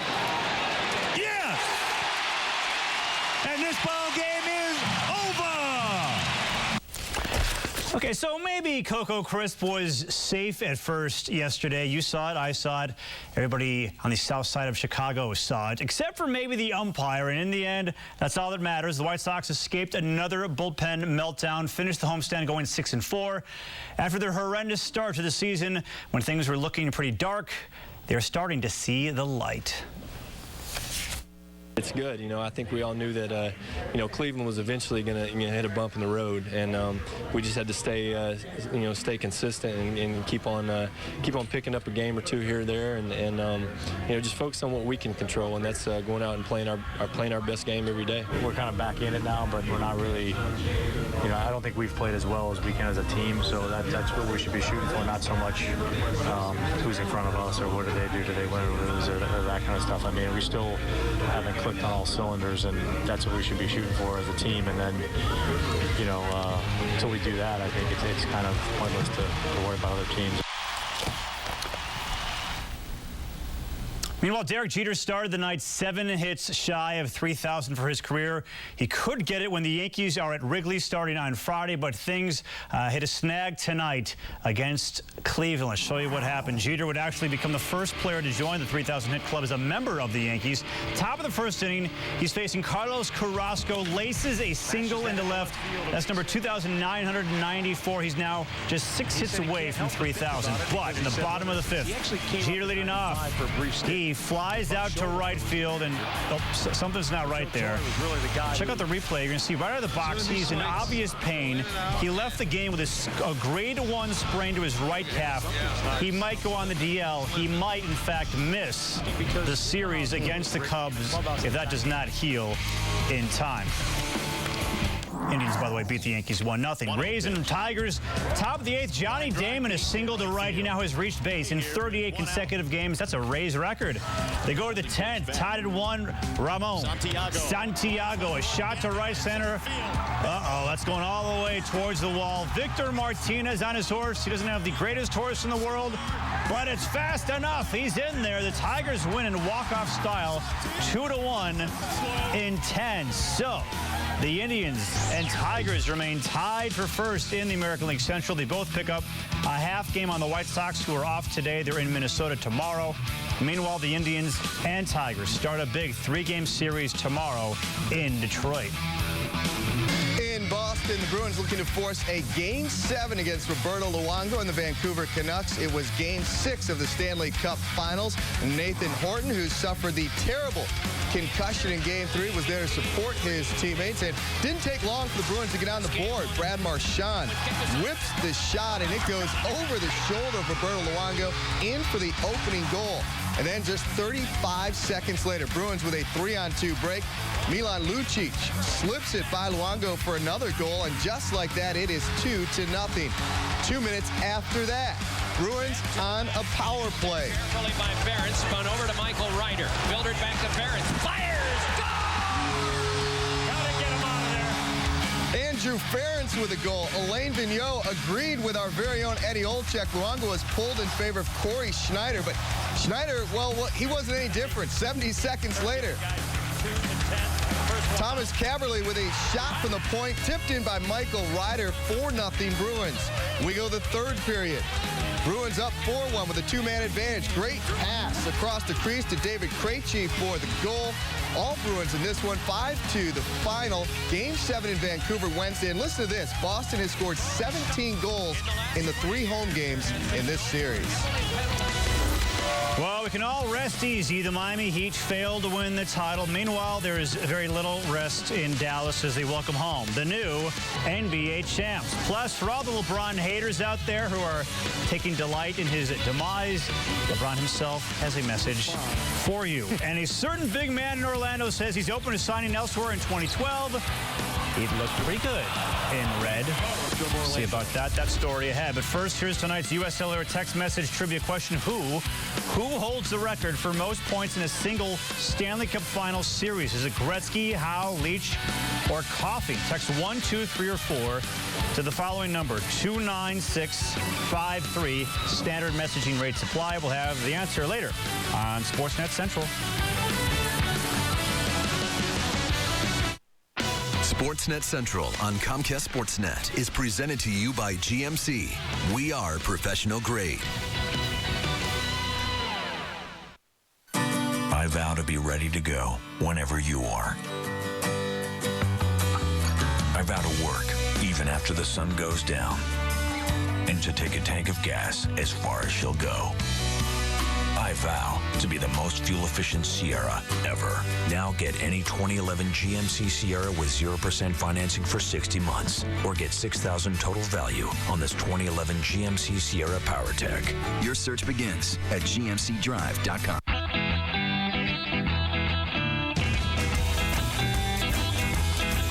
Right now at Men's Warehouse, it's buy one, get one free on everything in the store. Everything. You're going to like the way you look. I guarantee it.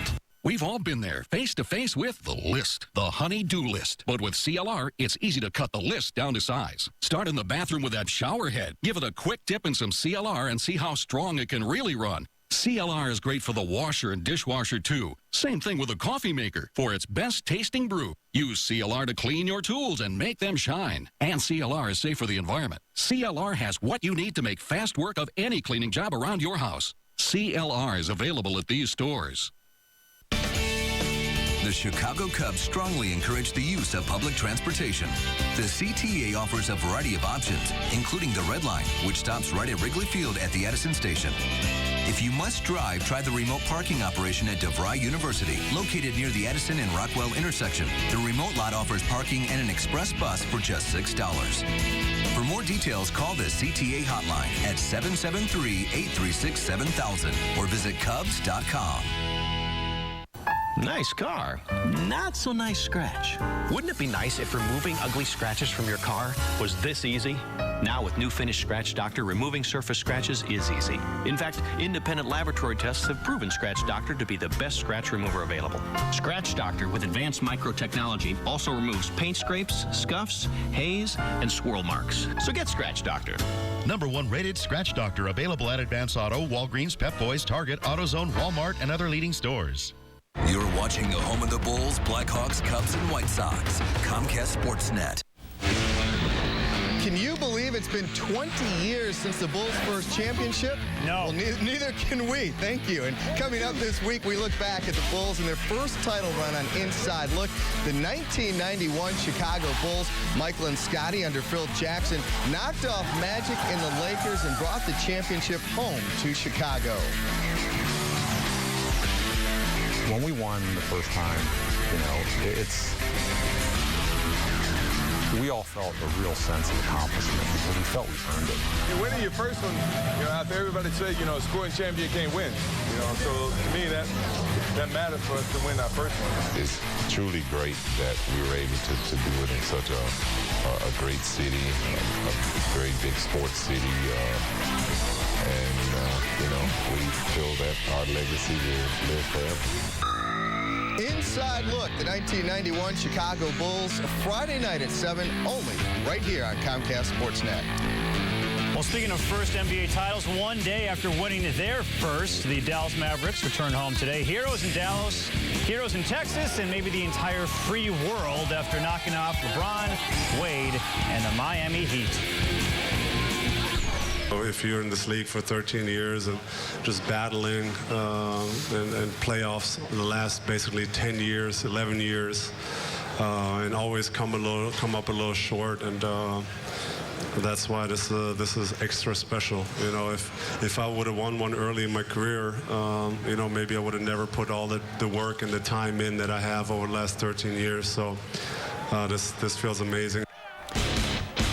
This falls into Dewey beats Truman. In today's edition of the Miami Herald, there is a big ad for Macy's congratulating the Heat for winning the NBA title and showing what the championship T-shirts and hats are going to look like. Whoops. The paper has issued an apology to its readers. As for LeBron James, no apologies necessary. Non-Heat fans are perfectly fine with yesterday's outcome. James has been treated like the NBA's Darth Vader, a man representing all that is wrong and evil. And now that the finals are over, LeBron's advice to all of those who wished for his demise is this: move on with your life. Does it bother you that so many people are happy to see you fail? Absolutely not.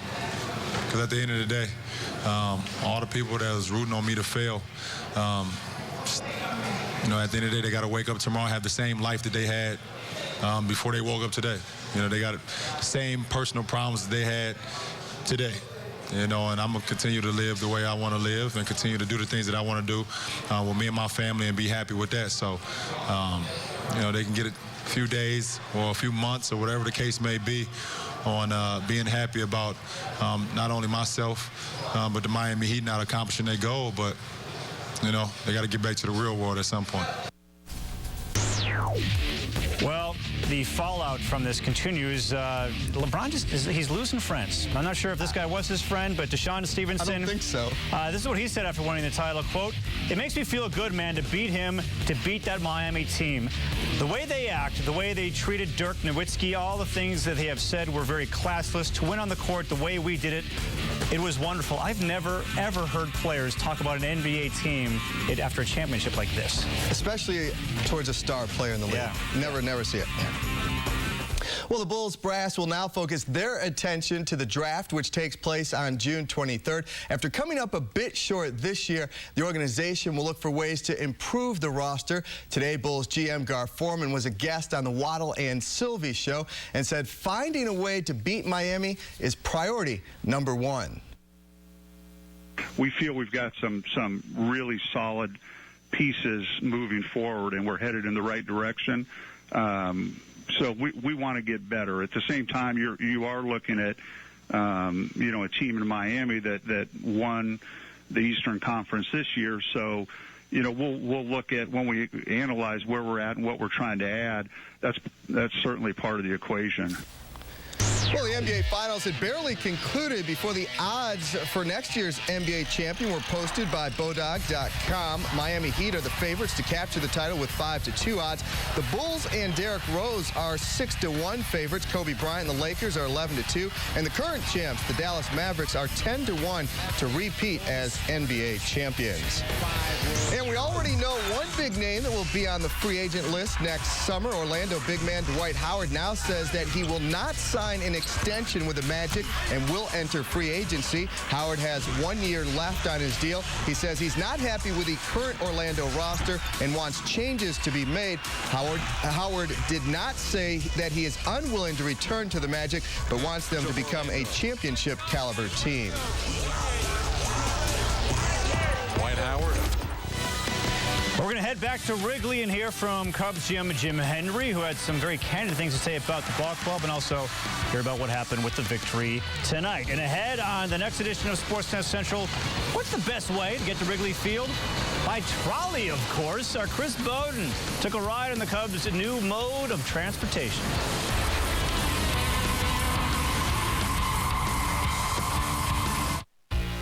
Edmunds.com says that Lexus holds its value better than any other luxury brand. IntelliChoice proclaims that Lexus has the best overall value of any brand. And J.D. Power & Associates ranks Lexus the highest in customer satisfaction. No wonder more people have chosen Lexus over any other luxury brand 11 years in a row. See your Chicago area and Northwest Indiana Lexus dealer. Tomorrow, the Cubs and Brewers go head-to-head in a Midwest meeting at the Friendly Confines. Don't miss a division rivalry driven by Mazda.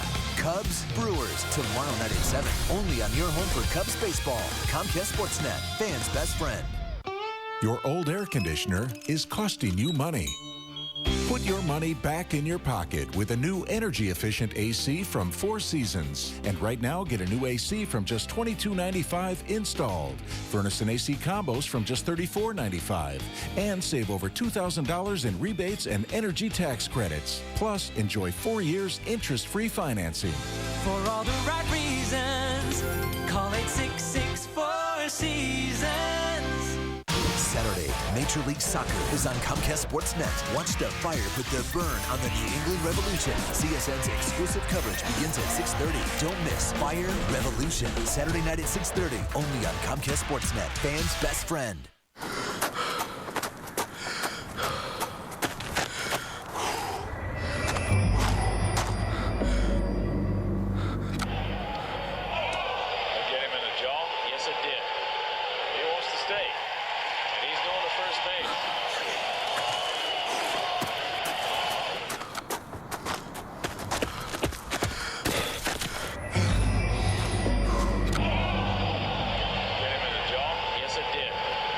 You know how we get the stats to the fans faster? We get a stat ferret, because ferrets are really fast.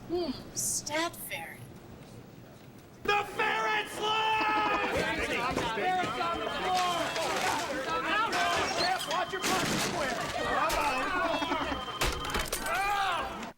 My bad. Sorry, guys.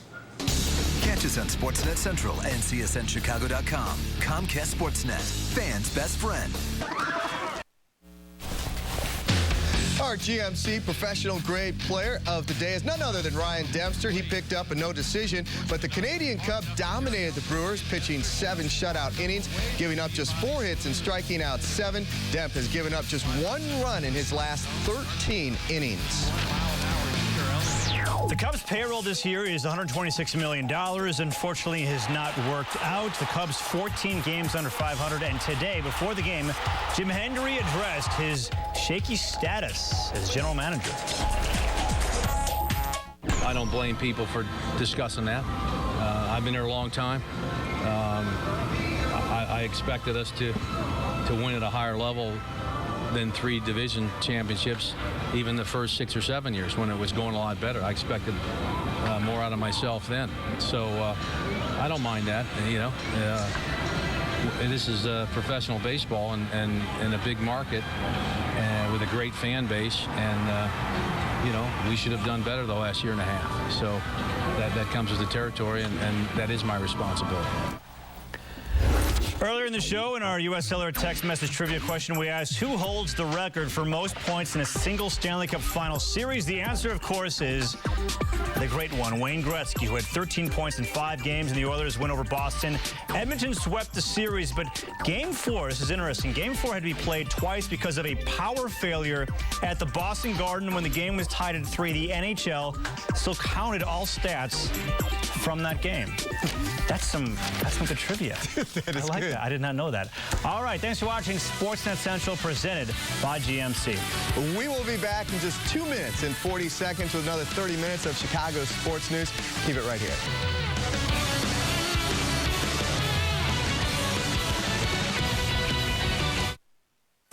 I vow to be ready to go whenever you are. I vow to work even after the sun goes down, and to take a tank of gas as far as she'll go. I vow to be the most fuel-efficient Sierra ever. Now get any 2011 GMC Sierra with 0% financing for 60 months, or get $6,000 total value on this 2011 GMC Sierra PowerTech. Your search begins at gmcdrive.com. Thursday, it's a Central Division showdown as the White Sox close out the series against the Twins in Minnesota. Don't miss a division rivalry driven by Mazda. White Sox, Twins, Thursday at 11:30 on Comcast Sportsnet. Fans' best friend. Big deal days are back and better than ever. Right now, go to Priceline for a sneak peek at recent winning hotel bids to find where you can save up to 60% on hotels. We'll even email you other people's winning bids so you'll know what price to name with new hotel bid alerts from Priceline. Weather and time can take their toll on your outdoor concrete. Midwest Mudjacking Service can help. I'm Barry West, and I'm the owner and operator of Midwest Mudjacking Service. For less than half the cost to tear out and replacement, we can raise and level your old settled concrete. No more ugly standing water or dangerous tripping hazards. We offer a 2-year warranty and discount prices for seniors and military. Call me today to schedule your free estimate. Give your concrete a second chance with Midwest Mudjacking Service. Just a game. I don't think so! We've got what you want when you want it. All the hottest stuff, the latest video games. We're the place to go, cause you know we've got it. So come on in, let's get ready to play. Video games, etc. You know we do video games, systems, DVD and Blu-ray movies, and Video Games Etc. now buys, sells, and trades iPods, smartphones, ebook readers, iPads, and other tablet PCs. Video games, etc. Just a game. I don't think so! Do you have old silver and gold coins? Old currency? How about broken or unwanted gold or silver jewelry? Let Quad City Coin turn it all into extra cash. Don't send your valuable items out of state to someone you'll never meet. Bring them to Quad City Coin. We've been paying top dollar for your items for over 3 decades. Visit our website, qccoin.com, or come see us at 2395 Tech Drive in Bettendorf. Quad City Coin. So easy, anyone can do it. Hi, I'm Paul Caderco of the Chicago White Sox, and you're watching Comcast Sportsnet.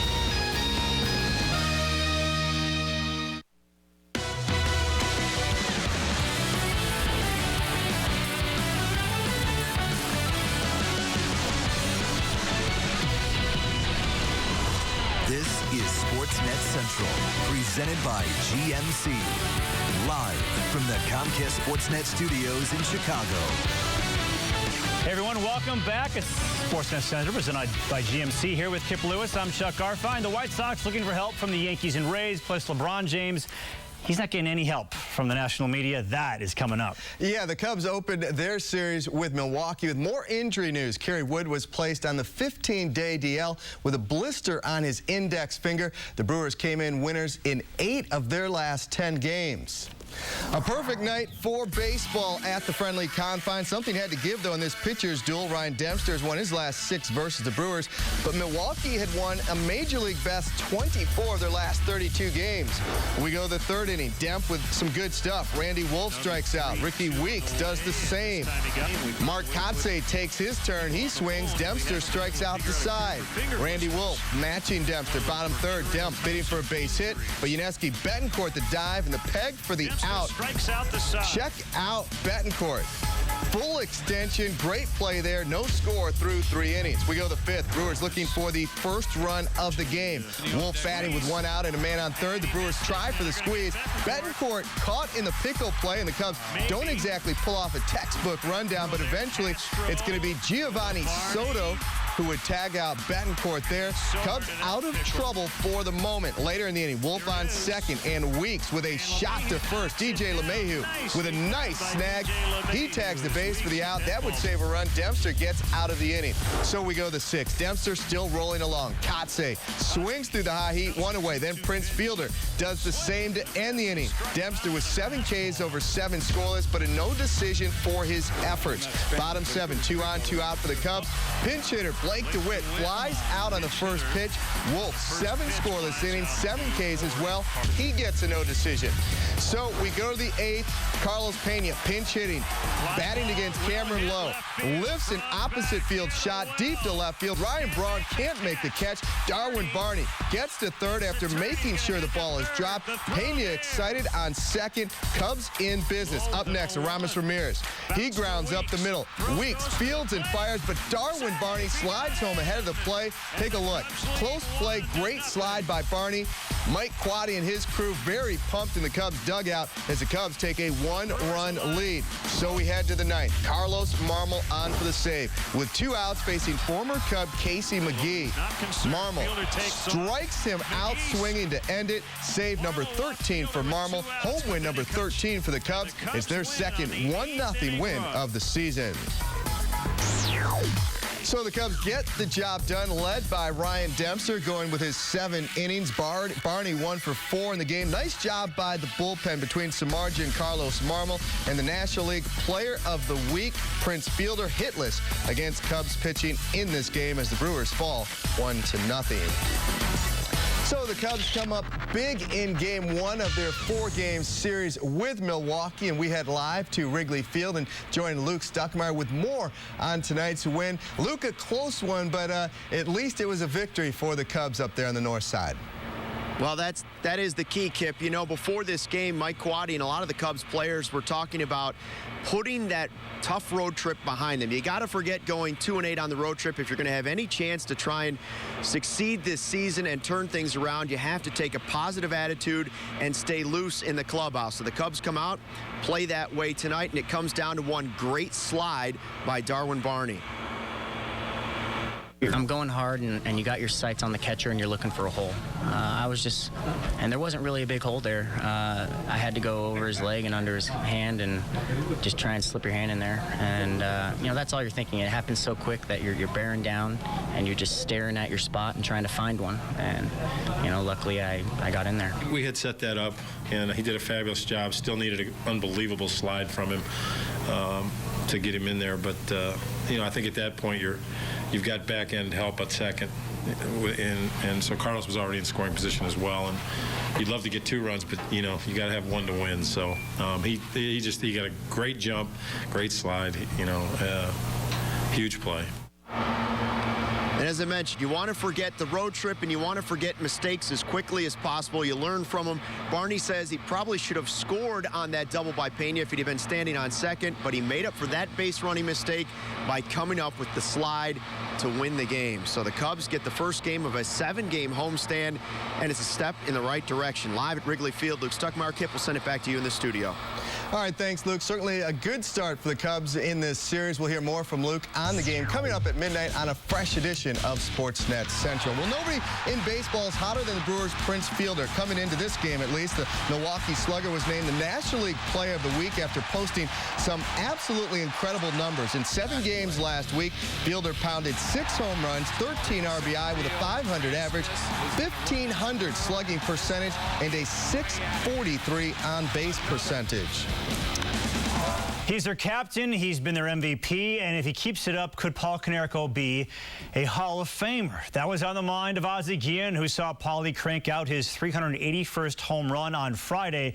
He should pass the likes of Al Kaline, Duke Snider, Billy Williams, and Cal Ripken on the all-time home run list in the next 2 seasons. Will Konerko go to Cooperstown? Guillen says yes. He will be Hall of Fame. Right now, you hit 400 home runs. of Fame can be too cocky now and too picky. There's not that many good players out there anymore. They're not going to see the 3,000 hits, the 500 home runs, the 300 winners. They better be careful. Try to pick the right guys. And by the way, PK did it clean. No, it's no doubt. It's no doubt he did it the right way. And I think he will be Hall of Fame. These men represent the game in different ways, the right way. With the media, with the teammates, with the organization, on the field, and with the community. Well, that's a lot.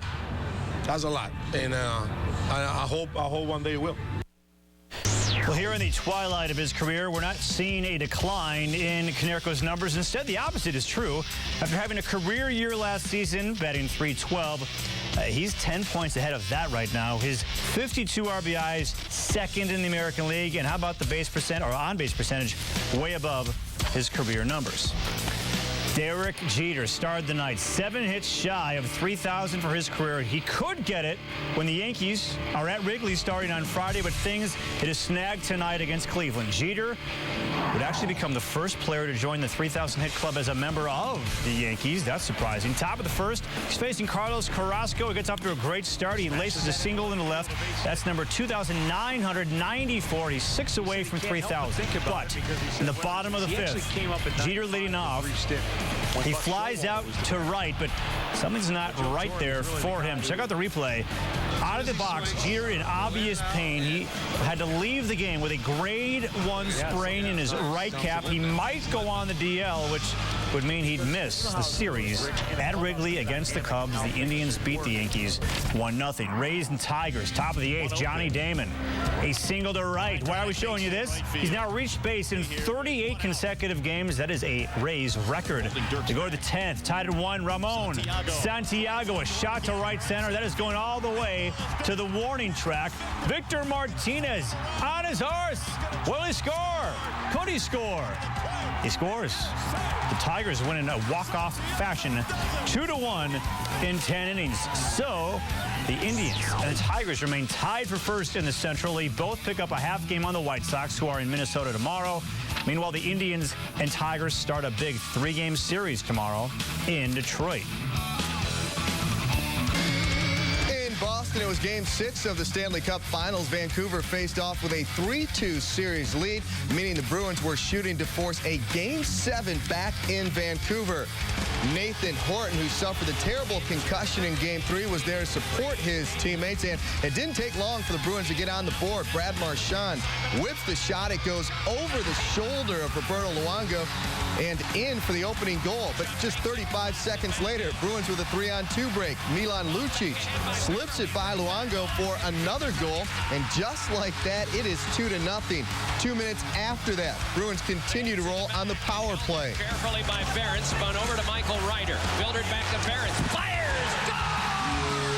Gotta get him out of there. Andrew Ferentz with a goal, and Alain Vigneault agreed with our very own Eddie Olczyk. Luongo was pulled in favor of Corey Schneider, but Schneider wasn't any better. 70 seconds later, Thomas Caberly with a shot from the point, tipped in by Michael Ryder. It is 4-0 Bruins. They're just walking away with it. To the third period, Bruins now up 4-1 with a 2-man advantage.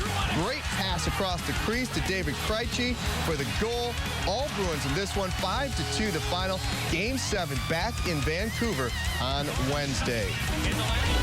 So what was the greater opponent for LeBron James, the Dallas Mavericks or the national media, who could not wait to pounce after the game last night? We're going to show you the greatest hits. Is it shock right now? Is it anger? Is it, I mean, what? Is there any emotion really coursing through you right now? Do you take this as a personal failing? I don't mean this in any disrespect. I want to know your feelings. Do you feel you choked in this series? So much for objectivity. And if Gar Forman wants to improve the team next season, there's a certain big man who is now suddenly available. And it's not Shaq. Well, that and more coming up.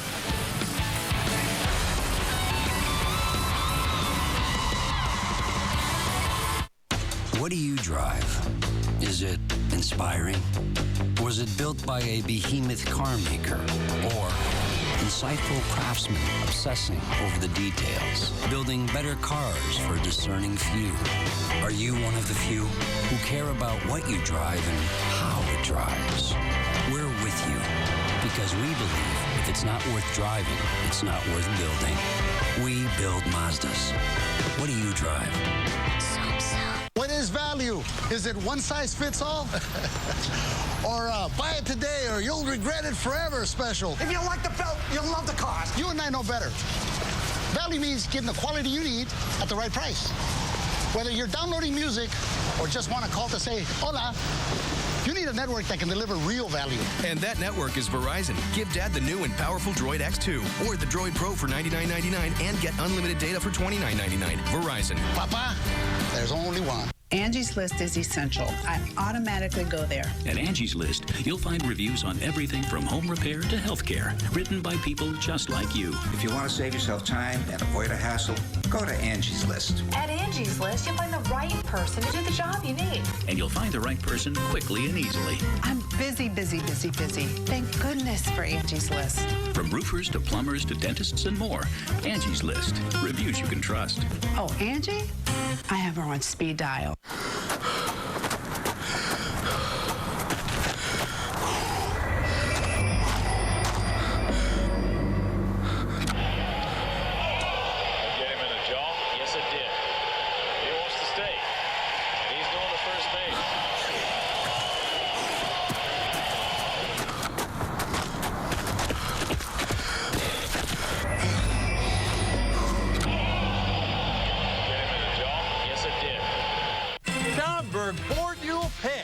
Once you see our arithmetic. More Fords, more than 500 available with more savings. Get 0 APR for 72 months on new 2011 Fusions, Escapes, F-150s, and more. There's only one, Bob Rohrman. Nobody beats Bob. Nobody. Bob Rohrman's Schaumburg Ford, just 8 blocks west of Woodfield Mall on Gulf Road, Schaumburg. Can you believe it's been 20 years since the Bulls' first championship? I told you at 10, no. Well, neither can we. Okay. And coming up this week, we look back at the Bulls and their first title run on Inside Look. The 1991 Chicago Bulls, Michael and Scotty under Phil Jackson knocked off Magic and the Lakers and brought the championship home to Chicago. When we won the first time, we all felt a real sense of accomplishment because we felt we earned it. And winning your first one, after everybody said, scoring champion can't win. So to me that matters for us to win our first one. It's truly great that we were able to do it in such a great city, a very big sports city, and we feel that our legacy will live forever. Inside Look, the 1991 Chicago Bulls, Friday night at 7, only on Comcast Sportsnet. So that means if you're 19, you are not alive for that. That's good math. That's Are you a math crazy. major? No, but I'm now feeling very old. This falls into the Dewey Beats Truman category. In today's edition of the Miami Herald, there is a big ad for Macy's congratulating the Heat. The Heat for winning the NBA championship and showing what the championship T-shirts and hats would look like. Whoops. The paper has issued an apology to its readers. And after the Mavs beat the Heat last night, LeBron James walked to the podium to the delight of some salivating media members who couldn't wait to sling arrows at the man in their attempt to rip out the soul of the Heat superstar. Here's the best of the best, or should we say the best of the worst.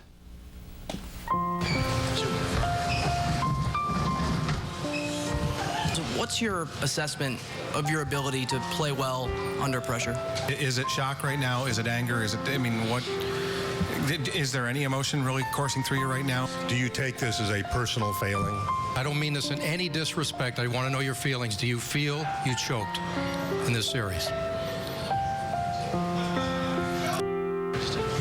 This is year after year after year for me. Does it bother you that so many people are happy to see you fail? Absolutely not. Because at the end of the day, all the people that was rooting on me to fail, at the end of the day, they got to wake up tomorrow and have the same life that they had before they woke up today.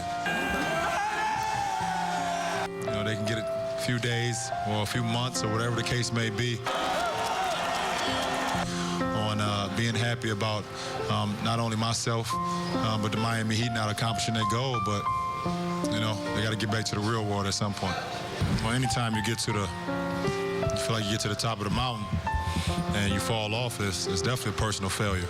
I was a failure in 07 when we lost to the Spurs, and when I was in Cleveland, it's a failure now for myself, losing to the Mavericks. Right now, what do you feel like it's going to take for you to win a championship? LeBron with the step back. Yes! LeBron, you were a closer in the Chicago series, probably the best player in the NBA, no offense, Dwayne, but everyone's going to figure out or try to figure out what happened in these fourth quarters in terms of not closing like you did in the East Finals. What was the reason for that? And in terms of lacking your usual aggression, the way it appeared, everything okay off the court in terms of distractions or anything like that? I've been in this league 8 years. There's no distractions that can stop me from trying to chase an NBA championship. Just use this as extra motivation to help myself become a better player for next year. Thank you. Thanks, guys.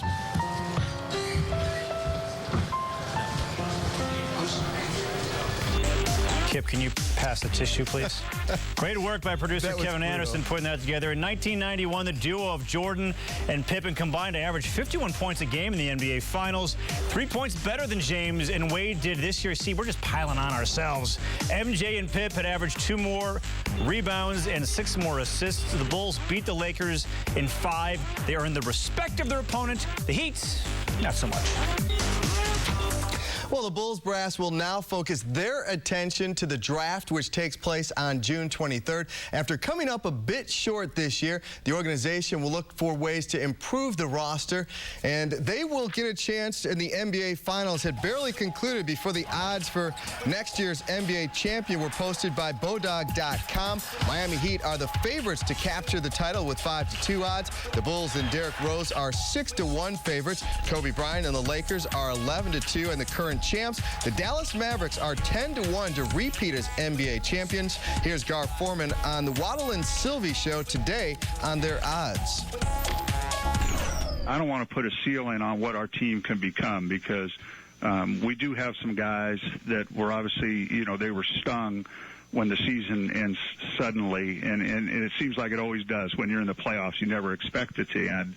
And I think we've got some guys that are really motivated, you know, to come out next year and have another good year and then, you know, try to continue to get better. And we already know one big name that will be on the free agent list next summer. Orlando big man Dwight Howard now says that he will not sign an extension with the Magic and will enter free agency. Howard has 1 year left on his deal. Howard says he's not happy with the current Orlando roster and wants changes to be made. Howard did not say that he is unwilling to return to the Magic, but wants them to become a championship caliber team. Hey, Cubs fans, there's a new way to get to Wrigley. We'll take a ride about the new Cubs trolley.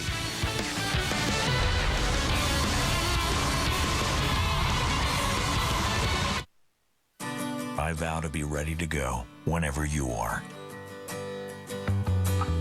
I vow to work even after the sun goes down and to take a tank of gas as far as she'll go. I vow to be the most fuel-efficient Sierra ever. And now use your $14.95 PowerTech discount to get a total value of $6,000 on the 2011 Sierra PowerTech. It's the best Sierra ever. The Golf Scene, Chicago's first and best golf show on television, is back for another